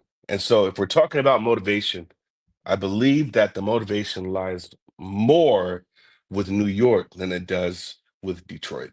So it would be either a New York Knicks play for me or a pass in this game. I haven't made a play. I've also seen a lot of people look at Bridges' points. So that might be a look for people as well. He's looks like because you got OG out of the game and Josh Hart out of the game, that makes some room or some point scoring for OG Anunoby. So a couple of those plays seem like they stick out, but nothing for me. Huh. Yeah, the Pacers have a 8-6 division record. They're not going to be able to catch the Knicks. The Pistons record in division is horrific.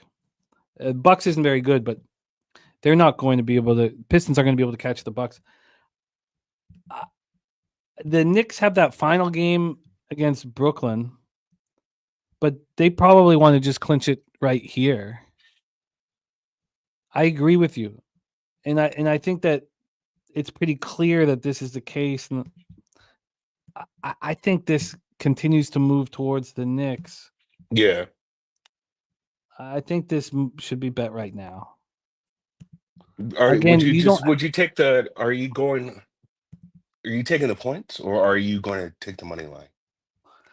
I mean, are we certain that the Pistons don't want to send any kind of a message? There is a concern here.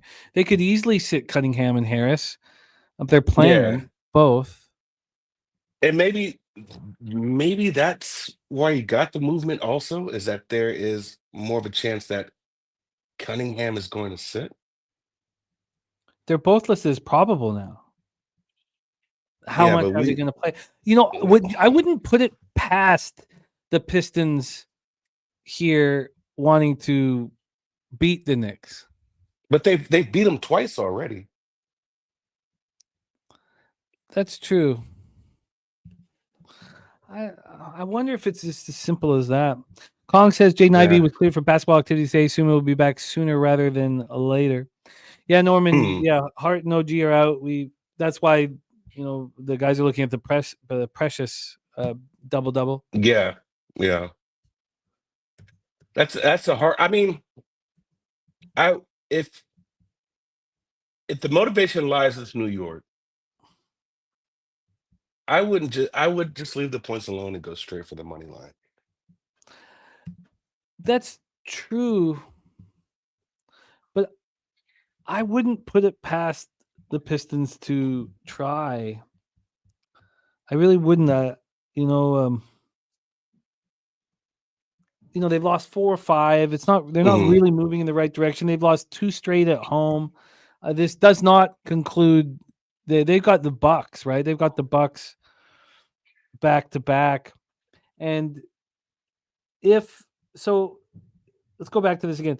If the Pistons win this game, and so if the Pistons win this game, and Milwaukee's at home to the Pelicans, those 2 games are going to be moot.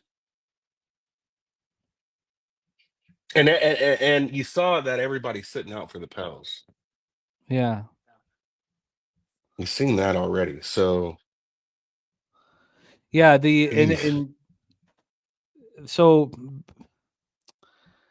there's nothing that it's over. Pistons know that they're not going to climb. Okay, I guess I'm coming back full circle. There's nothing that they can possibly do here. And then we got some great stuff from Sweaty Butcher. Home favorites off of a loss. Last 10 games are 7-3 straight up. That's the Pistons here. 5-4-1 against the spread. 9-1 to the over. And Sweaty Butcher says away dogs off a loss. 1-9 straight up, but 4-5-1 against the spread. who do the Knicks play next? Let's see here. I went over that. Here. I've been sitting here staring at it at the both team schedules because the Pistons have the back-to-back with the Bucks, which won't mean anything if Milwaukee wins. And then So Cleveland and Brooklyn. Yeah, and the Brooklyn to finish off the year. I think that Saturated's right to be careful, assuming we're going to get effort from either team.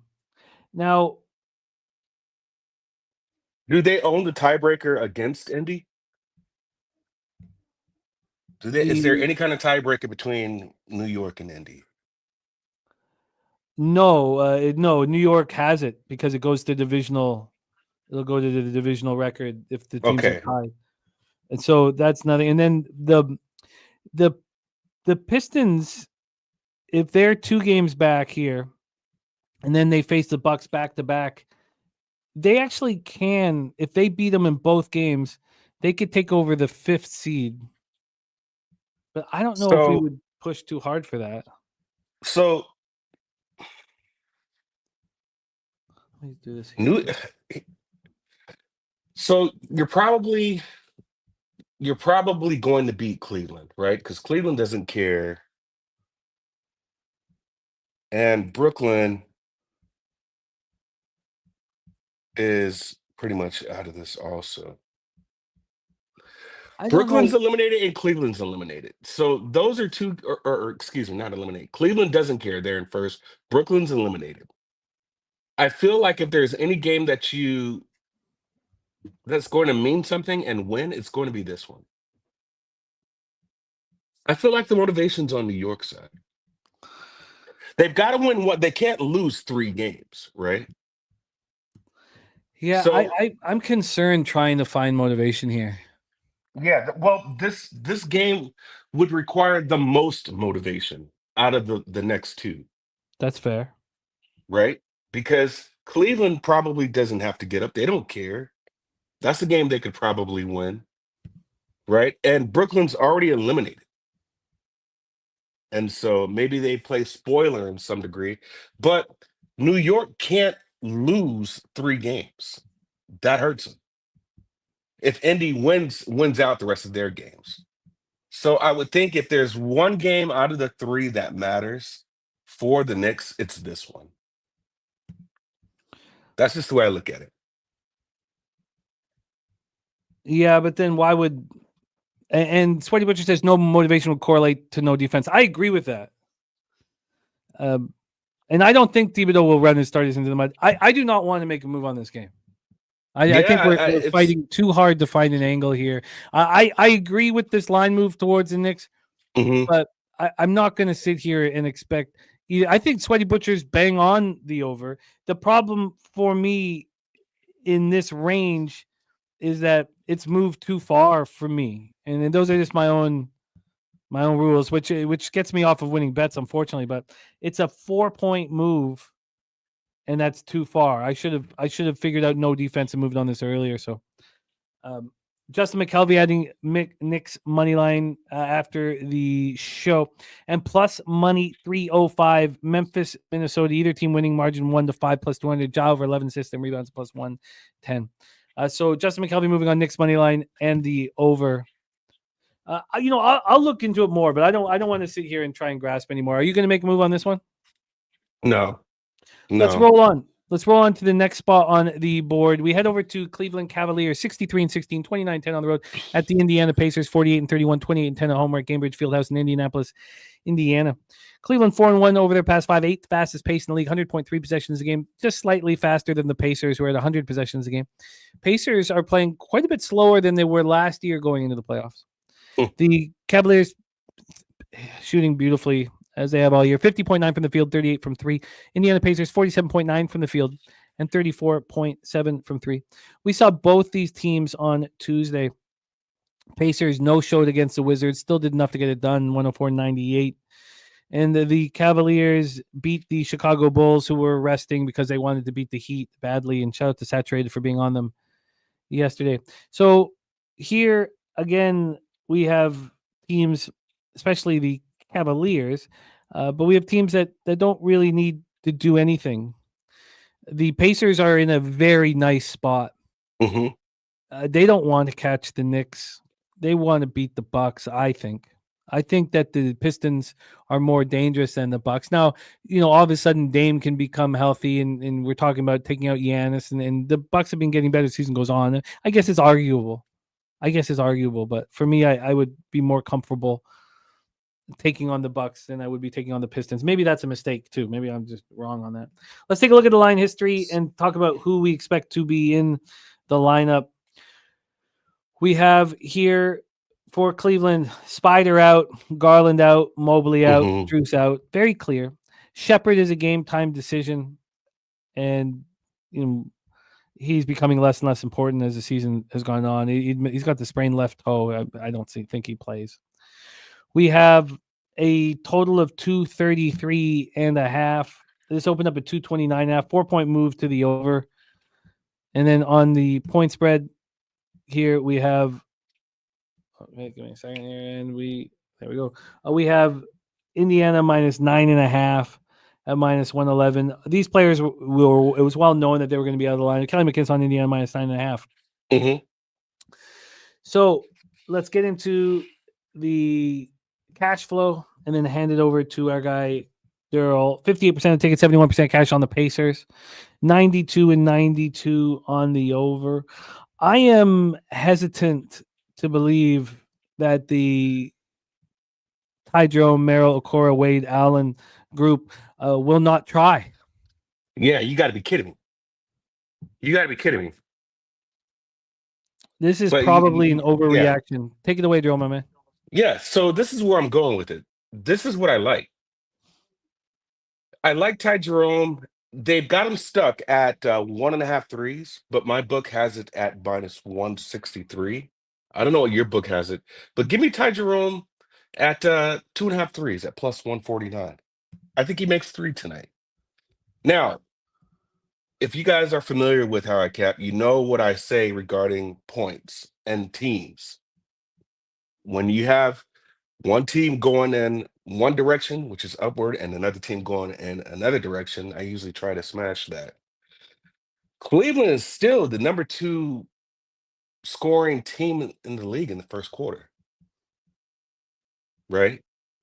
Averaging 31.4, sitting 0.2 points behind Denver. Last 3 averages 30. Last one, 25. Okay. Yeah, but Indiana, 14th. They're in the middle of the pack. Indiana's 28.4. Last three average 24.3. So we're talking about in the last three average, man. I mean, that's like a 6 point spread there. I feel like when you're talking about trying and things of that nature, maybe look at them early. Look at Cleveland early and then get out of there. Right? They are going to have a game plan, but until the game starts to get settled, is probably when you'll see the Pacers make a move. So I see right now you can get a +3.5 Cleveland first quarter. And I am going to make that official. So I two love plays it. here. I Ty love it. Jerome, give me Ty Jerome over 2.5 threes at +143. And yeah, just give me Cleveland first quarter. I think they can keep it close, especially when you got a team that's been consistently in the top two in the league all year. So you haven't had Garland, you haven't had they've missed quite a few games, right? Spider has missed some games.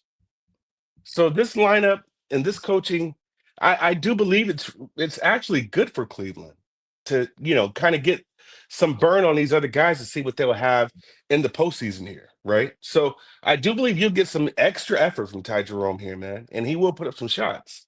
Looking at what he's done, I was looking at his threes. Yeah, Ty Jerome at this point, he hit three against the Bulls. Yeah, he hit one against Sacramento, but he hit four against the Blazers, three against the Jazz, and two against the Suns. So I think he's good for three here in this case here. It's going to get some extra burn. And I do believe, like you said, these guys are not going to lay down right off the bat. Now, maybe things are figured out later, right? But right off the bat, yeah, I don't see it. So yeah, I do like Cleveland first quarter and Ty Jerome over 2.5 threes. Those are official. Here's how I see it. It was tough, Billy. It's really Spooner got me off. It was tough. I wanted to join here, but here's how I see it. So, when DC says everybody out for Cleveland, Indiana wins by double digits. Indiana's no show against the Wizards. This is not a bounce back spot for them. This is an example of them. They don't care. They don't care. So the reason why I still would prefer the Cavaliers early is because they're not going to play, Jared Allen 37 minutes to try and win this game with this weaker line. They're not going to play Jerome Okoro. Maybe Jerome, but Jerome coming back from injury still. But they're not going to push this hard to ensure that they take care of business. And we've watched the Pacers, against weaker opponents. Now, I know the Cavaliers are a great basketball team, but, with this lineup, kind of wear teams down. But this is the way why I like Darryl's look so much on the Cavs early is because Jerome, Merrill, Coral, Wade, and Allen are going to want to show that, look, we can ball. They're going to try. Like, who's going to try out here on the court? This starting lineup for the Cavs is going to try. I'm certain. Well, I expect them to try. And the Pacers, I don't. And I also don't think that they're getting lambasted for the performance against the Wizards. It was a non-issue game here. So with that all, being said, I really like the look. I also just cashed the first 3 under 2.5 in the Angels Rays. That's 4-1 if you're keeping count on first 300s over the last 2 days. This show and last show. And I'm also on my way to cash. Now we got to get there. But the Angels first 5 with that first 3 under 2.5. So things looking good. Here's what I like also. When you have teams who score lower points in the beginning of the game, that kind of shows you a couple of things. I mean, there's a whole variation of things that happens, but when they kind of average between, when they're in like the mid 20s and they're not in the high 20s or in the 30s, they're not coming out with a sense of urgency, right? And it really kind of takes them a little while to get a little warmed up, if you will. Now, like I said, there's a lot of variations, but when I look at the Pacers, I don't see them having some kind of sense of urgency to get out and just, get out and ball. I feel that'll come later. But I do see that sense of urgency with Cleveland, especially when you have guys who don't get a lot of burn, who are eager to prove themselves and Yeah. show the other teams why they are the number one team in the East right now. You know what I'm saying? So, and if you know anything about Ty Jerome, man, that dude's a little mouthy, man. He can get out and talk a little bit. So, I just I feel the motivation does lie on Cleveland here, and I wouldn't be surprised if they won the first quarter. Yeah, I like it. I like it a lot. We are, and I kind of even like the first half as well, but I don't think we need more of it. I like it. I like it a lot. So now we have a query though. Do you want 3.5 or 3? The 3.5 is kind of expensive. It's minus 119. The 3 is minus 107. Let me see. What I'm just going back to it. I've got the 3. I'm sorry. 3. Give me the 3. Okay. And I'm going to join you. All right, beautiful. And the Ty Jerome over 2.5 threes at plus 143. Let's roll on. Next up for us. And so that looks, I think I'm going to spend some more time on the Knicks Pistons game. And we have our guy Resmob joining. What's I know we're going back to that, but what's the consensus with the over that game? The over on that game? Yeah, but that's we got the shit part of the line though, then didn't we? I mean, no doubt about it. Yeah. So no one really likes a side for that game. Yeah, I mean the Knicks plus 3.5. Kripke on the Knicks. There are, cappers on the trying to find a way to. I know we're DC capper kind of beating it to the dirt, but I really feel like the Knicks are the side. I really do. But yeah, I got to spend some more. I was just kind of curious to see what everybody else was thinking with it. Let's roll on to the next spot on the board here. 7:30 p.m. Eastern. Atlanta Hawks 37-42, 17-22 on the road. The Brooklyn Nets 26-53, 12-27 at home. We're at the Barclays Center here in Brooklyn, New York. Mm-hmm. And let's go right to the situation for the Atlanta Hawks. It is a must-win basketball game. They have to stay out of that 9th seed. They do not want to play the Heat in Atlanta and then have to go to Chicago. That's the last thing that they want to do. This is a must-win basketball game for the Miami Heat. And the Brooklyn Nets don't care. We should, though, look at the amount of wins. They have 26 wins. So at this point, it doesn't matter if they win. There's nobody. The next spot above them is 30 wins. So there's nothing. So Brooklyn can try. It doesn't matter. So they're eliminated. They're absolutely eliminated. No, but the question is, can they move out of their lottery spot? Right. And they can't move out of their lottery spot they could sweep the rest of the games. The next team ahead of them is 4 wins ahead of them. So they're Toronto certainly able to deliver. And LJ from H-Town says Hawks as a favorite go over. Let's talk about the situation here with Atlanta in a must-win game at Brooklyn. Must-win game at Brooklyn. They're coming off the 119-112 loss at Orlando on Tuesday. They have been losing and losing and losing. And that's coming off that win over the Pelicans, which we needed badly, snapping a 2-game losing streak, but it did get us the over 25.5 wins on the season total. Shout out to our friend Dan Kelly, who got us on that. Was a sweat. The Hawks are playing bad basketball. They've lost 4 or 5. They have Brooklyn tonight and Philadelphia tomorrow night. So it's the first half of a back-to-back where they should and have to win both basketball games. They win both basketball games, then they won't be able to get caught by they might need to win all 3, which would take them to the final spot. But they're going to we know that we have a max effort situation against a Brooklyn team that isn't trying. Let's take a look at who we expect to be in the lineup here.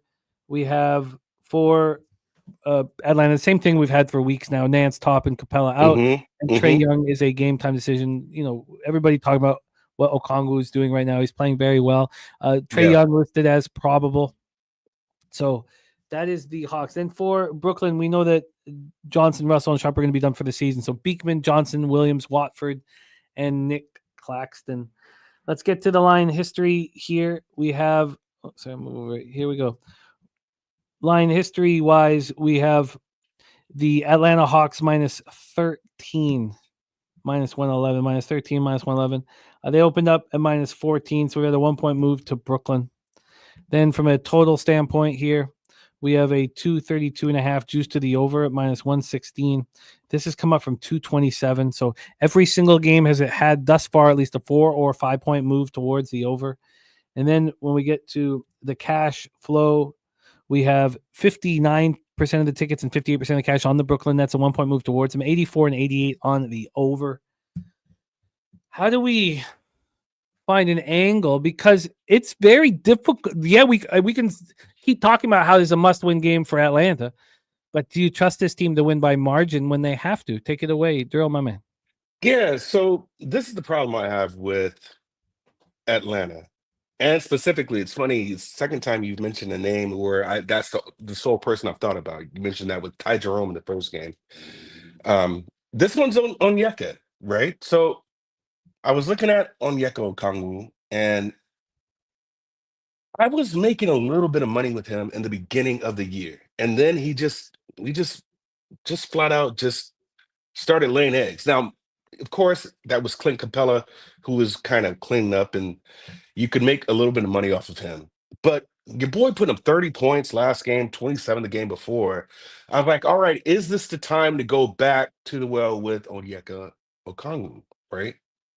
So, of course, the first thing I do is look at their double doubles and see what that line is. That line at my local is minus 205. So that's saying a lot. That's telling me that they absolutely believe this man is going to give you 10 boards and 10 points, right?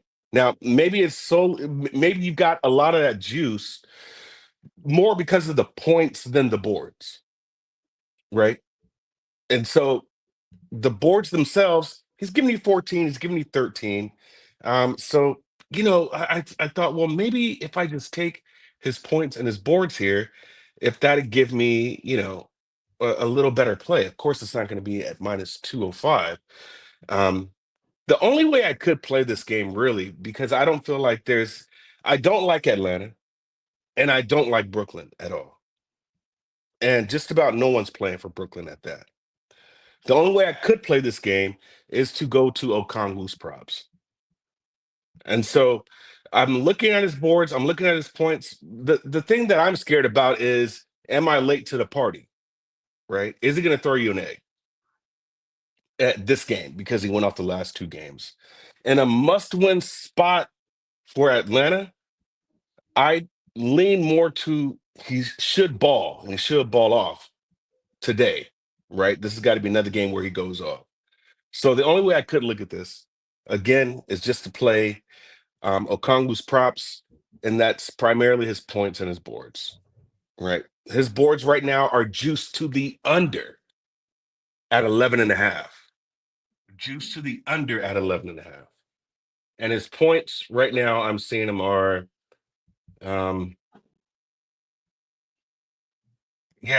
he's back at that 17 mark, 16.5 points at minus 130. So his points are juiced to that over, but his boards are juiced to the under. So it's a little tricky there. If I were to play this, I would just do individual props and just do his points and do his boards. You know what? And I'll go ahead and make that official. I'm going to play his points. I'm going to Okongwu's points at 16.5. I'm making that play now. It is juiced. It is minus 130, but that'll even out with the 2.5 I've got for Ty Jerome's threes. I like his points. I'll play his points, and I hope I don't get burned here. But just looking at the trend and his points, he gave you 30 against the Magic, 27 against the Jazz, gave you 6 against the Knicks. He gave you 12 against the Blazers and 20 against the Mavs. So out of those 5 games, 2 he laid an egg, and 3 he's gone. He's gone over that number comfortably. What number did you get on Okongwu? Minus 130. Minus 130. Let's get this here and do quick line shopping. I really like that Jose wrote in improper English, Lakers sucks. And everyone wrote Lakers suck in proper English. So I respect that you didn't let Jose lead you down the road to Oh just gosh. in inadequate use of this English language. So Oh my God. no, truly. Thank you guys. Don't let him lead you down this road where we sound like buffoons. Let's get let's see what I can get you here for the Atlanta, Brooklyn. Yo, where's all this LA slander coming from right now, man? It is crazy. We're doing a race here for merch, and Jose said, please write Lakers suck. Sucks. But again, we don't need to go back into that. Okay, here, let's get this, see what we can get for you. I got 16.5 points at minus 135. What did you have? Yeah, I got it at minus 130. Okay. Let me see. Yeah, I mean, 130. All right. Let's get this here. Okay. Is like I love that Truella agrees with our breakdown with the Cavs Pacers spot. My question is, are the Hawks so impossible to trust that they can't be up 4 points after 12 minutes against this Brooklyn Nets squad? Is that?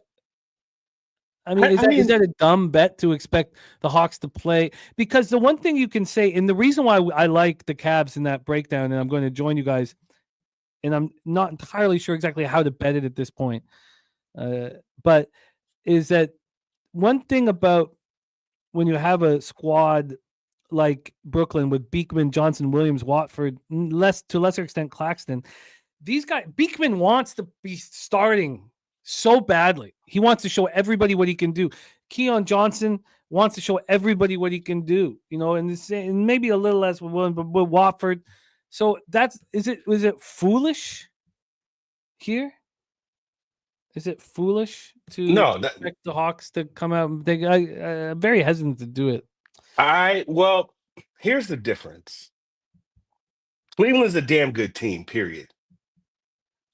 They're a good team, and they look like they have really, really good chemistry. On top of that, I was listening to something. It was a pod. It could have been KOC, or it was just an NBA pod. And it was talking about how Donovan has actually taken a step back and has actually had worse stats to play his role on this team to make them better, and it's working. So I think it's the same situation, but a different scenario, if that makes sense. And the situation's the same because, you always have guys who want to prove themselves that they belong in the NBA, right? You always have these guys that when you get just a small glimmer or shot of a moment to shine, you're going to do that. The problem is that the scenario is different because you have one team that is levels above the other team. So I just think Cleveland themselves are way above chemistry, personnel, depth, coaching, way past where the Hawks is. So can they sit there and do the same thing that Cleveland could do with their glue guys or their other players, the others that Shaq says? Cleveland can do that. I don't really think that Atlanta could do that. I know what to do. I'm going to not have pregame action and expect the Hawks to play with accountability, even though this is a must-win game against a bad team. If Brooklyn steps up early, or even I'm going to look to get in on Atlanta live. A live bet? Yeah, but you know what? Get that number down. Get that number down. Yeah, that's exactly the plan. So I'm not going to hem or haw. Let's roll on. We have Okongwu over 16.5 points, minus 130 for Derl, and I look for Hawks live here. Let's roll on to our next spot on the board, 8 p.m. Eastern, with the New Orleans Pelicans, 21-58, 7-33 on the road. The Milwaukee Bucks, 45-34, 25-14 at home. Nice, Melly. Let's fucking go. Let's start stacking winning days, baby. Pelicans 21-58, 7-33 on the road. Milwaukee Bucks. And my guy, Mally Mal, Derl, rocked with me since day one down in CR. He's been capping with me at least since 2017, probably earlier, but at least since 2017. Our guy, Mally Mal. Pelicanos, Bucks, Pfizer form in Milwaukee, Wisconsin. Pelicans 1-4 last 5, 99.4 possessions game, 13th fastest in the NBA. They're actually shooting a little better than they have been, 46.6 from the field, still struggling from perimeter, 33.3 from three. The Bucks 5-0, 96.59 possessions game. That's 22nd fastest in the league, 53.7 from the field and 42.1 from three. Saturated says, is Giannis, sorry, God, is Giannis sitting here? We have game time decisions for Connaughton and Antetokounmpo. Lillard is, of course, out. With the Antetokounmpo, he's questionable here, but he's been downgraded. He was originally listed as probable, and he's been downgraded due to a non-COVID illness. It's going around, brother. It's going around. It's not the shoulder. It's the non-COVID illness. Okay. Then for the Pelicanos, very simple situation. But the most important thing is that both Olnick and Missy are out. Boston and Alvarado and Brown are out. You have Alfred Payton. Alfred Payton appearance. Good God. I haven't heard that name in a minute. Yeah, man. Yeah, man. So let's take a look at the line history and the rest situation here. And again, we can discuss the Bucks situation. And they, are the Pistons going to put on any pressure on the Bucks? I don't know, but I don't see how the Bucks can lose this basketball game, really, even if Giannis isn't out there. I don't see how they can. The Pelicanos come in off the 119-114 loss at Brooklyn. Thank God. 4 straight loss. I needed it so bad. Catch that season win total. The Bucks are rolling. They're playing good basketball. Coming off the 110-103 victory over the Wolves. They swept their road trip. And in that sweep, they went to New Orleans and beat them 111-107. It was a tight game. It was, I think, Sunday. I want to say Sunday.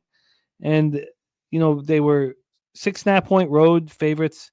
It was a very close game throughout. But, again, it was a very different Pelicans lineup. You had Missy in there and Bruce Brown. I guess it wasn't that different because Kelly Olynyk wasn't in. Alvarado wasn't in. Mm-hmm. So in that game for the Bucks, they handled their business easily without Antetokounmpo. Kevin Porter Jr. Went 8 of 10 for 20. You had Gary Trent Jr. You cashed on Gary Trent Jr. last Thursday on his over 2.5 threes. Yeah. I don't see his number. Well, he went 4, or Gary Trent went 4 of 10 here in that one. What's his number? What's his number? Let's grab it here. Gary Trent Jr. for threes. It's going to be at 2.5, right? But is it juiced? We're going to find out right now. Oh, there we go. Past it. Oh, man. Maybe it's not. Yeah, I don't have it up yet either. No. So maybe because everyone's sitting. I that's got to be the reason why, but it's the only way I would go. Let's take a look at the line history and the cash flow from a total standpoint. We're dealing with a 220.5 minus 113 to the over. This opened up at 221.5, now 220.5. From a spread perspective, we have this sitting at 14. Milwaukee minus 14 at minus 108. They opened up minus 15. It was a plus money minus 15, so not a legit 15. And then when we get to the cash flow, Ross Pitt says the Hawks first half is a look. I'd prefer not to trust the character of the Atlanta Hawks in this look for them live, but I get it, Ross. Yeah. I mean, 55% of the tickets on the Bucks, 38% of the cash. Pelicans have 45 and 62 with 80 and 79 on the over. Any interest here for you in Pelicans? Man. No, not at all. Not at all. Fuck this game. I'll tell you that right now. The only way I would play this game really would be to look at Gary Trent's threes, but they're not up. So I'm just thinking that's because of the Messi Alvarado news and Brown news and all that. But that's the only way I would play this game is to just go back to the well. If it ain't broke, don't fix it, man. So Gary Trent has been the look for me. He has been off though. Like when I tell you it's a sweat with his threes, bro, it is an absolute sweat because this motherfucker would get out and chunk up like, you know, 6 in the first half and, go like 1 for 6 and then, miss another 2 and then make all 3 of them, the fourth quarter. So, if you're going to go that route, which is the route I would go, I'm just kind of curious to see where his numbers at. I would assume it's going to be back at 2.5. That's the way I would look at it, Jay. 2.5 for his threes, and it may be juiced a little bit. Maybe at probably the one. I wouldn't be surprised if that got to 130 either. So, yeah, I would look at that way. Even Torian Prince might be a good look. Also, his threes are at 1.5, but that's also juiced to the over. Um, I don't know. I don't know. This is an absolute beatdown by the Bucks, but I mean they could beat these boys down without even trying. Right? 14 is a large number. Wouldn't be surprised if people have jumped on it, but yeah, there's absolutely no way I'd play this game on a side or total perspective at all. Yeah, we don't need to try and get blood from a stone here. I don't. Absolutely. I don't feel the need to get involved.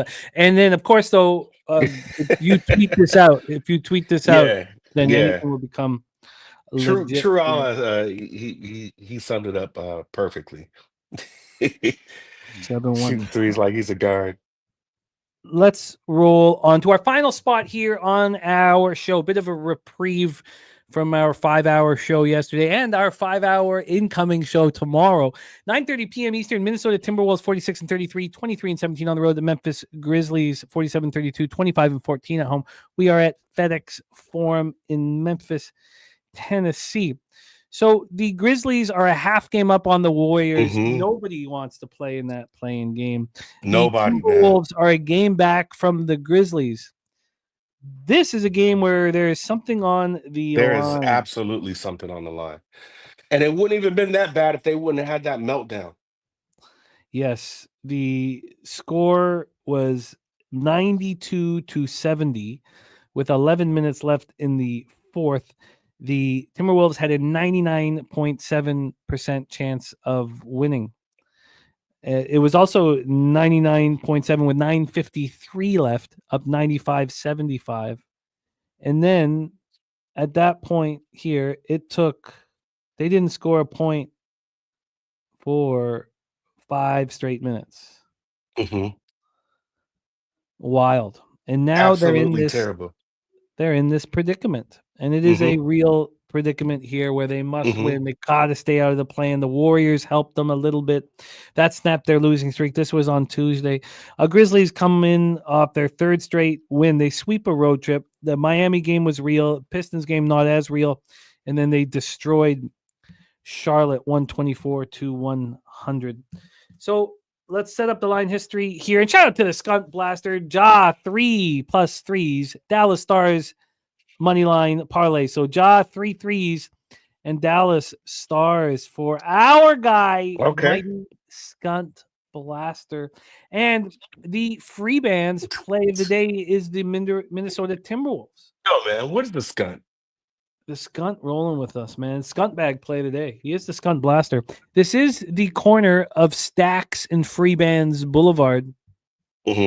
Which does sound like a nice spot to be in. DC Capper also here and gifting a Pub Sports Radio membership. Our guy, the Skunt Blaster, made in Philly, getting the gift. Skunt Blaster giving us, inspiring us here at the end of the show. One time cashing trout, anytime homer, plus 350. Angels getting us paid. And my guy, Jose Soriano, one of my favorite pitchers in the league, getting me paid after taking money out of my pocket 5 days. I'm going to tell that right now. Anytime home run for... he already cashed it. Really? Yeah, he cashed it. Trout just hit a homer. That motherfucker. All right, let's go here and set this one up. Let's start with who we expect in the lineup. Everybody. Big game online. Everybody going to be in the lineup. Let's get the line. This one is. up here we have Memphis plus 2. Memphis plus 2. Memphis opened up -1. A very legit move to the Minnesota Timberwolves. Then let's get into the cash flow here for this one. 39% of the tickets, 36% of the cash on the Grizzlies. Minnesota is somewhat public, but the market is reacting, and that's what you need when you're on the public side. 88% of tickets and 88% cash on this over. That was, again, so let's just go back to that total. So we had dog to favorite, 3.5 point move towards Minnesota, and we have a total at 232. Opened up at 233, now 232, and it is 1-0 Kansas City. 1-0 Kansas City, says our friend Kelly McInnes. And that is in the bottom of the first. Over, not looking good early. Dougie Wise says, when me and Stacks on the same play, the ROI is being crazy good. And very quickly, Minnesota playing very slow. 28th fastest pace in the league, 94.27 possessions this game, shooting 48 from the field and 34.5 from 3. Memphis not shooting well right now, but playing with pace. 45.2 from the field and 33.8 from 3. The question then is, how could this total be so high in an intense game? Is there a possibility that they're, the efficiency's out of control? And then who will dictate the pace? Generally, we think it's the home team. Chase says Memphis owns Minnesota. Take it away for us, Derl. I'm all ears. Timberwolves, Grizzlies. Yeah, this has got to be just a wolf spot here. You've got to get back. Well, first off, everything you said regarding the scenario where these teams will land means everything. That's one. But you got to get that game back you just lost. I personally, and this is maybe just the craziest reason for you. Whenever you bet a game, you look at it differently. And I want to see this game and enjoy it. I really do. The only way I can look at this game is Minnesota, but I have not put my money on it at all. This has got to be a Minnesota spot. And I believe they can get back. I can. I do believe that this is a game they should win pretty comfortably, to be honest with you. But I'm not, for whatever reason, I'm not confident enough to put my money on it. Now, I did look at Ant's threes. Ant's threes, he's going to get shots up. They're at 3.5 right now, right? I think that that might stay there, or it could get to 4.5. But the only way I would play this game, not from a size perspective or a total, but just look at the props with Ant, because I do believe Ant would go off for you. So Ant is at 2.5, 3.5 threes. John Morant is plus money too. He's at 2.5 threes, and I like that look that Skunt was talking about with the parlay that he made. So I would go either way with that, but I'll look at the game a little more. I didn't dig deep into it, but those are the two people that stick out, are the superstars, obviously. This total is too high. Well, you got to remember, if I'm right, man, they start off pretty fast. So let me look here at my handy dandy notebook. And while you're doing that, I also like to ask this here. And Skunt saying that Ja and Ant will go back and forth all night. Ja 3 threes at plus 130 is stealing. Let me ask you this here. They played twice. They've been very, very close basketball games. The Grizzlies have come up and won both. 127-125 on January 11th. And then 9 days later, Grizzlies won at home by 2. Does that make you think that the Grizzlies have Minnesota's number or anything of that sort? They could. That's funny that you say that it's too high, because they both have been trending downward in their last 3. Memphis still sits third, so they're right under Cleveland and Denver in first quarter scoring. And I always like to see how a team starts out. I really believe that could be a first quarter under. Where is that number sitting at? 59 or 60? Let me grab it right. I don't have a first quarter. This is too high, man. It's just too high. The total. Look how the Wolves have never played slower. 60. They haven't played slower at any point this year. It's very low first quarter, 57 or 57.5. Yeah, 56.5. Yeah, and that makes sense. That's crazy. Minnesota in the last 5 have been. I wouldn't be surprised if this hits right at 54. I am leaning toward a first quarter total under, but I'm going to give it some time here because they're trending downward. Yeah, that could be too high. I like could this. be I too like high. this. We've got action. I my cards come together. I know what to do here with this card. Let's go over a couple things here and put a bow on the NBA card here. We have. I'm not comfortable with this Knicks Pistons game. While you guys may find an angle to back the Knicks, I will just support it in the background. The Cavaliers, I like very much. I don't think I want to invest more than a unit into it, but I like it very much. This honestly, like if I was maybe in a different situation, I would take them more than one bet, maybe, but I really like them to be completely ready to play the group that's playing. Obviously no Spider, no Garland, but the group that's in, and no Mobley, the group that's in, I think will play hard. Yeah. And so okay. Home run, Minnesota. So we got 1-1 in the second. I'm okay with that. A solo shot, right, Kelly? Tell me the solo shot. So Derl gets hit. Now, Darryl's interested in the Knicks, but he gets his card started with the Cavaliers first quarter +3 -107, and Ty Jerome over 2.5 threes at +143. Then Darryl is on Okongwu over 16.5 points. And I'm just, and look, I think that True Alad, he's a really strong capper, really great capper, and he could be absolutely right. He says, you guys are overthinking this. This is an Atlanta blowout because there's so much on the line for them. I just don't know if I can trust their character, and I'm just going to look to get in on them live. That's all I'm going to do here. But you may definitely be right. But if he's thinking that, I mean, yeah. Kripke doesn't agree. Kripke doesn't agree. So he doesn't. No, Kripke doesn't agree. So, but I'm going to just look to get on them live. Okay. And then the Pelicanos, Bucks, we're staying on. Hell no. And I'm going to bet both the Minnesota Timberwolves and the under right now. Full game under. I'm going to bet right now. I like the first quarter under, but I don't need to mess with that. Again, it's who is going to dictate the pace.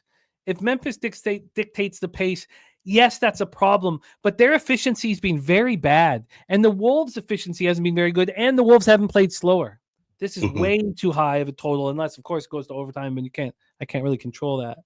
And I expect to send it in, so I can't, get out of the game, with 10 or 11 minutes left, which I don't ever do, even though I lament it afterwards. And we have Scuntbag with Ja 3 threes. We have Stacks, the corner of Stacks and Dougie Wise Boulevard. That's on the Timberwolves. DC on that as well.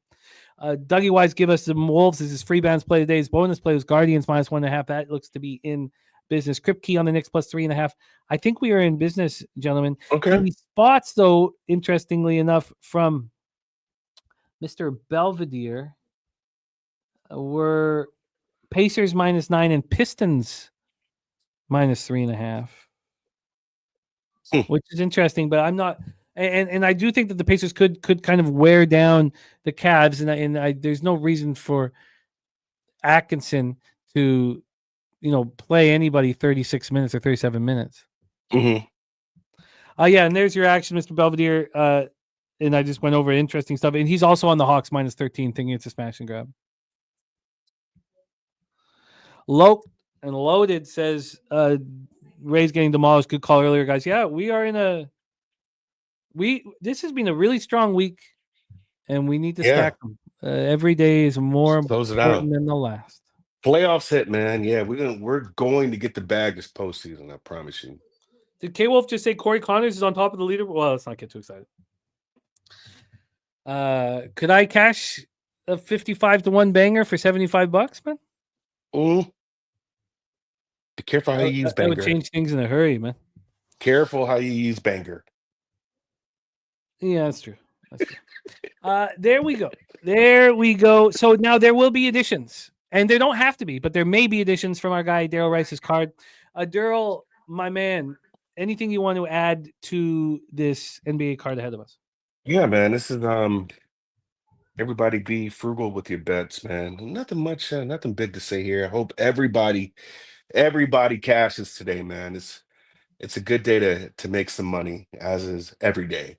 So yeah, man, let's get back on next week. We're coming down to the postseason, brother. So let's do it. I love it, my man. Please support Derl.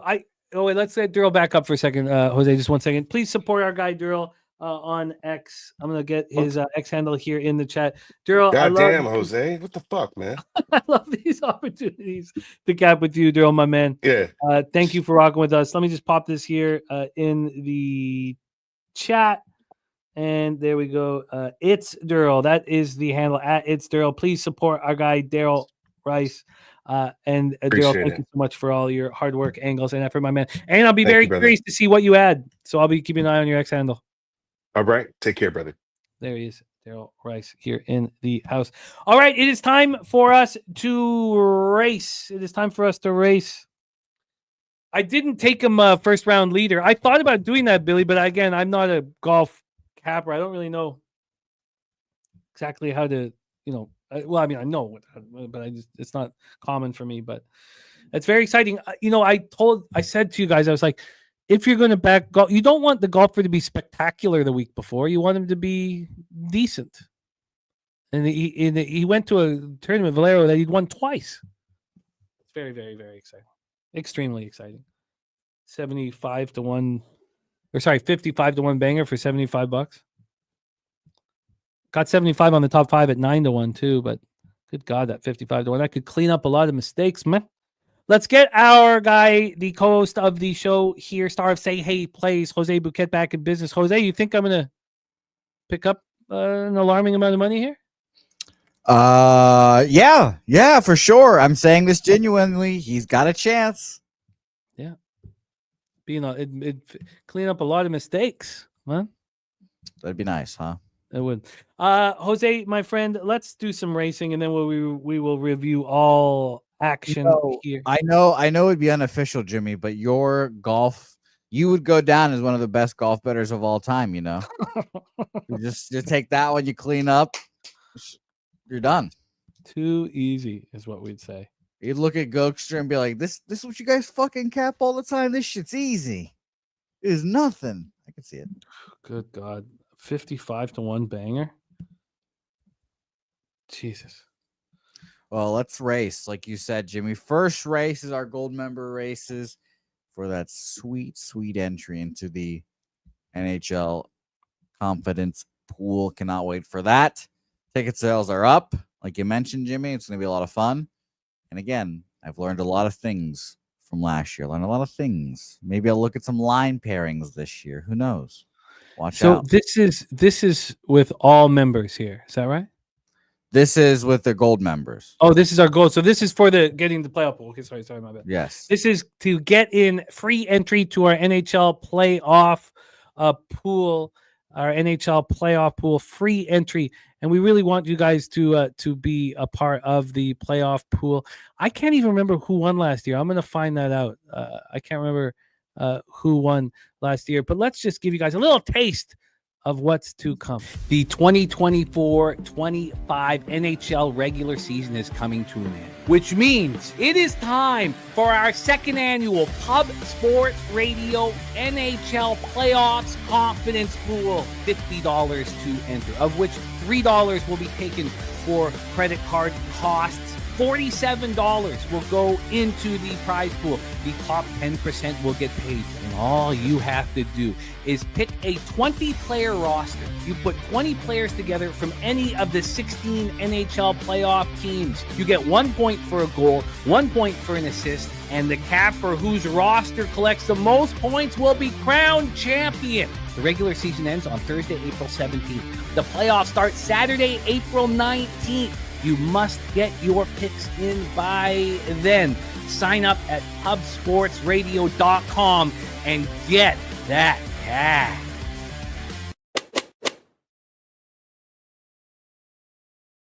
Let's race, Jose. Good luck. The winner will have free entry into our NHL playoff pool. Take it away, Jose. Let's race. The Sport of Sheiks is off and racing. Chris Boggin fires out to an early lead here. Here comes everyone in the mix here. Preston, Rez, Chill, Will, Ryan Kozlowski, even Jose Bouquett in the mix here. I know I won't get that free entry to this hockey pool, so it doesn't even matter if I win it. Nuke Worker, Gerald Jones, Chill, Will, all in the mix. How about Nuke Worker in the mix here, Jimmy?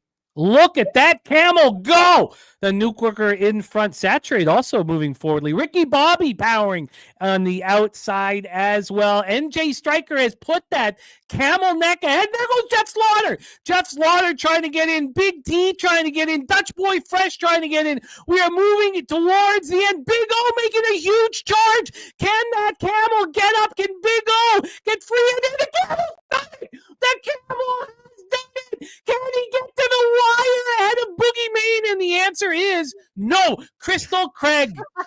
Crystal Craig out of nowhere. Crystal Craig, free entry into the playoff pool. That was an exciting The camel answer race. is no. That was an exciting camel race, dude. That was one exciting camel race. Look at that. We have our Crystal Craig with free entry into our NHL playoff pool. Congratulations, Crystal. Again, it's a really fun spot here, and our guy Dylon and out. Dylan was so much fun at Pubapalooza 4, man. Glad you're still alive, Dylon. This is great, Crystal. You get any 20 players of your choice. It will be very, very fun. You only have to put it in once. So congratulations, Crystal Craig flying. That camel was flying late.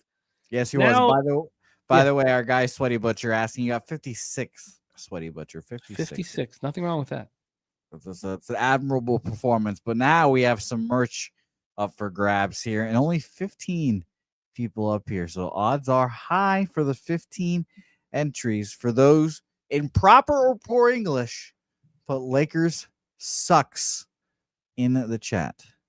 How many do we have? 15. Oh, these are good odds. These are good odds. Yes, you're in this mix as well. Perfect. Let's race. Let's fucking race, man. And just remember, everyone, Lakers sucks. Here we go here. A beautiful 15 camel race. Old E. Billy Friedrich. And maybe Nasty Nate's best opportunity to win a race here. He's in the mix here. He'd be pissed if he did win it, but Kelly McInnes is in the mix, Scump Blasker, and Jimmy the Bag all the way in the back. Late pace, though, Jimmy. You know what it is. Our friend Dylan, very upset, says he's not in this because he spelled it right. Nonplussed. Mally Mal making a move. Mally Mal making a move. Mr. Belvedere up there as well. Who is going to fire away? Is it Jim Dewigger? Jim Dewigger trying to make a move here. Jim and Mr. Belvedere coming down to the wire. We're in our last few legs here. And Jim Dewigger trying to come in. There goes Nasty Nate. Good God. Good God. And Nasty Nate is finally done it. He's finally done it. Oh, God. It's bad for the sport. Now we have to re-race because Dylan wasn't in, so sorry, Nate. But the worst thing about it is that Nate even himself said if he wins, he's going to be pissed about this one. He didn't want to win this one. This wasn't the one he wanted. Yeah, I mean, Ovechkin didn't want to break the record with an empty net. Yeah, see, if I win finally and it's a fucking shirt, I want Jose to go give it to a homeless man on camera. Oh, look at you, Nasty Nate. That's not what we're gonna do, Nate. We're gonna send it to you, Nate. We're gonna send it straight to you, Nasty Nate. Congratulations! Wow, he broke the streak. You did it, Nate. I hope maybe one day you can win one of the big races. But this is a great way to start off. It's a great way to start off here. Impressive from Nasty Nate. All right, I have now. Sorry, wrong button. I have 28 minutes before the Rockies game starts. I'd like to. Oh no, Nate! No, we lost. Nate won, and we lost him. No, Nate, come on. He's getting that shirt. He's one way or another. He's getting it. Unsubscribe. I can't believe he wins and we lose him. All right. Let's review all action here on the program, and let's string together our third straight winning day and then go for the week sweep tomorrow. Major League, well, we'll start. Stacks play day number 1, Red Sox team total over 4.5, and the Minnesota Timberwolves plus 1.5. Free bands play day, Minnesota Timberwolves. Bonus play was the Guardians on the run line, looking very good. We have the Fap Win horse racing action. Fap Win crushes with these spots. He's Australian, and these are his tracks. Here we go. He has a gigantic vat of lube. A vat of lube, yeah. I mean, I don't think he needs gigantic before vat. I think that really reinforces the size of the vat. There are no small vats. Well, maybe in Australia. The word for it is redundant. Okay. Is the term for it here. Apparently, I'm drunk now, according to people in the chat. So who knows at this point? Kripke on the Knicks plus 3.5. LJ from H-Town play of the day. Jet Stars first period over. Gorky on the Jays -2 and the Angels money line. Looking good, Gorky, my man. Now we have wine time on the Angels money line. A vat is 252 gallons. Jesus. There are no small vats, Jose. That's a lot of lube. Drunk and slapping. Where do you store that? Oh, come on. We all have room for a vat. Rockies money line also for wine time. Royals money line. Spooner on the Angels money line. Rockies money line. Bobby Wood over 1.5 bases. 9 legacy on Red Sox money line. Phillies money line. Tampa Bay Rays money line. Grizzlies money line. Bo Jackson. Oh no. Stephen Hairston on Pistons first half and full game. Ronnie Lofton on Rom. And then also Dallas Stars Avalanche Utah parlay for 9 legacy. Mr. Belvedere on Angels plus 116. Twins plus 102. Rockies plus 111. Red Sox minus 108. And Pacers -9. Pistons -3.5. And we saw that he added the Atlanta Hawks. Big Scott Angels first 5 money line cash out. He's also on Bobby Witt Jr. over 1.5 bases. And Brewers -1. Barry Smith on the Blackhawks money line. Ron Crawford spreadsheet dog play today is the LA Angels. Shout out to our guy Ronnie Crawford getting paid as usual.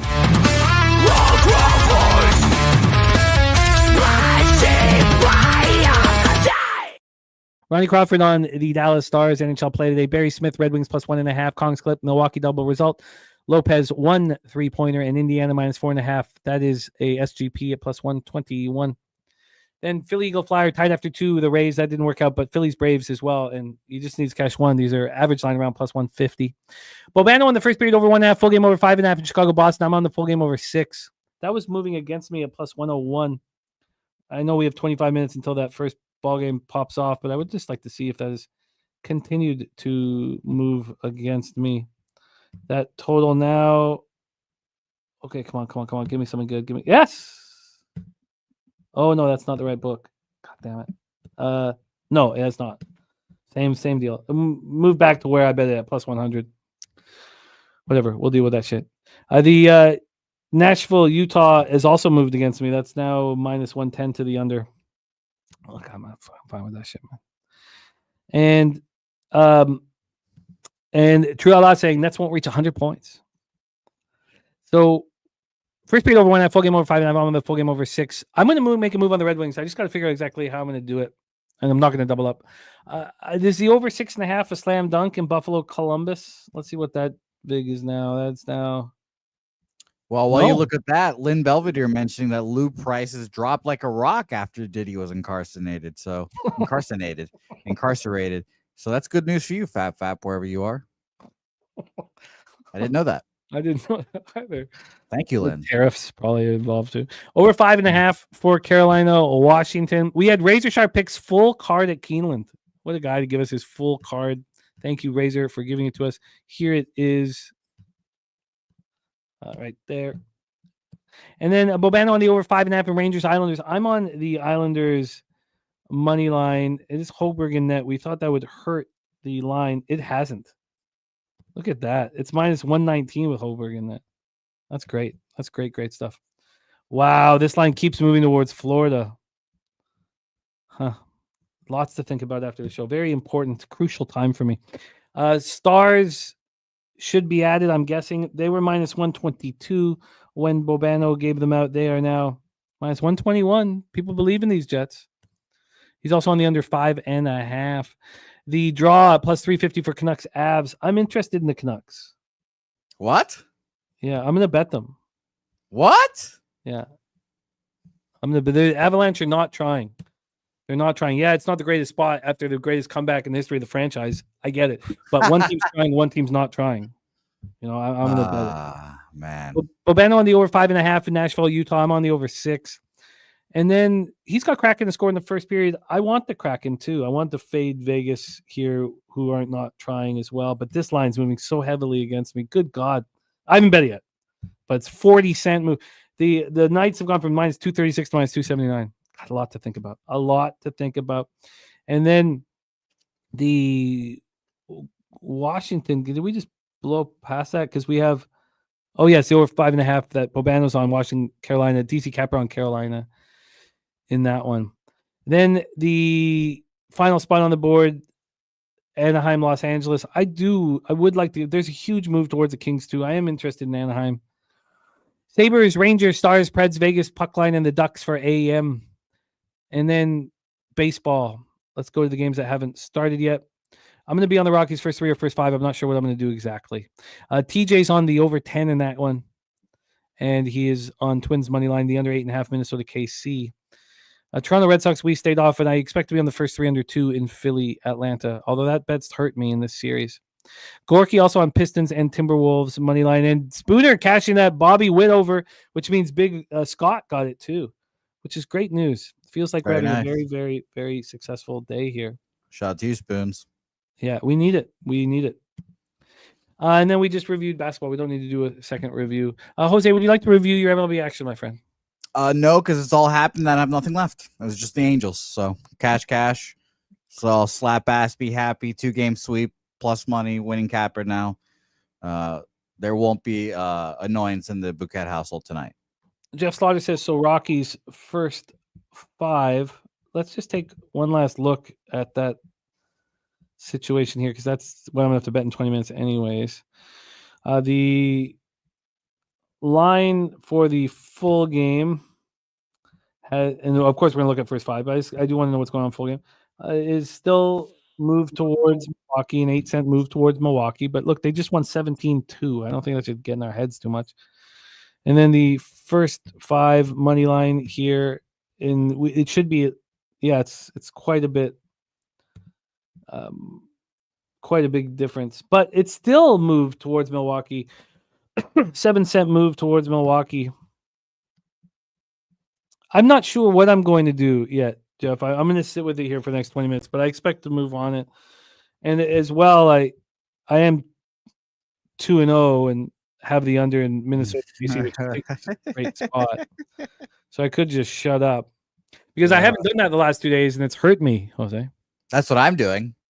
I'm 2-0. I'm not going to add anything on the Red Sox game. I'm just going to go slap my own ass. It's a perfect opportunity for you to start capping Friday's card. Book the win. Yeah. Cap Friday's card is huge. I get it. I totally get it. Yeah, I'm going to slap my own ass and be happy about it. Oh, that brings back the terrific memories for us. Look at this. Yeah. I don't know why he's so ashamed of this. There's nothing wrong with that. It's not even in like crisp HD quality like I wish it was, so we could really see him get up in there. There's no reason to be. He's got an 8% ROI in NHL on his show this year. Yeah, he does.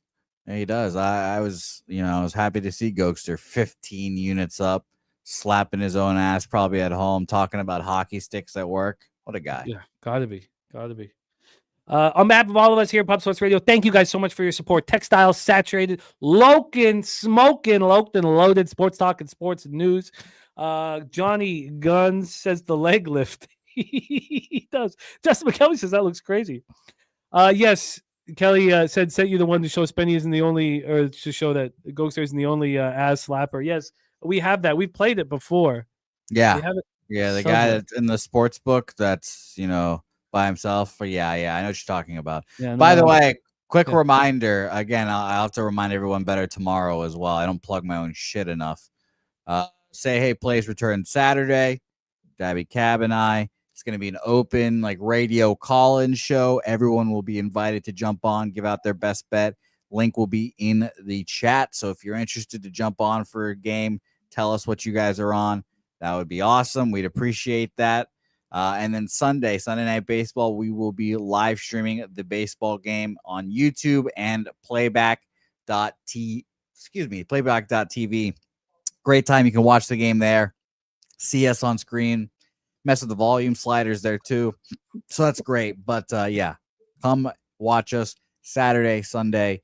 A lot of familiar faces. I'm going to invite guys from the chat to join me on Sunday night. It's going to be like 3 people, 4 people-ish. So it should be a lot of fun. Yeah, it's going to be great. It's going to be great. And we have other stuff that's in the works too with new shows. So it's going to be great.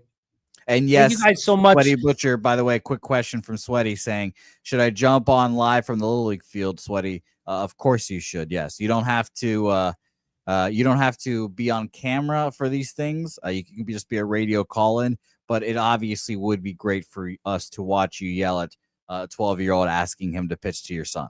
That is what we want. That is what we want.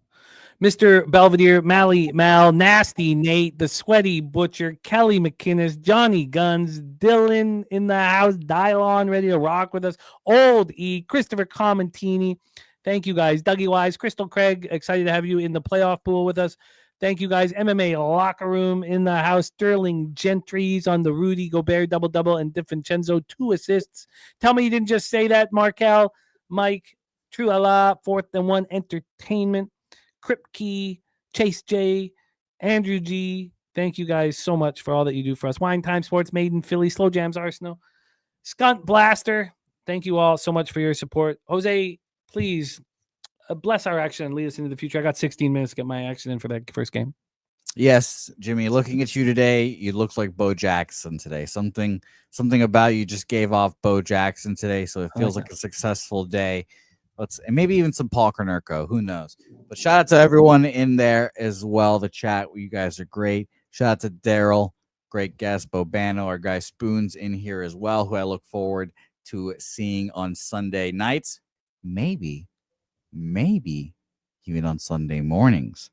Till then, let's fucking like Alos Bookmaker. The 2024-25 NHL regular season is coming to an end, which means it is time for our second annual Pub Sports Radio NHL Playoffs Confidence Pool. $50 to enter, of which $3 will be taken for credit card costs. $47 will go into the prize pool. The top 10% will get paid. And all you have to do is pick a 20-player roster. You put 20 players together from any of the 16 NHL playoff teams. You get 1 point for a goal, 1 point for an assist, and the capper whose roster collects the most points will be crowned champion. The regular season ends on Thursday, April 17th. The playoffs start Saturday, April 19th. You must get your picks in by then. Sign up at pubsportsradio.com and get that cash.